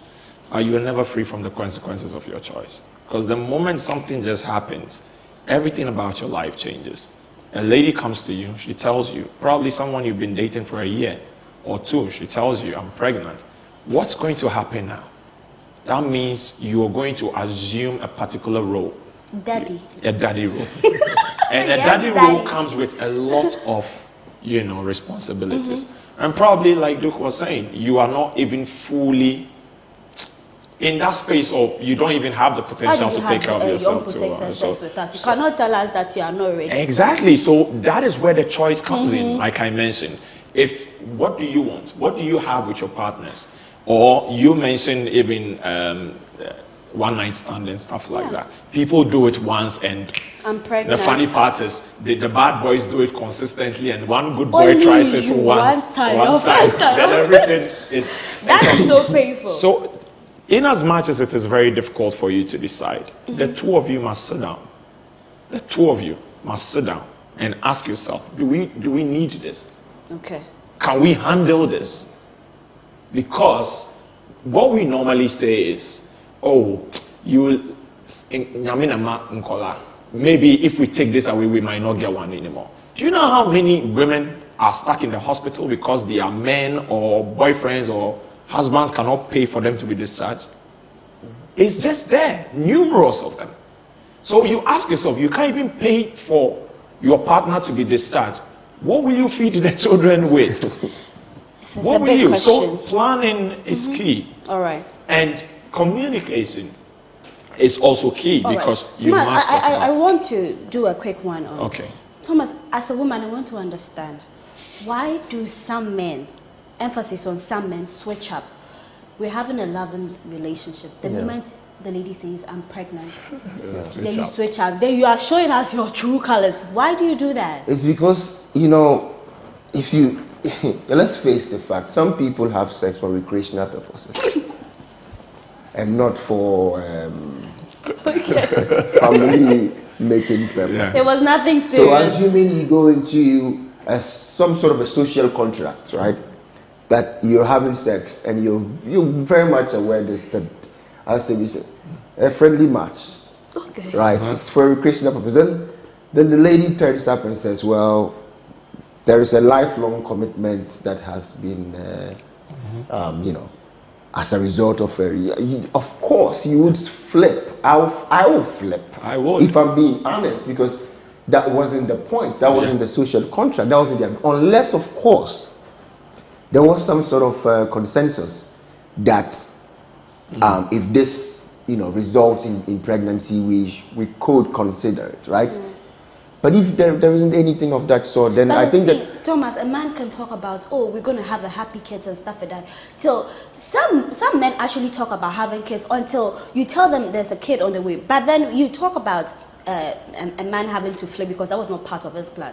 Would you say that is the woman's responsibility to be on a long-term contraceptive, while you are not so certain if the man is going to, accept responsibility in that case? Paula, should we take the decision of, being in control? Because when it turns out, it always comes back to us. As a man sitting where I'm sitting now, first of all, I can't dictate or even suggest what kind of contraceptive you should put into your body, because these things come with their own side effects, right? But what I can advise my friends is that you should understand that once you get pregnant, even if the man is going to be responsible, you are going to be the one carrying the baby for 9 months. You are going to be the one whose career might be affected by this baby, right? So even though it appears to be a 50% responsibility going into this, it isn't. And that's a natural fact of the matter, that women must always be a step ahead of us when it comes to being smart about whether you want to have a baby or not. Because once you get pregnant, whether it was for recreational purpose or whatever, as soon as the lady becomes pregnant, in my humble opinion, the choice of whether to keep the baby or not is almost solely the woman's responsibility. If the woman says no, I can't because of my career or even because of my body, that's her choice. That's her body, that's her choice. Exactly. Likewise, if she says, well, I think I'm 29 and my mom is, and so I want to have it, then you, the guy, you are in big trouble. You can't force the woman to get an abortion, right? True. So if this is, based on what I've painted here right now, women should always understand that even though it's a 50-50 sort of affair, it's your responsibility to protect yourself and protect your career and protect your health. True. And don't get pregnant for men who can't afford to bail you out of men, let me put it that way. But then before we wrap up on this conversation, I just want to find out, some men say they were trapped into marriage with a pregnancy. So if a man who is in the hot seat, you find yourself in this situation, but you're thinking, oh, you don't want to have a baby mama, you don't want your kids to be scattered, should you go ahead, even without any plan, or the woman being the woman of your dream, should you go ahead and marry that person? And I would say that don't go having sex with women that you can't close your eyes and imagine that this woman is going to be. It doesn't happen like that, Paula. It doesn't happen. It should happen like that. It doesn't happen like that. You should take responsibility for your action. If you're having sex with a woman, this is why I think you should envisage yourself that in the case, this is why you've mentioned the recreational. am I going to be okay? You know, it doesn't happen like a structured sex. Sex is not always structured and planned. See, those who go for the recreational sex, they know their game. They're always on the contraceptive. And sometimes, but these women who are tripped, sometimes they are the ones that come back with the issues. No, see, dude. They are the ones that come back with the issues. We're discussing this because we want people to understand something. You can find somebody and have a very good vibe with the person on the first day you meet the person. A very good vibe, you can swear you've never had that vibe with anybody before. And that vibe will lead to sex. And 3 weeks later, the lady will give you a call and tell you something you are not ready to. So yes, the conversation circles around that. But then it's very long. There's a long decision as to that. Personally, this is something I tell myself. I'll tell you a story. I made a promise to myself that I wouldn't want a lady to have a child for me that I am in no way in the life of the child. Let's say if the relationship doesn't go well. So that is where your point comes in. If I'm about to do something with someone, think about it. I must sit and ask myself, can this woman be my wife? Can I show her off to my parents and my friends? Will I be proud to hold her and not suck her around 4 a.m. and get her? Smart, you know? Smart. You haven't had some vodka. Yes, that's what I'm saying. Most of them are not planned. So you are in the club, you're having a good time. Thomas, tell me about when you've had the vodka. You're not thinking straight, yeah? I think, it's not that simple. I mean, Smart was trying to elucidate that point, that you could be having a good time, and one thing leads to another, and before you realize you are being told you have a family member on the way. And it can be shocking. Yes. Sometimes it can be shocking how some women can get pregnant very easily and others would struggle to but easily. Paula, the thing is that we have to understand that in our society, I personally think that having a baby or getting someone pregnant is very different from getting married to someone. You can't as well get married to someone without really thinking that I want to have a baby with this person, because the marriage is between the two of you. The baby is the product of your love, right? That product might come along the way, it might never come along the way. It's about the two people in love and the two people trying to build a life together. That life might include a baby, right? Or it might include adopting a baby. So it's not that black and white that as soon as someone gets pregnant for you, you should marry that person. However, in our Ghanaian society, like we said before, the baby is something that brings two families together in a way that goes even beyond marriage, right? So it's like marrying is one step of bringing two families together, but once you get someone's daughter pregnant, the families become automatically united in that sense, in the cultural sense. I don't remember the last time a friend of mine had vodka in a club, drinking whatever, and then saw a lady and started calculating, is this the woman I want to marry? Is this the woman I want to have? It won't drop. At that moment, you're very much in the moment of that moment. If you know what I mean? For recreational. You're very in the recreational, so it's not that easy, but women must. And I'm a strong believer that it's fair that this government take steps to make contraceptives very, very affordable and free for women. In most countries, we should have like some sort of like vending machine that brings out people don't know condoms. about it, but if you walk to government hospital, it's very cheap. Very cheap. Having to have the IUD, the implants, it's very cheap. People don't know about it. It's even cheaper than the emergency contraceptive that you spend a lot of money on. But then, gentlemen, before we wrap up the show, I know that Smart, you've got, stage play coming out. You're going to tell us about it. Yes. I'm bringing out the wedding night. Last year we did When Will You Marry Me? And now everybody's beginning to think I'm putting my marriage out there, but that's the funny part. So the wedding night is clearly is about Jephthah and Freema expecting, to have a very good time on their wedding night. They arrive in their bedroom, rose petals on the bed, and they meet a very big surprise. From both parties. Very, very big surprise. We are waiting to see what happens eventually on the day. So the wedding night is showing on the 23rd of April, exactly about a month from now, is going on at the Perez Dome. But Duke, I also know that you've got amazing stuff going there, from the coaching thing to your novel. Is it available on the market? No, not yet. We're still working on some finishing touches on that book. And we're expecting it to be out by the close of this year, or probably sooner than that. Please do ahead and give it to us, we beg. So politicians, if I had interviewed a politician, I'm going to give us a timeline. It's in the pipeline. It's in the pipeline. It's actually in the pipeline. I mean, it's a historical historic fiction novel, and it's around 1390. So it's the late pre-colonial era. Okay. And it's briefly about religious imposition and how Islam was imposed on most of the northern Ghana tribe. The book itself is about the Songhai Empire, the old Songhai Empire, and in Ghana it encompasses the Gruma people. A bit of the Gomba people. The title again? The Half Moon. The Half Moon. Great. Please, but how can we connect with you? Smart? Yes, Facebook as Smart Stitching Nixon.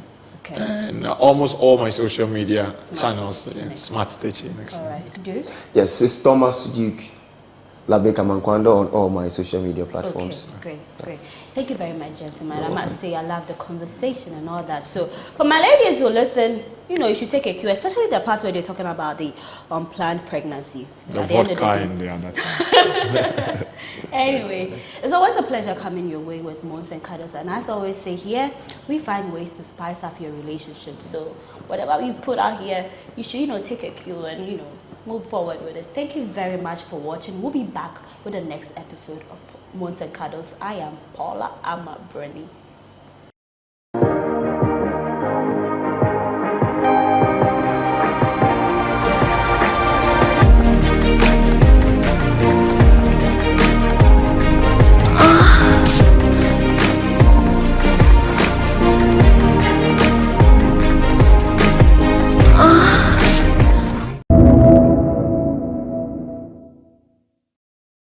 Enjoy yourself in Cape Coast, and on your agenda, we want you to at least appoint a liaison officer to connect with us, so that maybe next month, next 2 months, this month you will not be, but next 2 months we will be preparing to come and pay this reciprocal visit to concretize matters. So all the best to you. Enjoy yourself in Cape Coast. May the good Lord bless you and your husband. Please take care of her for me.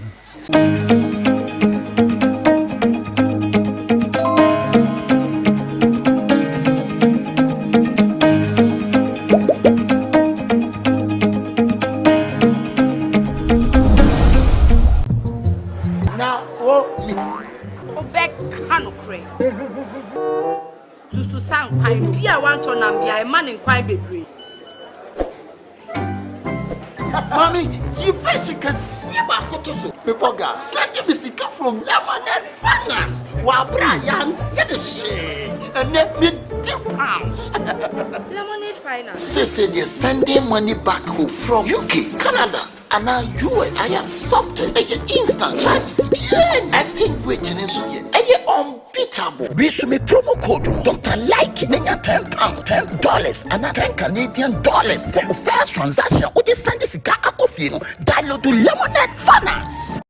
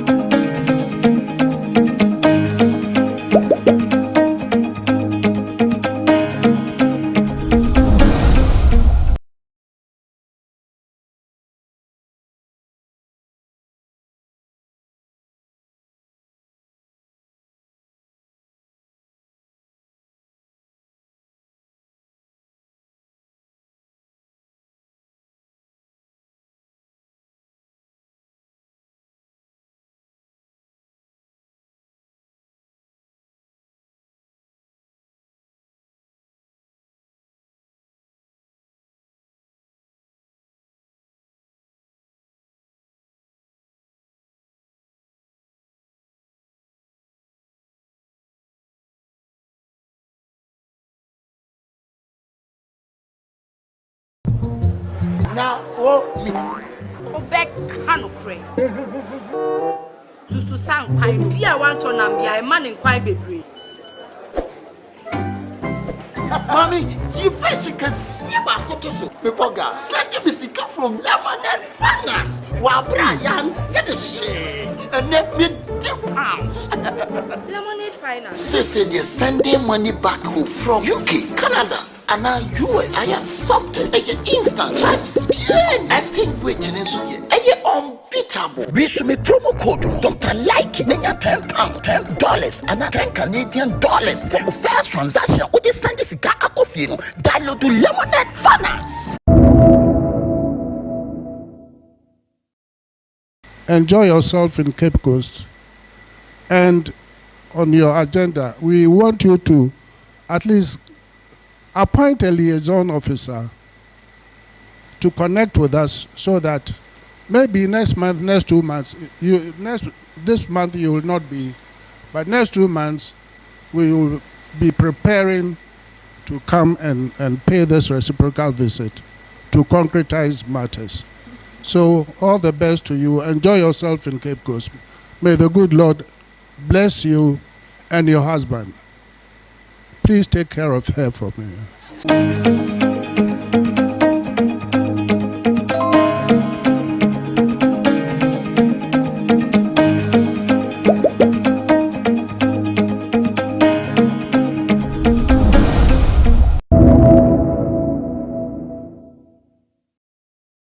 Well, the first thing I will say is I will now officially appoint a liaison.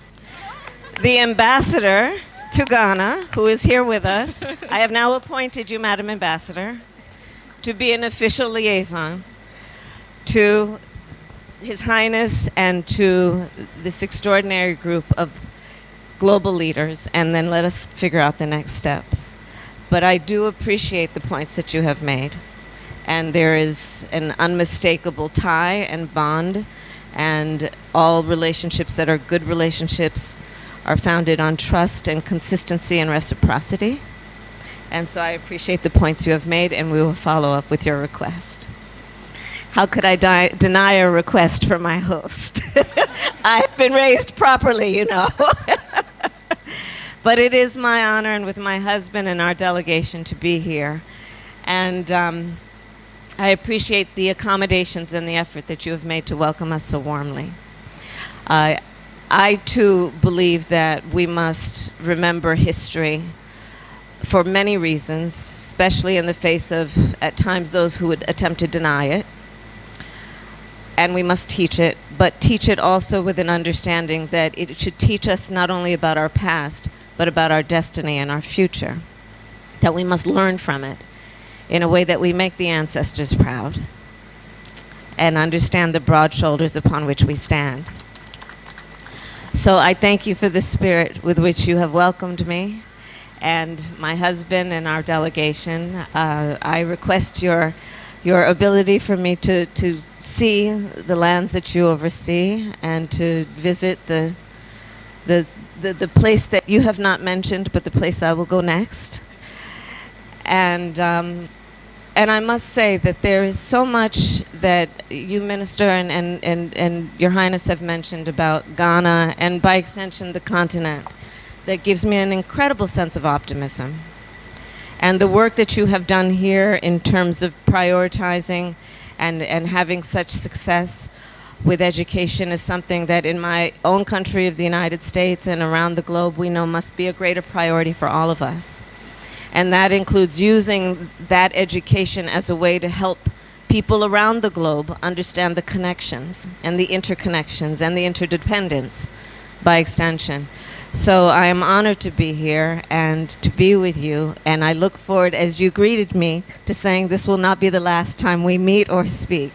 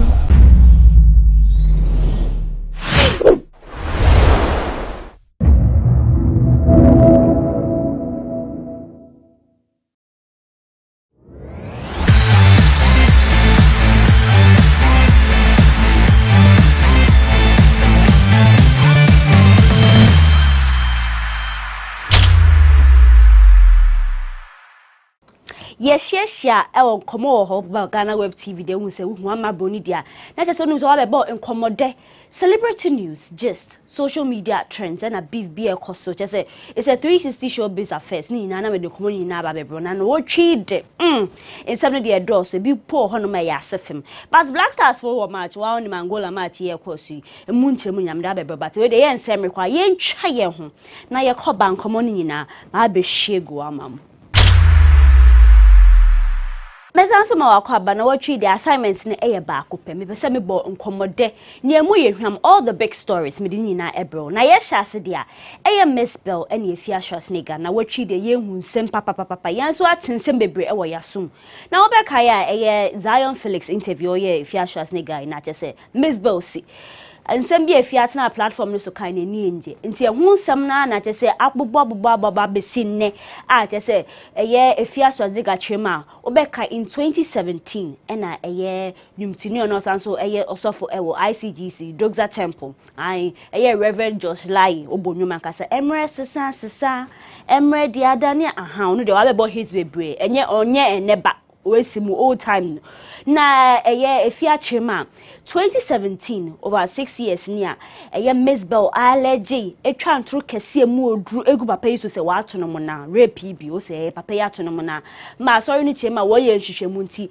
eye owura Josh Lai onfa ne dwuma ni na embegu a je se wo suspending ni besi na je se nsem ne de bebre etwemu but wo sande akokobo papa yi dinam je se nsem epiepie inti eye efia Schwarzenegger asem ne tietia na ne tenten nyina ne se o se in 2017 on the Miss Bell and a boom na tese what the ntwato so what the nsem beto papa yi so se we rape Miss Bell inti efia se ono de ene March 2023 we no ne ho pa se on for aso no tese support Miss Bell e ma wogu papa yi no ma se no ko se efia asema wuken no kware asema na se woni eye Miss Bell nya asema na pese o ke kan sem bi to sister yi so cause eye no kware pa dia. That is finally just lie he's been vindicated because in some you buy you say rape you say enyo no po no ye in some no ochirem can say ntwato so but he didn't want to explain his side of the story because so Christo did say one man ye bebre na so nyina onyakobo ntwetweche nti just lie and some obetu just some years ago interview or chema ka ketekete na ko hye ne ho akofukwa akoko oje ne nkwasa ne kra fini nsem cause nsem ne de be bre cause obi a wosum nyame obi a wedi chaplain kwa wo UCC some time ago na ba se wato church member mo na asem kese eti say o se asem ne bai na tese asori na ICGC kaso on ne hu sin kan chen kaka na onya investigation ohu ane say letter has been released to the media na say nsem ne be bebre asem so ba no se Ghana ha de asem ba enye obi a na enya abotro obi abeka bi oni ho akora beka bi egu so kese nim kwase poto inti se ne 2023 say Fia Schwarzenegger say Josh Lai when repeat obia no no ankasa na oni Miss Bell no ebo won trim no yes na just amafo asem de mu ye de ankasa pese me make me ready post bia Fia Schwarzenegger make in the year 2017 so ni nyina buy no and be make post bi say at long last your cup is full. You molested someone I know and made her not to believe in Christianity. God truly answers. You see your life. We de na ye Josh Lai kutiana na some dem ko be a kire wan adwen na mafo chema some Miss Bell pa say no kware say wo yes ade na say wanya ade nipa be ye bi wan be nyina ba we de eyenim guase asem nkasa se si besi na ye ntisa ICGC akasa ho asem na Josh Lai nso no so be yi na ano ye Miss Bell no so efiade asem ya to no so no so be yi na ano emanchiremu bi aye but ama bonu nim se nkomo pade ya na ye adweso a mede mani die ti na se na nsem ne beba na ye be ye bia na mede mu nchemu nyina ebebro but ma minka Fia Schwarzenegger ne eyi Miss Bell nsem ya nsem ikọ bayi na be se beef ye koso social media na Fia Schwarzenegger ye video bi ewo TikTok no chemo so no obom paigu Miss Bell triso nti ni papa wu no ai ono so ogbo ni dua na oka se Miss Bell ni papa wu no Fia papa wu last year honom so ono no so Miss Bell say da no ono de serew no kan dada mase no se Fia say Miss Bell serew ni se dada mase no mo ken no ni se nti ono so say ogun sa woni to so na say ne papa nso wi na mafo cheze na so bi papa ewu na so be take credit say ne papa na ewu a na je say wan anya ade ma mafo so chema Fia kwakọ yeso wodi mbone na say yam papa say Miss Bell sere Fia tama ne papa wi de dada ma say sere se ma na no so ko bompai no so bompai o say edua no boy say no so ne papa enwu bi no hu say owu ye dede a na nka esi ho no ma but nsem me di echi ama Fia Schwarzenegger be ka say Miss Bell de na ne baba akopɛ boy yo woyi obefi ni sa so owu be kana na ma fo say abro so cause akwa say bi ankofo so ankofo yi so nti wo say about time a Miss Bell ne Fia Schwarzenegger won beef here ache fiti so many years no amafo mpo ebe yanka mo bia mpo nso so won so biom Ayo, na se na watchi yet one common so VGMA Vodafone Ghana Music Awards and what the nominees ding aba betuja. Na nkofu bebre di eni tie chipa ya Artist of the Year hifu na wondi wom. Won say am mimbo mwe. This year Artist of the Year no eye Black Sheriff ewo mu bi. Stone Boy ejina ho. Sarkodie ewom. Kim Promise, Kamido, Kiddy, Pesie Esther and Joe Metal. Na feed their record with more ding. A year gospel musicians a being any woman. A year Pesie Esther and Joe Metal. Pesie dear. When you're 7 nominations, Black Consensus Award a year Artist of the Year. Only when you're 9 nominations. I'm for Chema. It's going to be a very competitive a year awards this year. Now awards here by na Kofushe so mini pa. One don Shatawale. Oh, Michiao se baby obia. No was now things once and so nominate a year Shatawale, but me num say artist one or be ube submitting at say board na hwehwem na say obe nominate wa nti aka kurute ya ni tintin ni mutete no so an submit ni din for a year nomination this year na a year Shatawale act edin se be betudwa obe kaya on a year Stone Boy nsem yi ba yi na tio den tokwa yi etwam nti me nka ho asem. Now just a VGMA board suspending and later more release ban and a few almost on that say Stone Boy filing nomination a journal so one nominated sit up a award scheme no. Now Shatawale de one baby. Satan manager or managing a boo god a chema or say a year a VGMA move a needy ma a year Shatawale. Wombuni kra Emma Shatawale kra take it to Facebook chan ho bi castle on the moving forward on a VGMA ton kwanta one pai insa yi na kwaba no so Shata asem na ache etwem nka be yampo anka ja bibia mpo mamane nka na ka join award scheme because ugbo adwuma pa fi bia wo release nyom bebre wo nyom music video nti be part of the award scheme Shata de na and December be to twema also no so be ka VGMA ne ho dia agi say VGMA fo no one baby hun nti what say ni tintin muteta ne say one brand na so ote ya na say no kware na ensem ya VGMA nkofo bebre atwem as a nomination no nya snob bi o man che dambo wondi meanwhile they really deserved it no people call this ansem bi abetudwa eye eno baroni and rap goddess ochema adwuma wa bo nyomo ne eye amrado ye ene Duncan Williams ba boy the Wells eye nyina it deserved hip hop artist of the year, hip hop song of the year, rap performance of the year. Ni na tisanka oboni diwum. Na so ba kumpo say crane one farmer no so de only jar knows or the nasem ni na menyankopon. Nti VGMA sinsem say mum say amampo so chema eye fan formed by DJ Azonto. It deserves to be part of the popular song of the year. Bebesi. But VGMA board na open 1 week. Say mo amonti mo ho ase mo amofele say bia ero bia koso bi say won yi mafi bibia. Mo be submit na say won so won hwem na say right there and wobema mo kwana say wo din account say there's going to be an update. Nti VGMA afidi enkofu bebre hwani by artist of the year na man for bi sa na na betumi awini mo feel say ye Pesie Esther Kamido, Kiddy, Stone Boy, Sarkodie, and Amusa ye Black Sheriff. Ye de yentumi fa ye yentumi chese ba ye di ni de VGMA mu nkomo nyina na yakanyina. That's a nese ye sanso hia ni nyina bra besom. Na what sa time bi na wo say egori bitumi mani perform. Na watwi de edem di afa ye ni ase ankasa.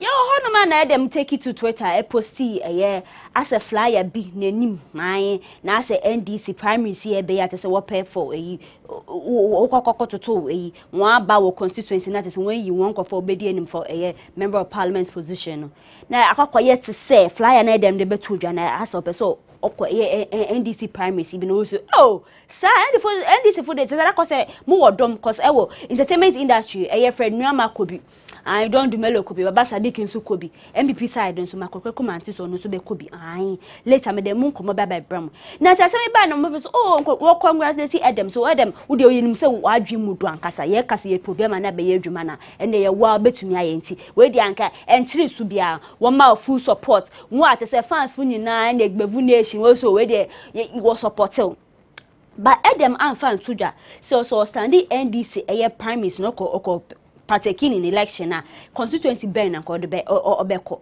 no can so we on check the next day about 4 o'clock or the munche mo bebrum na mafote say uko social media KOD no nyina obia so why we surprised Adam so person ko for standing for election na you know he had all the support industry full nyina adechi Adam asan so post another one MPP flyer na won say Adam egori benene like ni tintin mjeta ade na oyesa Adam sanso koba bi o say no person hwe say media fo mo verify information and na mo posti na say na you release any project no energy na mo di source a news ni mu no mo fa sa energy na ensom na fa hin na kosi hin na fa na ma fo say ja ma yembufu kra ma ya show na say wo fake news there. Why would you circulate fake news? Ma fo chema we dey wan nya Ibinum say a very wrong move. Obi otu edom fu so onye sad and say we ntu na futu pa. Sometimes we have to, but today when I saw I was like social media phone so akasa wo hwe comments na mamfo say egbori ben na ebinum so wa anya de ebinum so sometimes we have to play but sanka edem stand there and mamfo me bi say me samu kamo beto amana na yes or no question.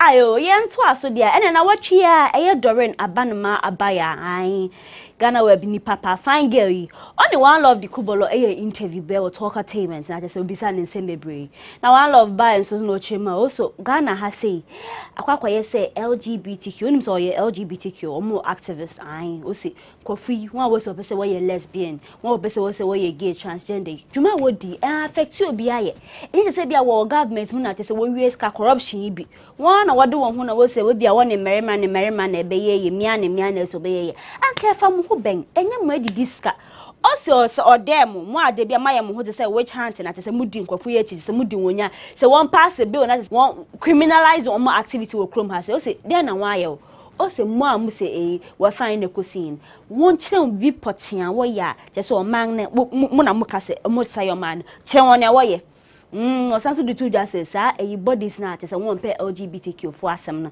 and some Christian bodies bi no churches bi one ya bang na say abom as a partnership na say wo kutia sa minority group no queer community no wo kutia won no they say be two on the park of LGBT asem no chemo say ne bad girl cry say or feeling big krama ne yonko bia but no de ono no ye parent no so if he finds nothing wrong with it and then ye gina kwa ho ye de na se ne ye kan obi ebusu asem ne ba na say won so why den wanya abotere na Wanlov kubolo Doreen bisa ni so cold and trophies nyoma medical a feature ni sister Deborah Wanlov kubolo ni sister no o say nyom no hu ne say no so Onopode no onim hushio o se ni sister Debbie ye nti humpo anche no ono de wo ho na na adanfo bi esene ne flyer ni so Africa say medical ni sister Debbie won abom obeye project na ye no kware na no so no de onti ho hwe nti wakobisa ni sister o de flyer send Debbie na Debbie no so send ni nwum ni tese wa record nwum ni kwa mpo de dada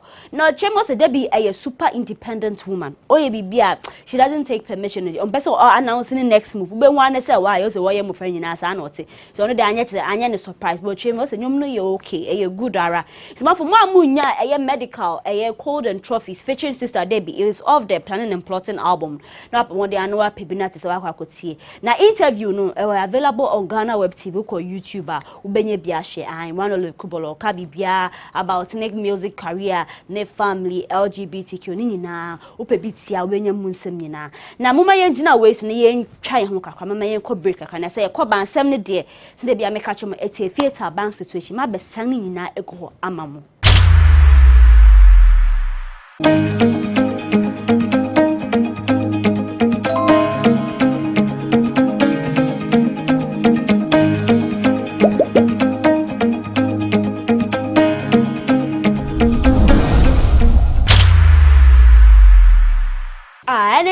say won say komo ho GhanaWeb TV ama broni me bom komo pa ne mu ohwam ne mu ode ani na me de aso na na wachi unim say medical or promote ni new album or person de babontin your friend planning and plotting PP na interview wo headset for money Andy Dusty no the chemus ade ato just say ne long time friend na so ye ne manager Floor Daily also on ne ntem atetel onye ne manager bi on ne nye adwuma bi na ma say Floor Daily Medical MDK. Sanga mude ase ba fine fam mude mu to me point tete mo muntem na den ti na fe uni ni nye adwuma ko ba na say ja medical den ho ko bo shata wale nti bad influence on say wale de ya mafukasa awafukasa wo kroma o say de bia na shata wale kase ene ono aye ni own boss oni manager enu bi na wetutu egu a na tese akọ medical so ma tese ono flow daily akoko party ways na nsem yi betu na medical dey to just baby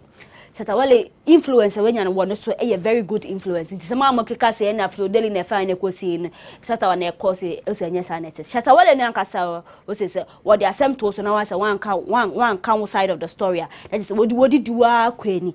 Shatada ba to just so no Chrome hallway.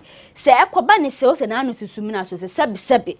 Say eye fela maka free and medical jaya obeka so ono Shatawale na eye. O say nya no wa crampo. O say say we are sure by on medical be bibi akosope na o say you no so you no. Shatawale say eye flow daily no cross or ono ohu ne say ne brother. Not asa ebia medical akonanim bi na ebia he wants to do other things. Internal say akokwa say bia on ni nyejuba but ochema they still remain friends. Also on eye flow crack asante eye say bad blood ntima mo fa ne say eye chinchini bi o say nya sanete na eye album ya eye medical go so promote ya na te say interview e course e wo eye HSFM no do to just o say eye eno baroni eno baro so eye hardcore rapper cause o say eye stubborn o tinyuma no say eh obia na rap sa te say merma bebre okro obetumi abat obetumi aye one little cra no kaka hu say other rappers obetumi ablet obetumi aye one little but oye no MDK di untumi no o say no untumi ne cra cause no ni flow no dey very tight me say me bisa mo etiefo the medical si ho na the eno baroni si ho no ma hina and ne rap mu den ankasa medical kro ya there to just some time ago bi amrado person na nko bi finu bi as a person or job no say nti a one reply and say na amrado endu ye undu ni level ye o medical so level 400 ko afa na ye ba be your matriculation adentin no be gbesini tan ba job nti okay ka say na futi we are suspect be between eno baroni and medical e bi so betumi efi amrado camp cause as amrado te wona medical akoko troni shade bi kaka na onim se krom ha de bia kaka na bi vini nem se mafo ya pe violence na ye ya aggressive ankasa ye tena si twen se na eti bia se amrado fele so betumi a pese obeja bia na so be reply medical emu nsem ni na amaboni ba besom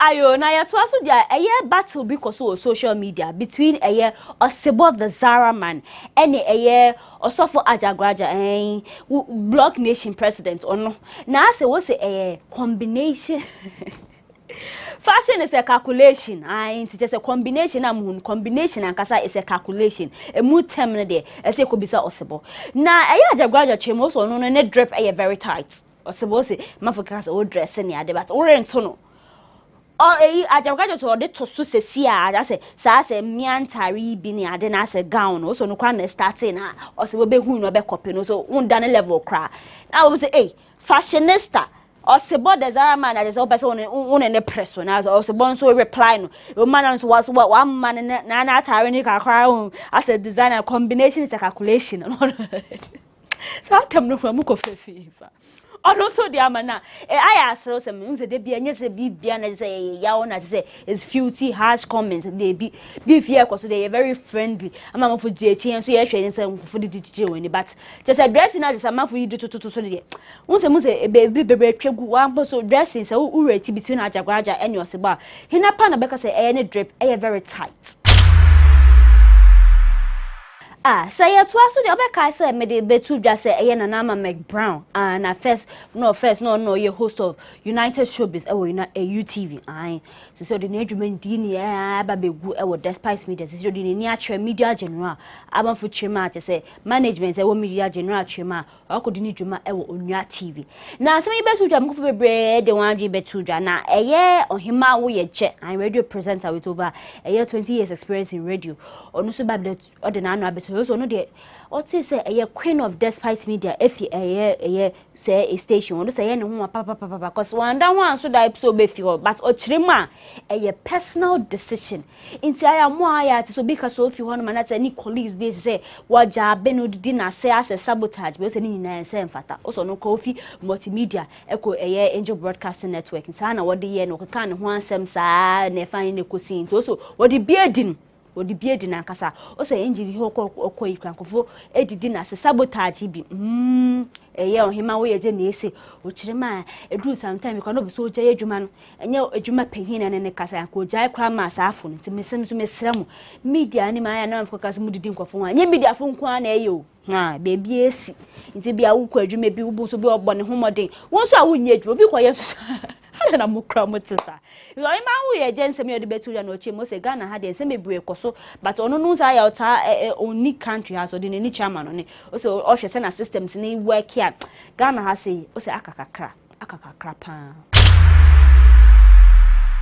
ayo Nigeria ni sini train you omotola ai na watchi dia also on ni kunu mark 27th wedding anniversary ai also one ba last born kra we 21 years is our food dey was ase we see mu enye neba na in honor of a yomo anniversary and ni kunu ni celebration na just omotola posted some picture bi as a one shatari bi na wadam paso ochimo se dem won mananyi we de won politician ma ho se na wo be na sex na na se wo betudwa na ye hu se ni kunu ne sa ho no wa tattoo e na reading wo ho no me ye omo sexy an wo de ato no se odo ye mu de de but unu se ye omo tola de ye kan wo anwo ye sini twafo at se nwa bobra won di jeze edi kan fo ne de wo de ne be kan ma fo chema ye omo tola ni kunu o ye captain an captain Matthew se wo ma congratulations a emodin na watchi answer na mesore so e won komo honom no eye Davido an Nigeria ni numtuni obeka in October last year 2022 ne beto just say ne ba boy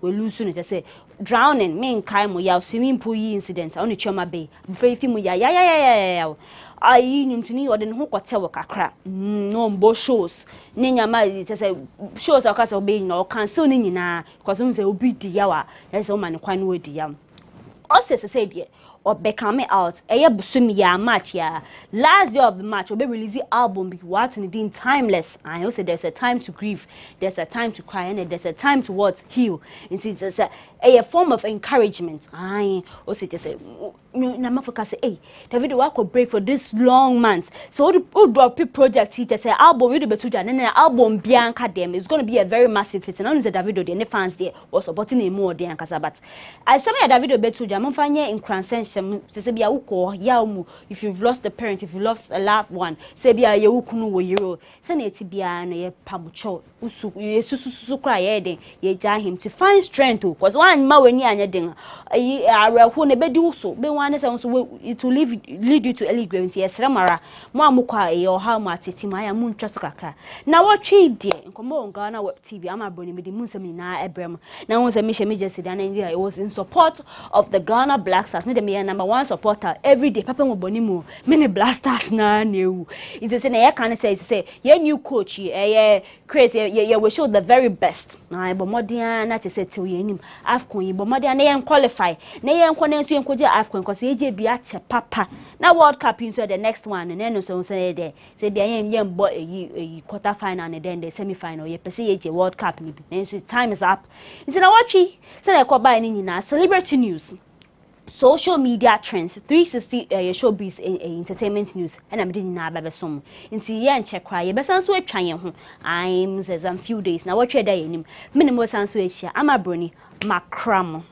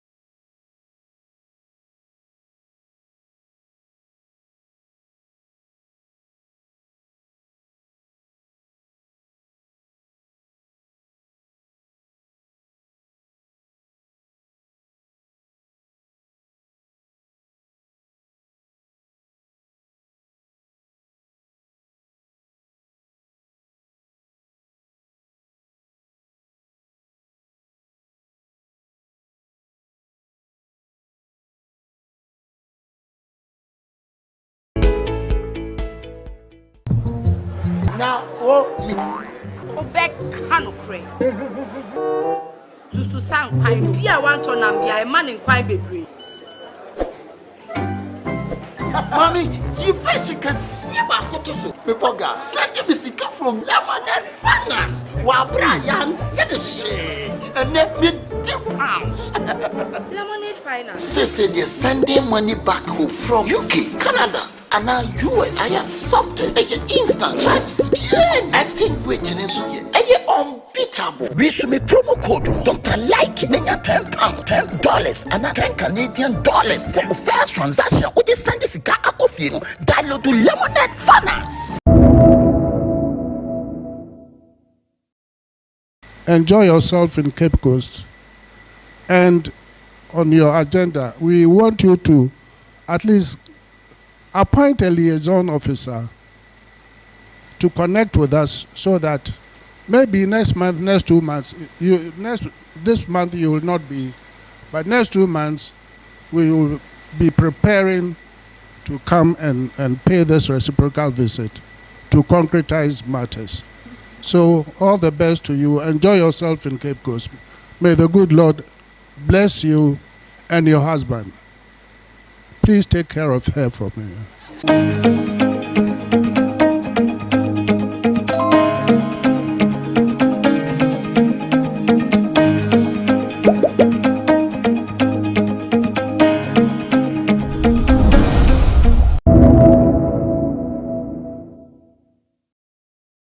Well, the first thing I will say is I will now officially appoint a liaison, the ambassador to Ghana, who is here with us. I have now appointed you, Madam Ambassador, to be an official liaison to His Highness and to this extraordinary group of global leaders, and then let us figure out the next steps.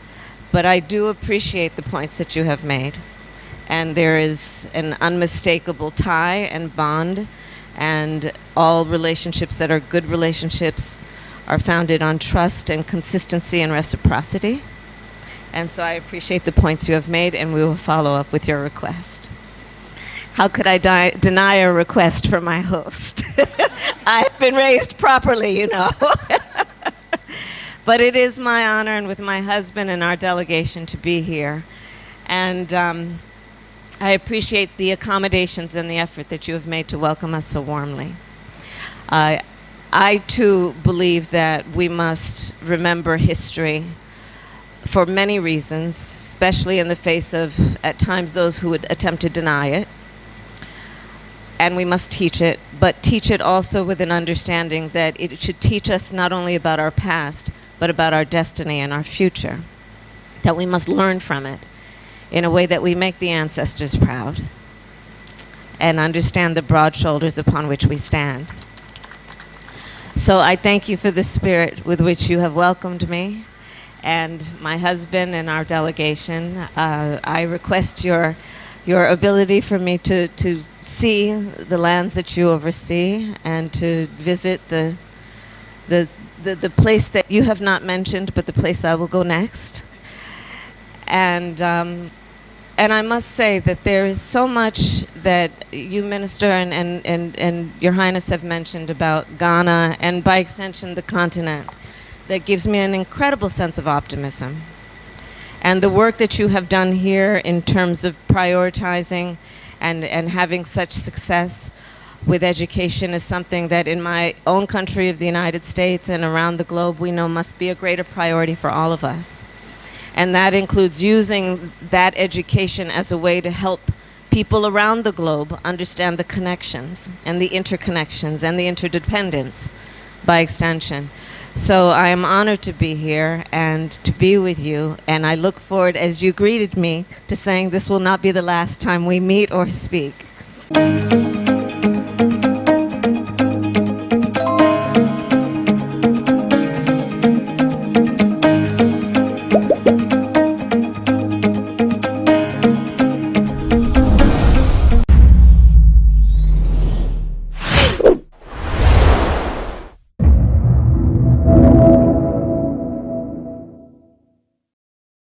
I felt that Adam could have stayed in the conversation for 3 days, so that everybody gets to believe, oh yes, he's going to contest on the ticket of the NDC. Then 2 days after, you drop that of the MPP too. Then you can really confuse people. But for somebody like me, when I saw the NDC, I said clearly, this guy is up to something.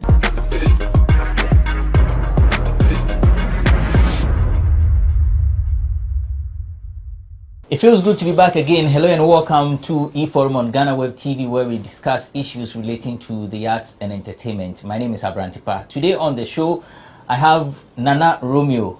He works with Accra FM, Obosho, mid-morning, 10 to 12, and I 10 to 1, 10 to 12, every weekday. Nana, Akwaba. Caleb Boy, Black Rasta Frosty. Obon some tell the fans, you know, be small. Son of Gamashi. Yeah. Akunya no more be say o media general. Tell the way the more he bounces, the more Akunya nya. Charlie. Black Rasta bouncer. Among for crap person omusia sa star na bi. But Akunya so na. Now, you see hey, Caleb Boy works with Media General. He's a host of Showbiz 927, and then the producer of Black Rasta, Urban Blend. Yeah, Urban yes. So, Caleb, thanks for joining us. Today we are looking at Edem, and then later on we'll focus on the VGMs. So, Edem came out with a poster, a flyer of him, you know, purported to be aspiring to be NDC parliamentary candidate, but he did not add the constituency. So everybody was anticipating, because he had said on that very day that the next day 4 p.m. there is a big announcement. Then in the morning the next day there is another flyer of him, MPP colors all over. Afraid Edem say he was using it for social experiment. So let me read what he posted, and then when I am done we will focus on it. It says social experiment. 1. Are Ghanaians tolerant of divergent views in politics? And do media houses verify facts on information gotten before making it news? Are people excited to see more young people take up political positions? That's number 2. Number 3, how do individuals of different political parties react towards each other? Do people's political views influence their attitudes, behavior, decision making? 4, does intolerance, bias, and prejudice affect individuals and their interactions with others who have different political views? Fan opinion. Followers of both parties should use the same energy to support creatives on social media, and both parties are invited to Edem Fest 2023.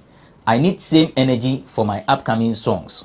Those way unfollow me on party line, I beg, follow back. I love you all. And that's Edem's post. His reason for confusing the whole of Ghana. Caleb, were you confused? No, I wasn't. You weren't? No. So you, when you first saw the NDC flyer, did you ever think this is what he was going to do? Like a prank? When I saw it, to be frank, I knew he was going to release a song. Okay. Because in 2016, he released something similar with Akufo-Addo's head with a crown on it. Yes, I remember. The title was Nana Eba. Now, if you listen to the song, it had nothing to do with Nana-Addo. The song that had a Adwa or hip hop feel. Yeah. Was it Nana Eba? Nana Eba. Yeah. So, the very moment I saw that NDC picture, I said, look, this guy's up to something. And most definitely it's going to be a song. So I didn't actually follow all those conversations of him, whether he's going to contest or not. That wasn't even it. But I felt that Edem could have stayed in the conversation for 2-3 more days if he had suspended the MPP flyer. Because when he released the NDC flyer, it was so clear that the guy was coming. People were asking questions, especially got to do with the constituency he was going to be. And then within our sector, questions were being asked of creatives who are now going into politics. Their strength and what new are they bringing on board, especially when Fred Nyoma has openly declared that he's going to contest the I also was which has John Dumelo as well. Exactly. So conversations of this actually popped up. So we were all expecting that, okay, so this is what it was going to be like. But after 12 hours when he released the MPP one, I felt he diluted everything. Because as a creative, you have to be in the news so people get to talk about you.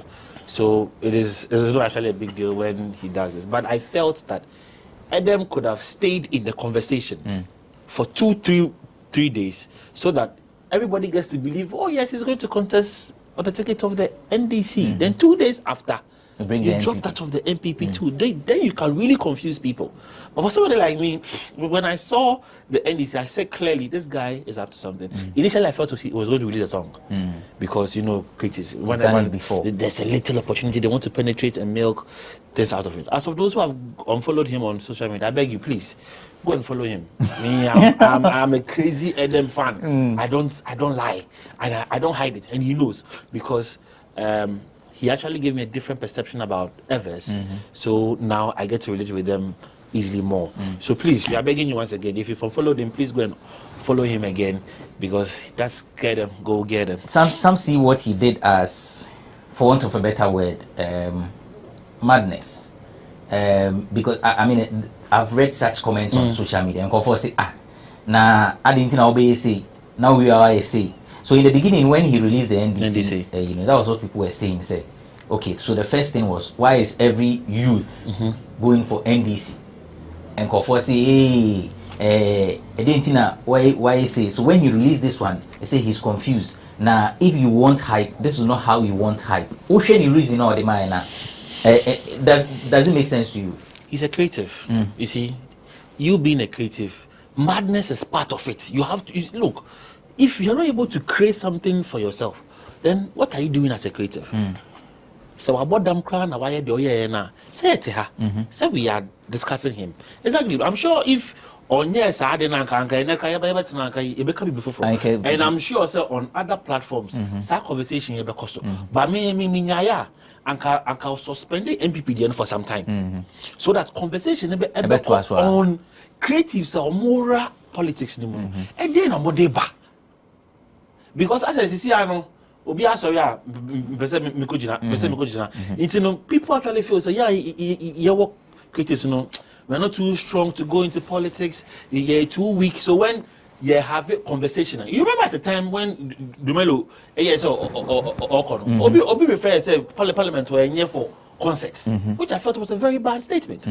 So if Adam had suspended the one from MPP Kakra for like 2 days, and can see the conversation would have been creatives now more politics no more. Then a modeba, and then front a modeba, and I think that would enrich conversation in a way. Say we can use that to even judge Yanko Fona Afi and next election. Afi you be from Aba, it be simple some nonsense. But I think the MPP one, it came too quick. A bantam dodo. Into a mad diluted. But at the end of the day, yes, I see what he wanted. And we are discussing him. Romeo, I mean, to submission on this one. All right. First of all, regards to everybody watching us. I think say one point Caleb Miki Depa was say no kase no senka Edem suspended kakra nanka NDC no ejinam kakra na ye discuss here. Honestly. Menso me who flyer no. I was enthused say wow. Ebe kakra nyina ebe kwa preview because say the youth no anya vin. Ti me kra medwin say looking at how say position be da ho man panyifo na omuntumi make good use of it. Yeah, bread na ho kire wo manum government bia ba yesu e na momwa ye onti now no am say youth na hu say e say ya sorry na ya vie for positions no enya positions na na use ni ye e de abo man no. So I was happy me who NDC there no. Now oka say a big announcement to be made soon no. I think say Otro Bibisa, yeah, 4 p.m. good. I was like okay Obabe declare constituency oko nti no na me na me twen. Honestly I didn't even think say a prank and I said yeah he was up to something else. No. Okay, said the woka no. So omade na yede. Now people were discussing him. Hey, wow, Adam, wow, that's good. With the Bami say, me cry them can voter. Bami so beko voter because Accra had the me who baby for Tina. Ya start teach the voter. Tina me hear baby because what type of voter so how? Tina must start to cry hear baby free. Now ya analysis na say baby free no. Google say. Tina ya start to cry yes adwuma no. Enti say the okan no anche bia na yesa hu MPP flyer no. Now or say now, a person who says media no, information you verify answer. No, not verification maybe you not see nya. Idea no is from the horse's own mouth. One or positive flyer no. So definitely we also break the news because me cry me who no. Me say no, we dey be no be na flyer no. Ti me ko ni page e ko hey. Me ko am panso so no. The flyer was on your page. So meaning you posted it. And so be mpokra so na hack your account. And you could have come out and now release a press statement say the account has been hacked. But there was nothing of that sort. We saw the flyer, everything was happening, we were all enjoying it, watching it. Now, the attorney said there's something I've noticed in Ghana. Ghana hano, my study who say MPP near Yambashu be brave. But we were him say over this year. So omo follow no dodo na I can confidently say omo follow them no first flyer no the bar out no NDC person say MPP for na on follow person say MPP for dodo na on follow no Ghana ha no say bebre na any your research and observation me research bi amaye okay what you say enye dem kwa with dumelo mu nyina affect ni pa bebre me nim aye ho research adi ho nkomo me tu osesi yi me yi manim say me MPP ni sesi a ahwe kwa menya more followers but say me yi manim say me NDC a me followers kakra na mo no eso beti party no no mo ho afro nkofo ana ase de nipa bebre fi say NDC party ni yese bi sirim for party enti say we akani na o join party na wete akwa we pa onya guy kra o na o sirim for sana amanfo adwene yo but you see ade ba ko so ne say Ghana ha no yepo yempo obi a wo party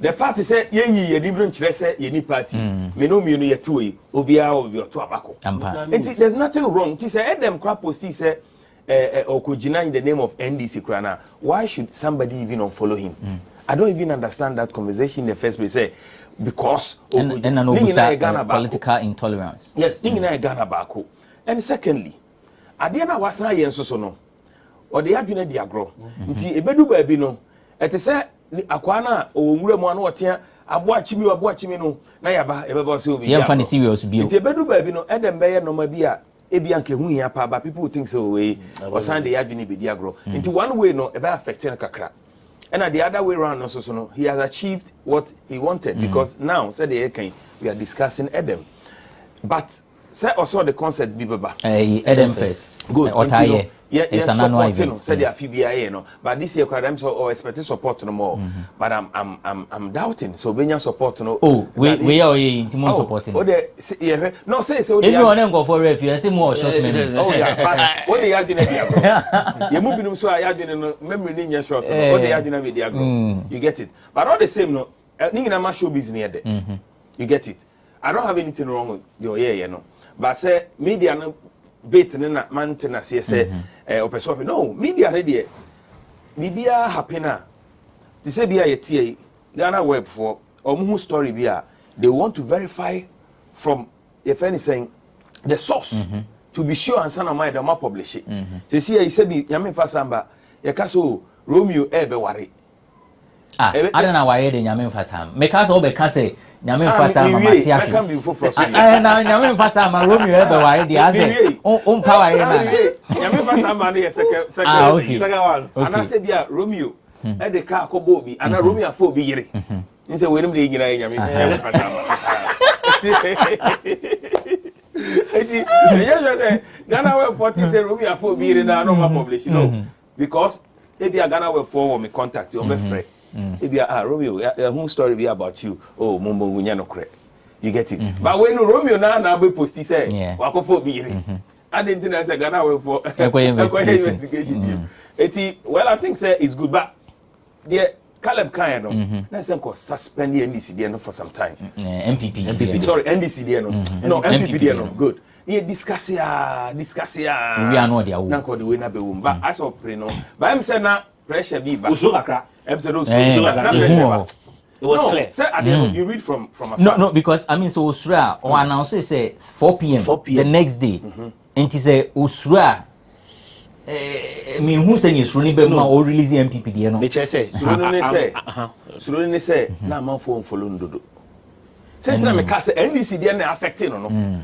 Sanko the campus MPP there, okay, we could be numbers. But when you end this, a man phone follow, next only fast at the MPP sober. Now, yes, sir, go back in and na account and I can't pack a crash. And when I was minutes, any the way people unfollow him, it's crazy. What you say, K no swati. We can normally be a 1K. You don't follow now, because a K. Yeah. But the moment a be free K, no, not just I didn't swati. Food diagram, K in a beira. All right. See, Yamfa, Adam conversation is so I say here for a quick break. When we return, we'll talk about the VGMs.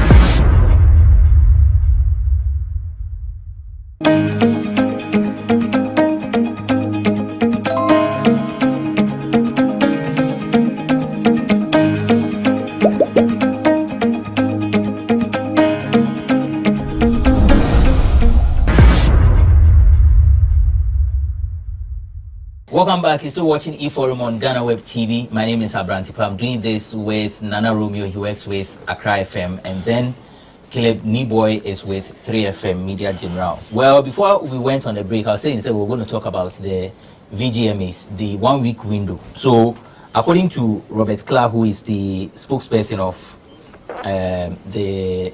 Let me use the correct designation. And yes, he's the head of PR, public events and communications at Charterhouse. So this is what he's saying. They have introduced a 1 week window which will allow the general public to contest information sent out to organizers for consideration in this year's edition of the VGMS. I quote, he says, after this announcement goes out, we have a 1 week window where we are opening up for the public. So what this means is, if there is anybody contesting any information, if there is any information that has been submitted to the VGMA, if any information that has been submitted to the VGMA is inaccurate, we are open to receiving information from the public to be able to address that, because individuals make submissions and sometimes you get incorrect information. After this period, everything as announced stays as they are. Caleb, good step, and I say bad step. With I feel say a excuse because you see, a new VGMA, as in the following year's VGMA, starts the very day the old one ends. So you find say I feel idea no. So you read VGMA night, you know, like is it on the 5th it's on the 13th May. You read 13th May now. The next one I did change now. The next one I started, and I know say VGMA a solid research team. Does it not start at the end of the calendar? Rather? No, me just say, say you preparing for the show. So we the show. The next one, okay, because the show now ended there. The show. Yes. But me just say, more a year calendar, which means me no till I have bomb come next year. I feel I started some 3 months ago. I started that out. Yeah. So resetting, you bring out this. Now what's about my 1 week? Say yen fan shame na yen raise issues. I think if the research team had done a proper, well detailed work, you know, Anka, you only be giving us a week to come and petition again. Because, and I'm saying this because I know, say, I don't know, it started from 1st January to 31st December. That is your calendar. Within that, the first 5 months now, they prepare for events, you know, into year events now. The following year, they are etwaso. And a research, and 1 day, Juma, it comes in and out all the time. Moreover, one particular way after the for air contest that's got to do with J-Bad, Cardi, and the Grampona, the CID issue abe. And yeah, J-Bad on Kwamba, crash or I'll reveal it. We usher J-Bad, Diana. J-Bad, I had a nomination. It was scheme no so before. Maybe open say on cleaner. Open so say enyo nrangasan nenyom na odekoye. But obi nyoma official no. But once you've been nominated, the song has been nominated. Everybody on the song, one way or the other, has been nominated. If not for anything, that particular collaboration of the year. And many women say, VGM say, it's a collaboration of the year, and you're not be winning. Every single voice on that song gets a plaque. So what are we saying? Oh, mommy, 1 week, I think they should come again. Romeo. Yeah. That's will be revealing. Okay, the attorney said, Oko, best, I think, is it best new artist or something? I check there for me. There's this lady there, Irabna. Okay. Lady no ball this far, no. The gospel artist, no. Good. This is an artist who has been in the. So the best new artist has last made. Okay. DJ Malcolm Nuna, J-Bad, Irabna, DJ Azungo, Chief One. Yakasa will be a best new artist. Can you please help me explain it? So I don't know how to explain the best new artist. I don't know.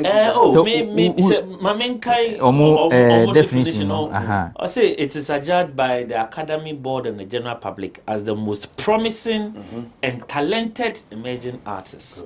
The award goes to a relatively new artist who released a single, EP, album that establishes the public identity of the artist within the year under review. All right. Irabna is an artist who was seen since 2009. 2009, he released the album.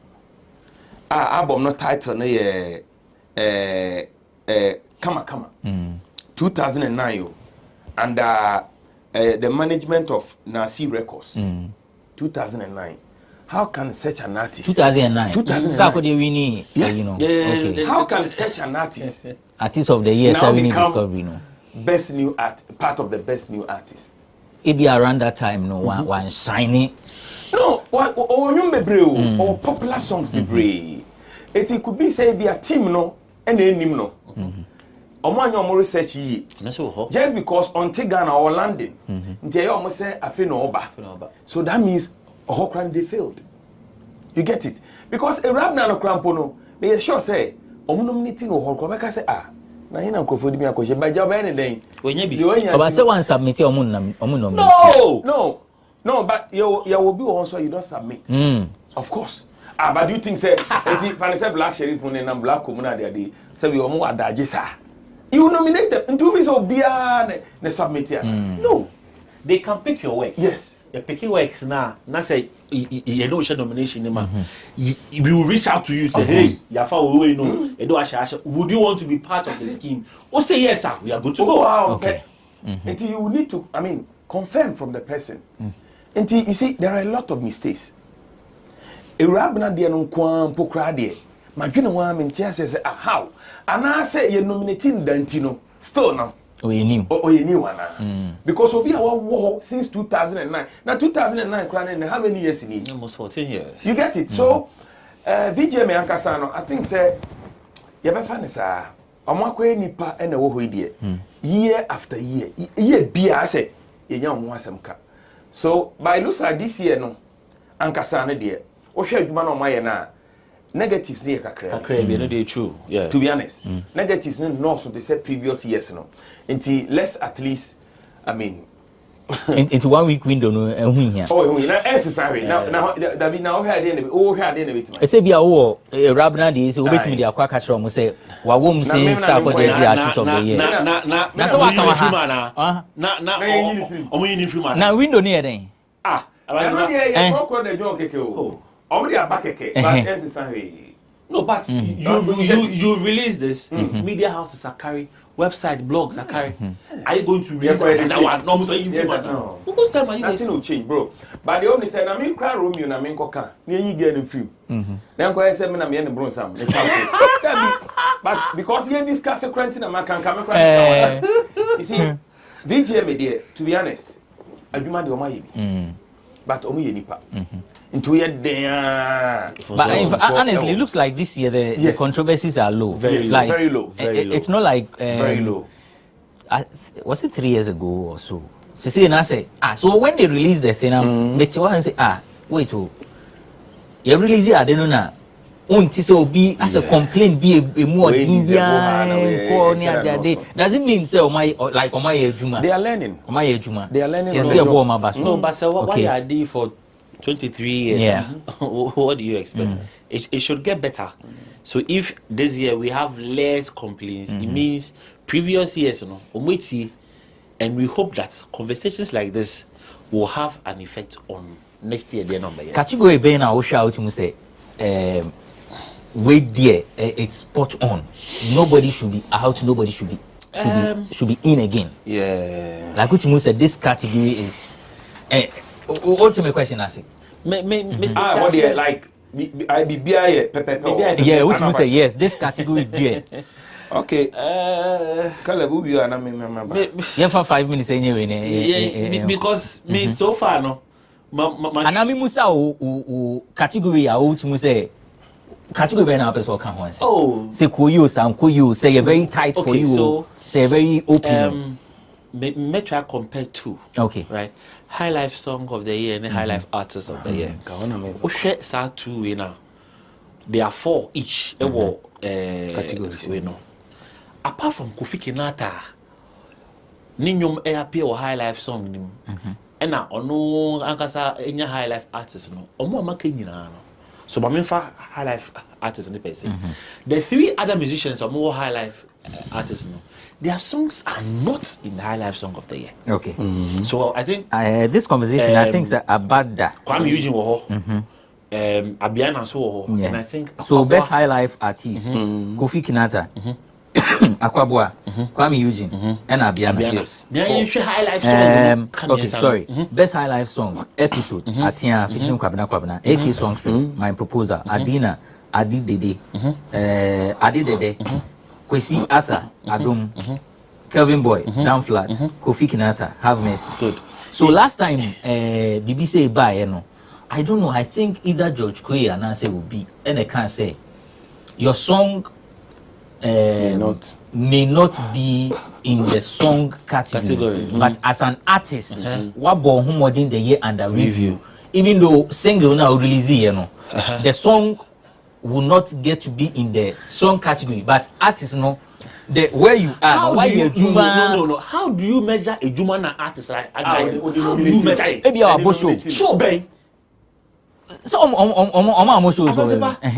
What my boss show about old songs. I'm performing old songs. But old songs now, old. It could be say previous years the song has been nominated before. It could be that previous years the song has actually been awarded. That thing has changed.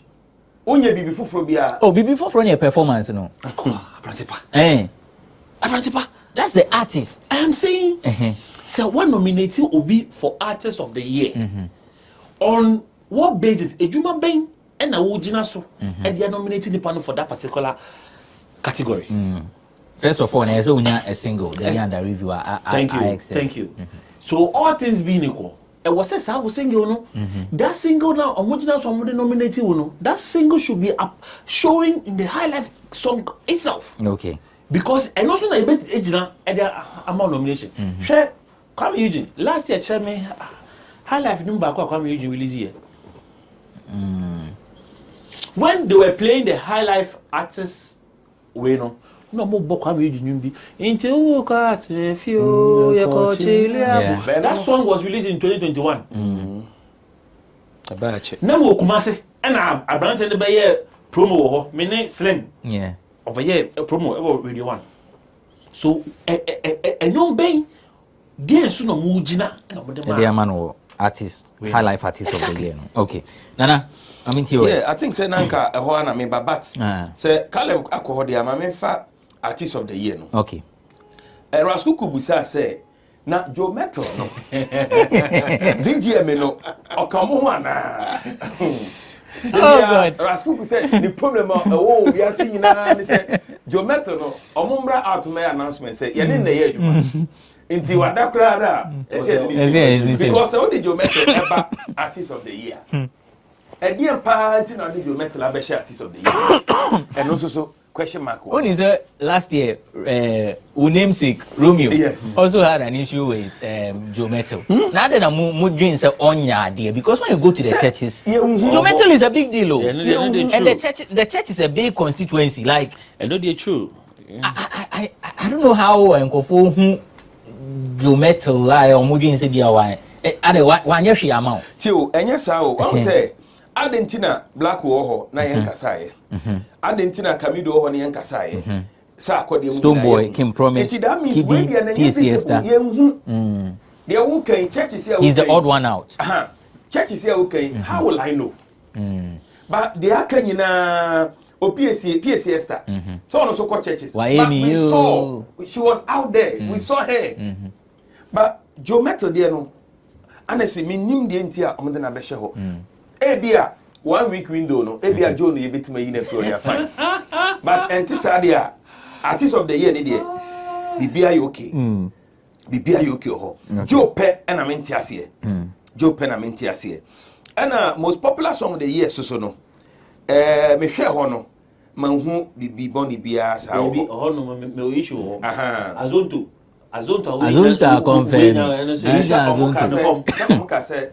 once this time popularity no it's not just about almost online streaming that's according to Robert no but honestly I don't know which metrics that will be used so because fan form was not a popular actually because one minute I think on this one fan form master what's an okodo no in America feel so say a matter but fan form there that's all from the brand no I'm just saying say what the fan say pay matter na o say na fan form no because the camera guy crave bonus nko ono kra Movado enyo kra nya nomination ha na fan form so nya shey no tia say ubisamia Kiddy, the champagne crowd was bigger than on Movado. Movado, bless no. No two ways. And even if they are using streaming numbers to show, they can go and check. The boys, the social media and the YouTube, they can see. Champagne was bigger than on a way no. And you choose that one ahead of this one. Thank you for coming. I hope you enjoyed yourselves and the conversation definitely continues in your homes. In our subsequent editions of the show, we'll talk more about this until the VGMA is held and any other issue relating to the arts and entertainment. Of course, every day, every time we meet here, we do it with a touch of wit. My name is Benefo Buabin Abrantipa.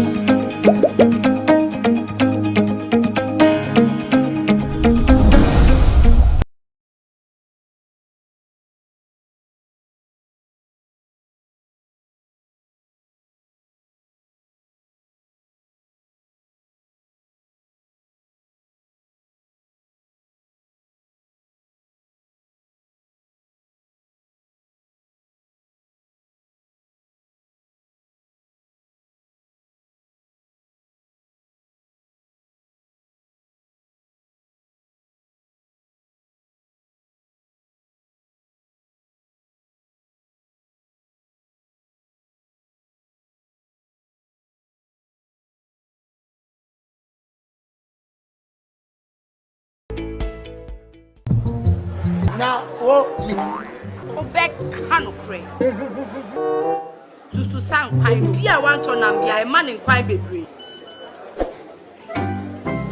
Mommy, you first can see about Kotoso. People got sending me sick from Lemonade Finance while Brian did the shit and let me £10. Lemonade Finance. Say they're sending money back home from UK, Canada. And now US, I accepted a instant charges. Extinguishing so unbeatable. unbeatable. We should make promo code Dr. Like Menya £10, $10, and $10 Canadian for the first transaction. With this Sunday cigar, download to Lemonade Finance.